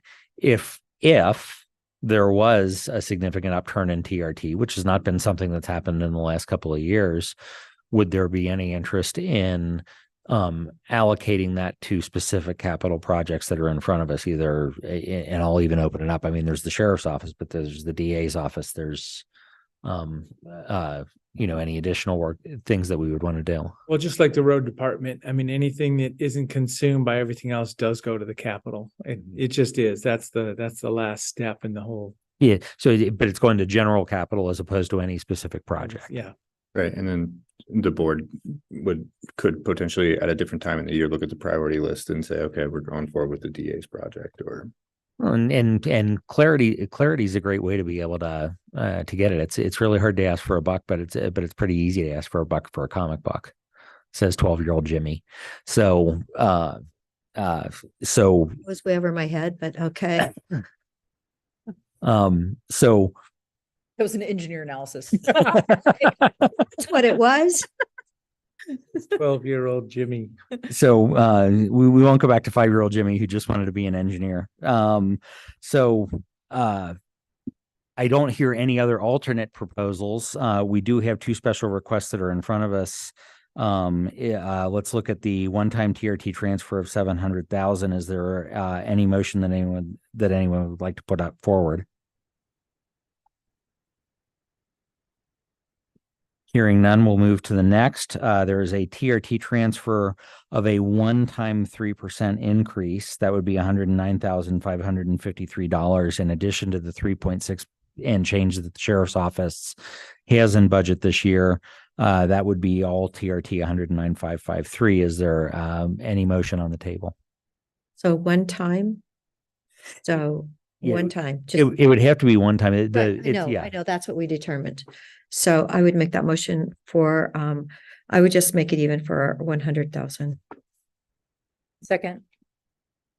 So there's a motion for a one-time TRT transfer of $100,000 of TRT to go to the sheriff's office. Any further discussion?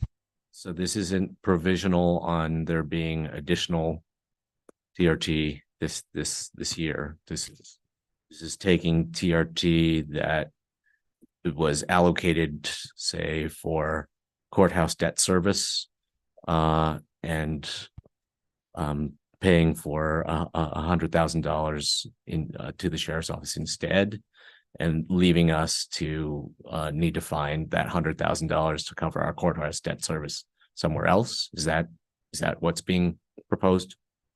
The transient room tax, we are projecting in excess of 1 million going to the capital reserve. And right now the capital reserve is functioning not only as the capital reserve for the projects we just talked about, which exceeds the overall capital reserve ask if you were to go out past two projects, but it also is currently has been discussed as potentially in operating. We may, depending on the structural imbalance in the general fund, we may need to transfer back funds from the capital reserve that originally came from general fund or transient room tax discretionary funds back into the general fund to subsidize operations unless we fix that structural imbalance. So right now, Fund 060, the capital reserve where that excess is going is not only for our capital expansion, our capital maintenance, but it could also be for future subsidies for core services if needed. So the key is the $1,021,670 that is projected to be the discretionary TRT capital reserve in the TRT fund would be decreased by $100,000. So it would be 920,000. Yeah. 921,000. Does that help clarify? Yep. I mean, Okay, and then my question is back to then the prior page that already has the 100,000 from TRT for the short-term rental research, which the vote was 3-2 and it's failed. But then what I'm saying to you all, does that mean that is still left in at 100,000? Because that means you guys had the power and we didn't make the decision. I mean, per budget law, the budget officer presents a proposed budget, and then if the vote of the budget committee is a majority of the budget committee, then you can pull it out. That would be the law. And because the vote wasn't the majority, it would stay within the proposed budget.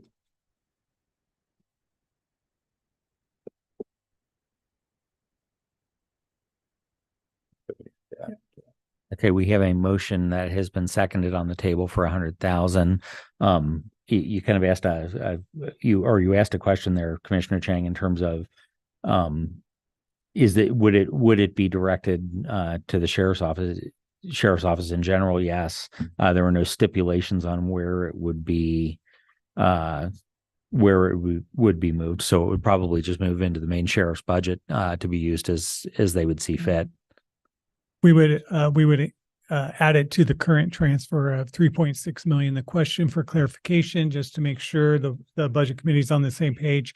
This is a one-time additional $100,000. So next year it would go back to 3.6 the following year, and they could ask for additional in the future years. So It's just for now. It's correct. Just want to make sure that was clear.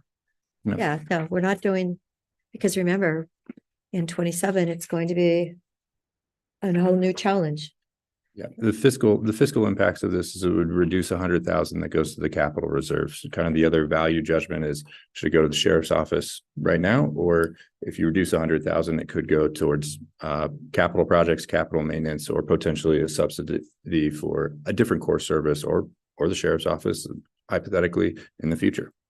Well, when you think of inflation, okay, so he's been getting $51,000 for the 22, 23.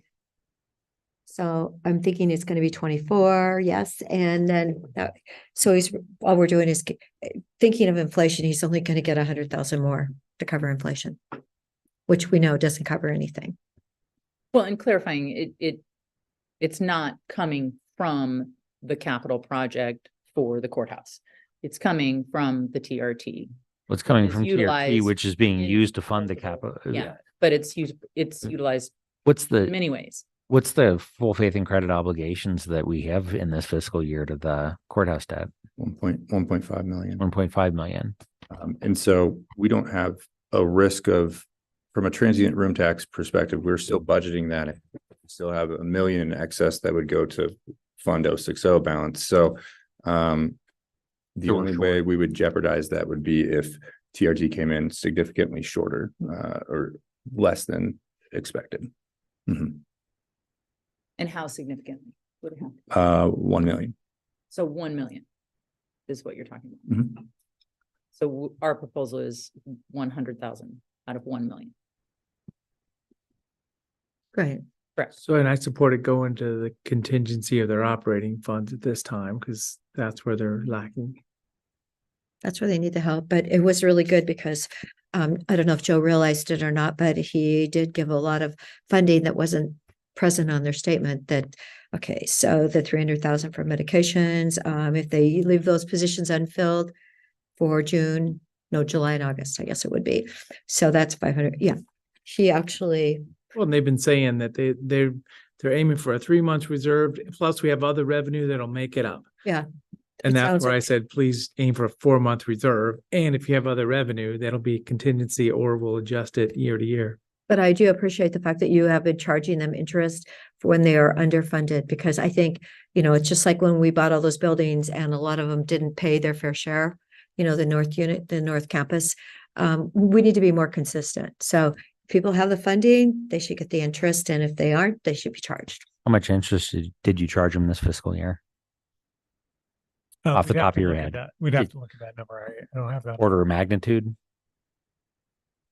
Or what was the percentage? Well, we'll have to look. What was the rate or the percentage? The rate was around 3.4 to 3.5%. So they would have been charged that rate instead of earning that rate, depending on the month. For 1 to 2 months.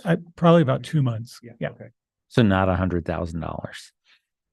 No. I was just questioning as to whether we were making a motion to pay their interest when they Well, when they no, can't and fulfill I would it. agree with Commissioner DeBonne, with an alteration of the motion to I'd be happy say- to accept that. I thought you might, that, to say that the motion should be for $100,000 to go to public safety for public safety campus reserve.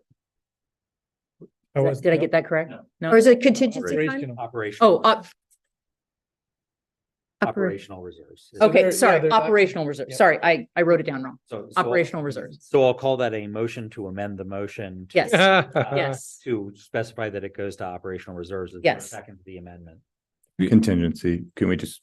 Yeah. We do have a difference between Yes. reserves and contingency. You're right. Okay, contingency. So I wanted to label it correctly to agree with Commissioner DeBonne. getting it. If it goes to contingency, then the funding will go to Sheriff's Office, Fund 255 operations, right? Okay. That is my motion. There we go. That's Right there. That's the motion. That was a motion to amend. Do I have a second on the amendment? I second it then? Okay. Do I need to second it even though I made the motion? So we need to vote on the amendment, then we need to vote on the motion. Oh, I okay. hate Robert's rules.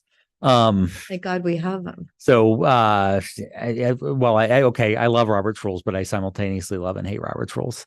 I live with Robert's rules. Anyway, we are voting on the amendment to the motion. All in favor of the amendment to the motion? Aye. Any opposed? All right. So now we are voting on the amended motion. I didn't raise my hand for or against. Okay. I could abstain on the amendment. So it's an abstention on the amendments, but motion still or amendment to the motion still passes at a 4-1, 4-0 to 1. Just in case you need to write anything down. Thank you. I'm not, but I think Brenda's busily over there. All right. So now, any further discussion on the amended motion? If not, I will call for the vote. All in favor? Aye. Aye. All opposed? Any opposed? All right. We have one opposition. Motion passes.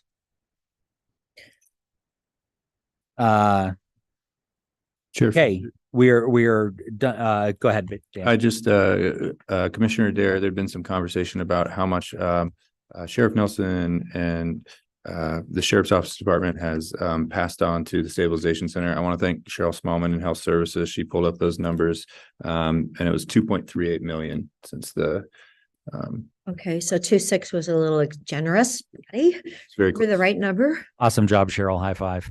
Yeah, thank you very much, Cheryl.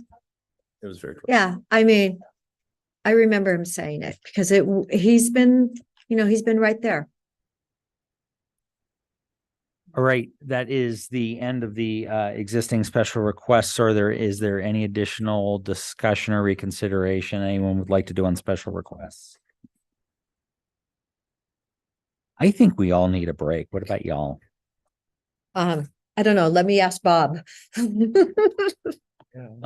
We again, technically we're slightly behind, but I think the elected officials compensation approval should go fairly fast. And then there's a recess till 3:50. What I would recommend is that we take a 10-minute break, reconvene at 3:40 and 340?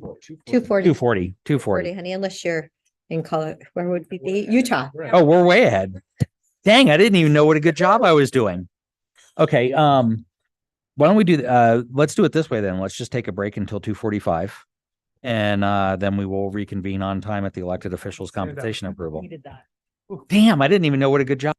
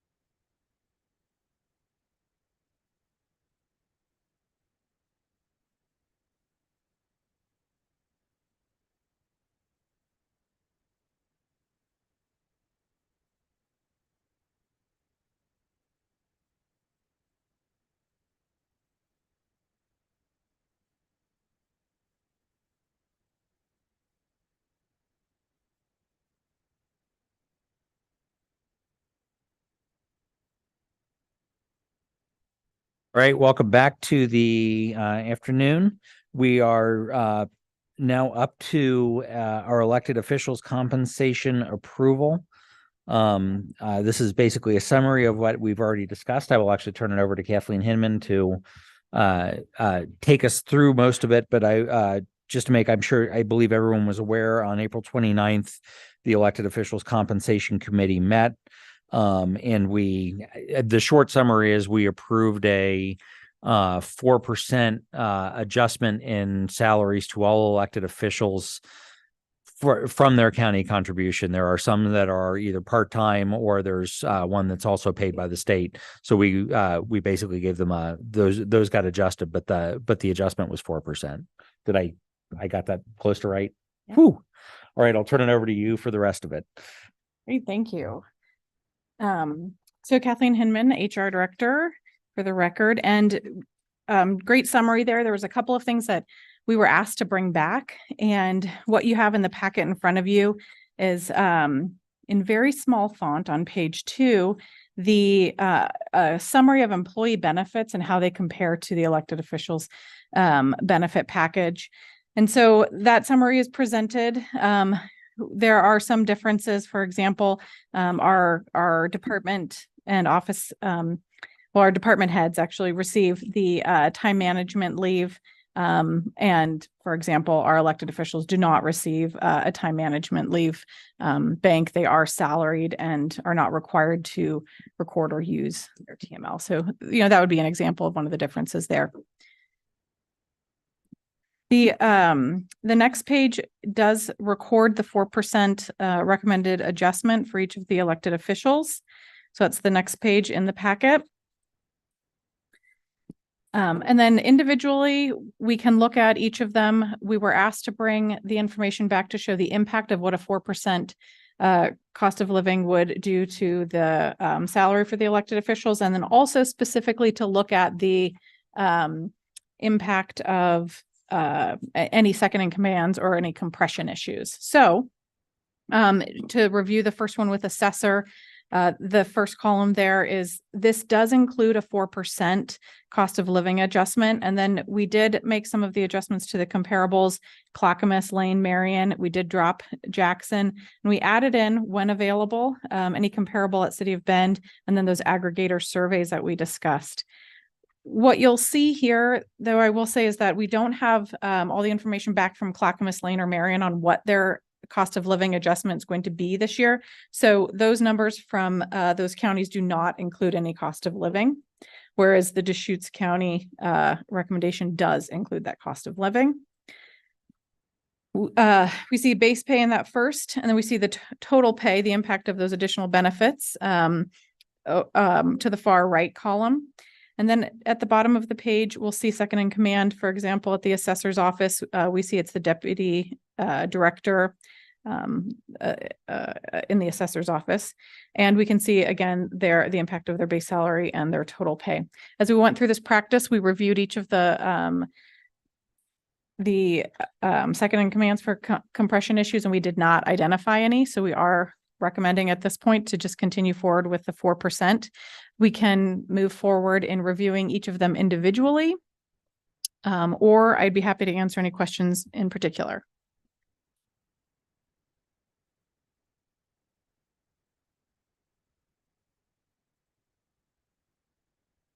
I'm just checking through them to see where we are.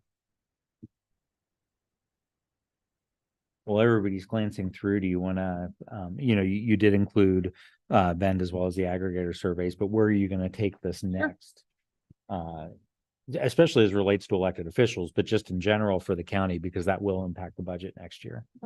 So in terms of the county, these are the comparables that were identified. So in the work that we'll be doing for the non-represented and AFSCME groups, this does include our Clackamas, Lane, Marion, City of Bend, and those aggregator surveys. So that's the group that we will be using as a comparators. In terms of the elected officials, I know that there's a lot of discussion about what organizations we should be using. And so we have looked into engaged with legal counsel to see if there are any restrictions around inside Oregon, outside Oregon, things like that. And we've got some feedback there and some opinion on that.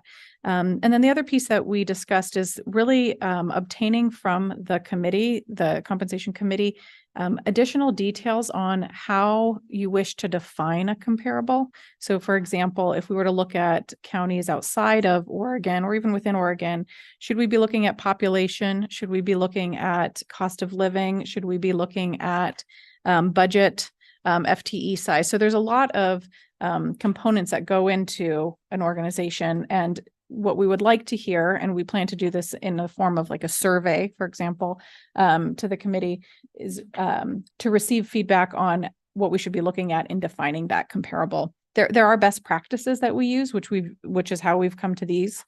And those are things like the population size, the budget size. Those are pretty standard. So that's the plan for going forward. We would issue that survey. And then we would plan to bring back information related to the feedback we received from that, probably at the mid-budget meeting in December, for that to be reviewed by the committee. And if we're in the right direction, receive feedback and then move forward with another recommendation after that. Okay. Questions for Director Hinman? All right. I just want to note for the record that this commissioner pay scale, this is not, I refused the very large pay increase last year, and I'll continue to just accept the COLA. And I will announce that I opted out of PERS when I first was elected, and now I think that's up to like $117,000 that I have saved for taxpayers, but I have not saved Bob. So, or Robert, I guess I should call him. Robert most impacted. Yes, Robert is impacted. Okay, so I'm a little unclear. So there is at this point, is there a need for the budget committee to adopt the recommendations of the elected officials compensation committee? It's in the agenda, but I wasn't sure whether that's actually required or not. Did we do that before? Huh? So Doyle said the county compensation board, which includes the lay members of the budget committee, makes a recommendation to the full budget committee. He thinks a formal recommendation reflected through a motion is a best practice. Okay. So at that point, are there further questions or any other discussion we would like to have? If not, I would entertain a motion. So I move to approve the elected officials compensation committee salary recommendations from 04/29/24 public meeting. And I will actually second it. And then that gives nice clarity and transparency for everything. But now the whole budget committee can vote on the motion in the second. So there is a motion and a second. Is there any further discussion? If not, I will call for the vote. All in favor? Aye. I think that was five ayes. So motion passes. Any additional discussions, Kathleen, you want to do on? Nope. Thank you very much. Well, thanks for getting us so far ahead of schedule. I'm not even going to claim victory on that one. All right. Might take us an hour. Yeah. Now, do you need some time to do any adjustments before we get to? We may need about 15 more minutes just to get the approved number for the budget, and then for us to review that number to make sure it's accurate before we bring it to you guys. 15. So would we like to actually take a full break again and reconvene at 3:15? That gives you 20 some minutes. 3:50. That's fine. That'd be great. All right, we will reconvene at 3:15. Okay. Yeah. Does that mean that? Just crunching it. Yeah. Oh, yes, I do. We're Please. basically going into a. Help me. Yes, telling me that I'm repeat up this. Oh, I was coming down the stairs, and you're going to follow me home tonight when I'm up in the barn in my heels. I want you to know.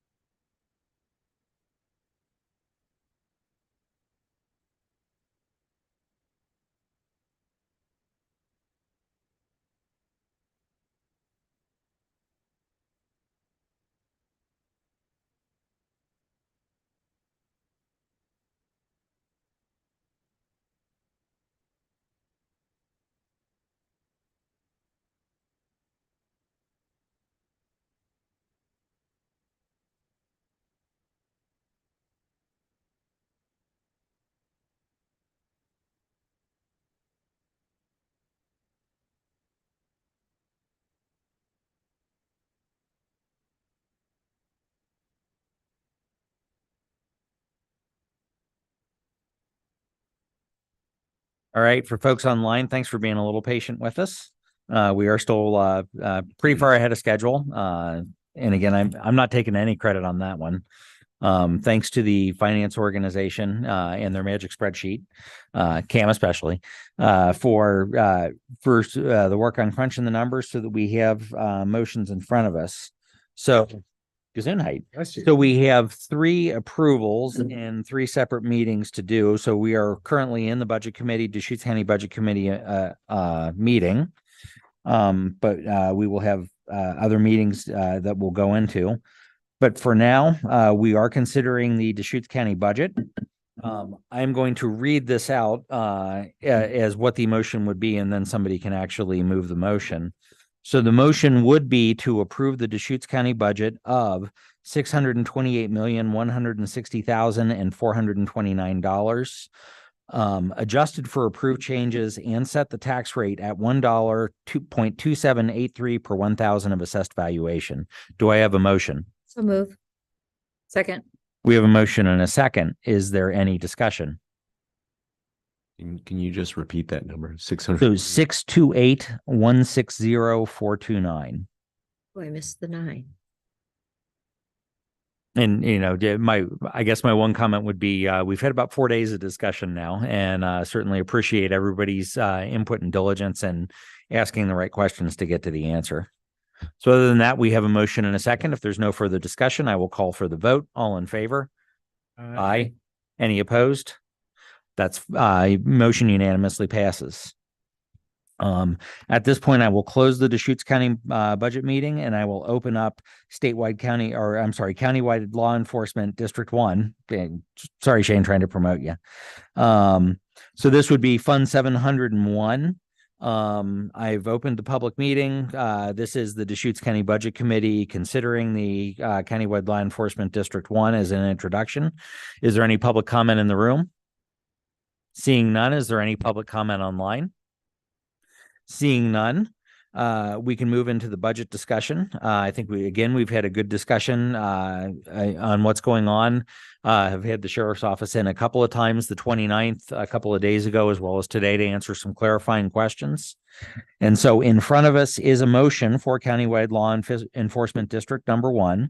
The motion is to approve countywide law enforcement county service district budget of $51,483,921, adjusted for approved changes, and set the tax rate at $1.2500 per 1,000 of assessed valuation. Do I have a motion? So move. Second. We have a motion and a second. Is there any discussion? If not, I will call for the vote. All in favor? Aye. Any opposed? Motion passes. We will now close countywide law enforcement District 1 budget, and we will open a public meeting for Fund 702, which is the Rural Law Enforcement District 2 of Deschutes County. Introductions as is. We will open for public comment. Is there any public comment in the room? Is there any public comment online? Seeing none, we will move to the motion. The motion is to approve rural law enforcement county service district budget of $17,891,381 for approved changes, adjusted for approved changes, and set the tax rate at $1.55 per 1,000 of assessed valuation. Do I have a motion? So move. Second. We have a motion and a second. Is there any further discussion? If not, we'll call for the vote. All in favor? Aye.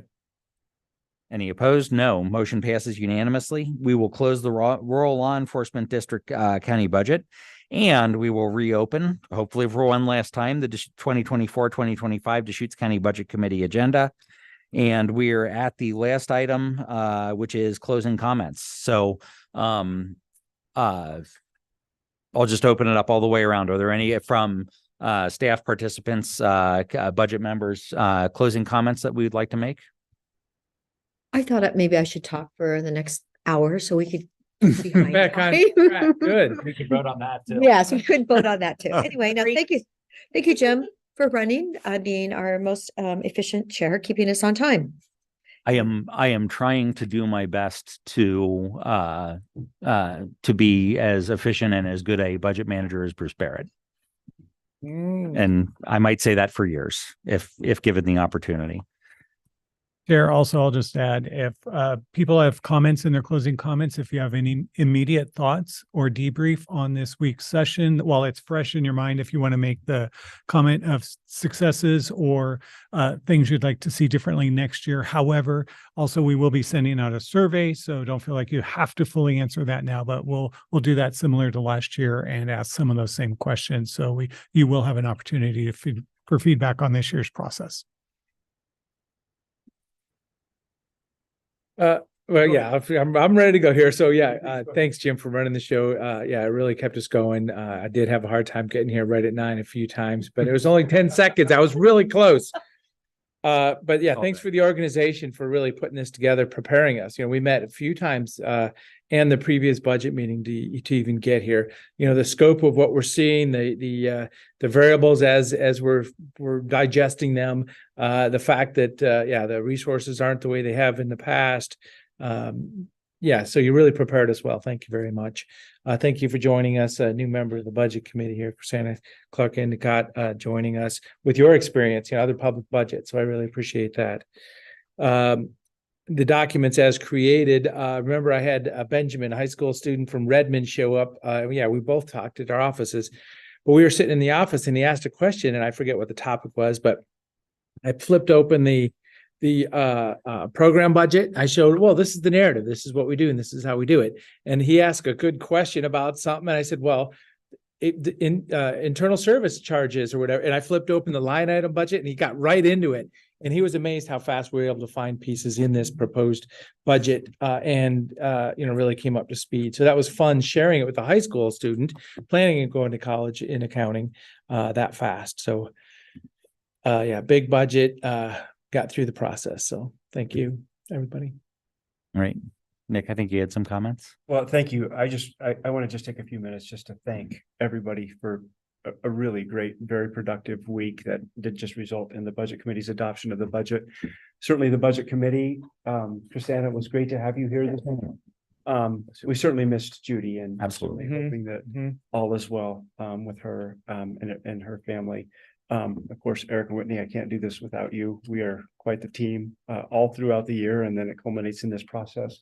Our finance team, down the line, Dan, Robert, Laura, and Cam. Wow. I mean, the work that you do, and you're so prepared, and you're here ready to answer any question at any moment, and absolutely essential to a successful process. So thank you. Thank you, Brenda and Angie, for taking minutes. And always, I could see, there'd be a question over there, and Brenda's just got it instantly. So thank you for the minutes, for the support being nourishment throughout the week as well, which is super helpful. Stephen in the back. We appreciate you, to everybody that participated throughout the presented and all the support staff that they had. It was really, really a very productive week. I do want to share that as you saw the financial forecast, thanks again to finance that we presented to the budget committee a couple of weeks ago on April 29th. Generally, we provide budget directions to departments in the early part of the calendar year to prepare for the next fiscal year. This year, we provided that financial forecast to department heads at our department head meeting. I think it was on April 24th, because we can't wait before we get to the next budget cycle to begin to think about the critical decisions that we contemplated this week, that we're preparing for this budget and for future budgets and the challenges that are ahead. And we just all want to be prepared and begin to plan accordingly right now. So our departments are fully informed, and we're going to continue those discussions. I think as Dan, a lot of the conversations I've mentioned, we're not going to we'll say, hey, we'll see you in the mid-year budget committee meeting in 7 months, and we'll provide services and we'll provide a few updates. We're going to begin to really look at all of the cost-saving measures, all of the things that we need to do beginning later this summer at the staff level.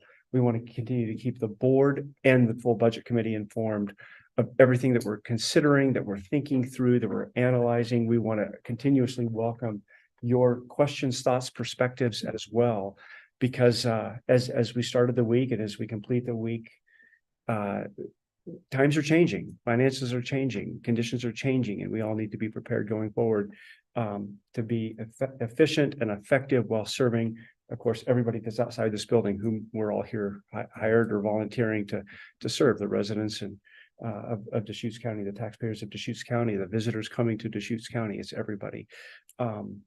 But with that, I think, I mean, as we started and we finished, we're in a stable condition.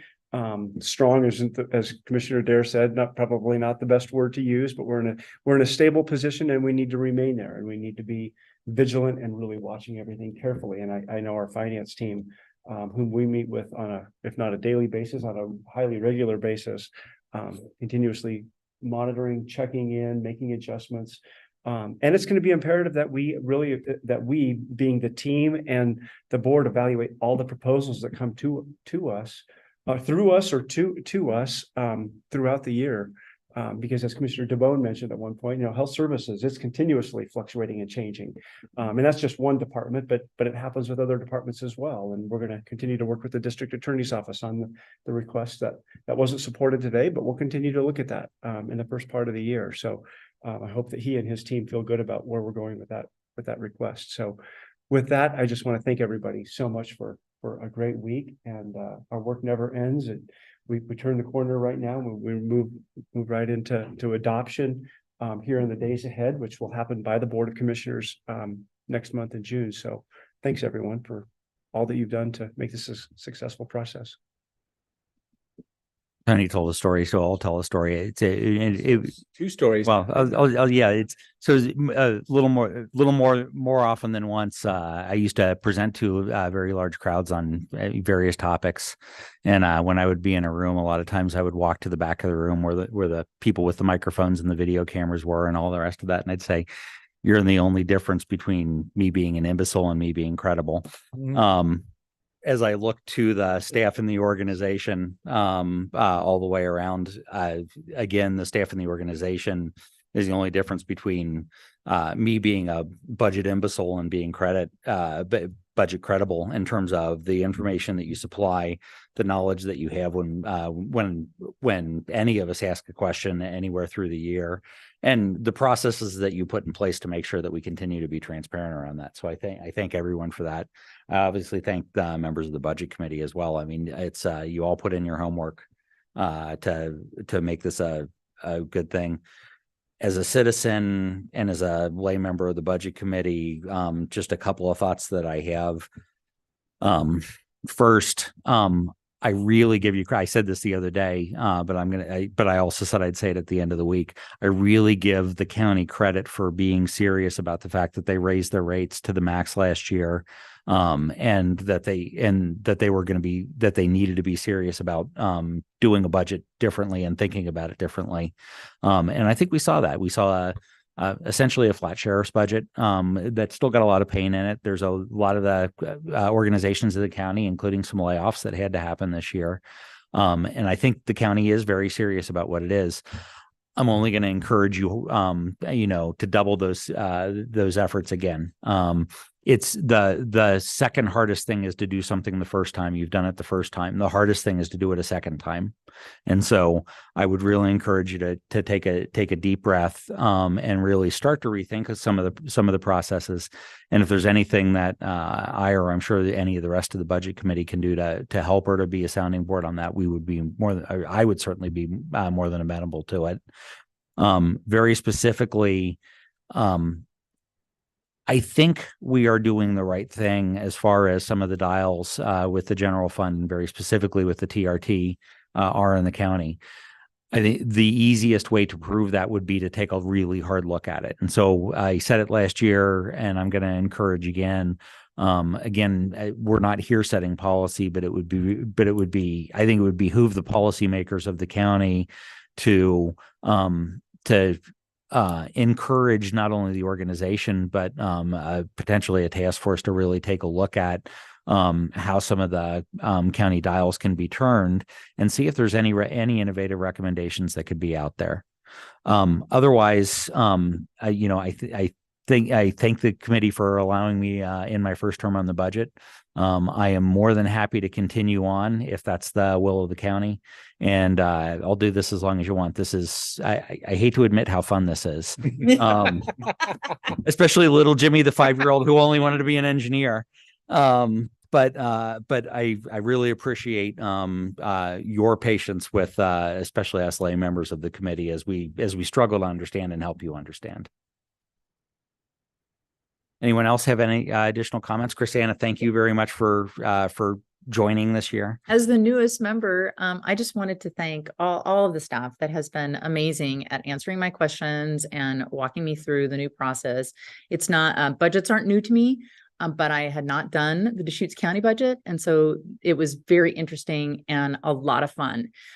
Digging through it, hearing from everyone, it was thoroughly enjoyable. And as much as my daughter thinks that I'm kind of a wonk, it's a lot of fun to me too. And so I appreciate joining the committee and you being patient with my questions and all of the other committee members. It's been a delight. So thank you. I guess I would just add my thanks to staff to framing all of this information in a very clear way and in an efficient process for us. I mean, today, the special requests considerations, that was the most, could have been the most brief and concise process that I've seen in the few years that I've been here. And that it goes to very good chairing, but it also goes to very good setup. So thank you so much for that. As we are thinking about the lean times ahead, I walk out of here, number one, with a concern about escalating staffing costs. We've named that, we've pointed to it, and everybody's noodling on it. And that's good. I don't think we've identified any silver bullets yet on how to continue to provide excellent services to people without maintaining current staffing levels or increasing them for certain kinds of strategic priorities. But beyond that, my other gnawing concern is these big capital projects. And as we've identified this week and over the last couple of years, we cannot do big capital projects the way that we've done them in the past. We can't pay cash for them.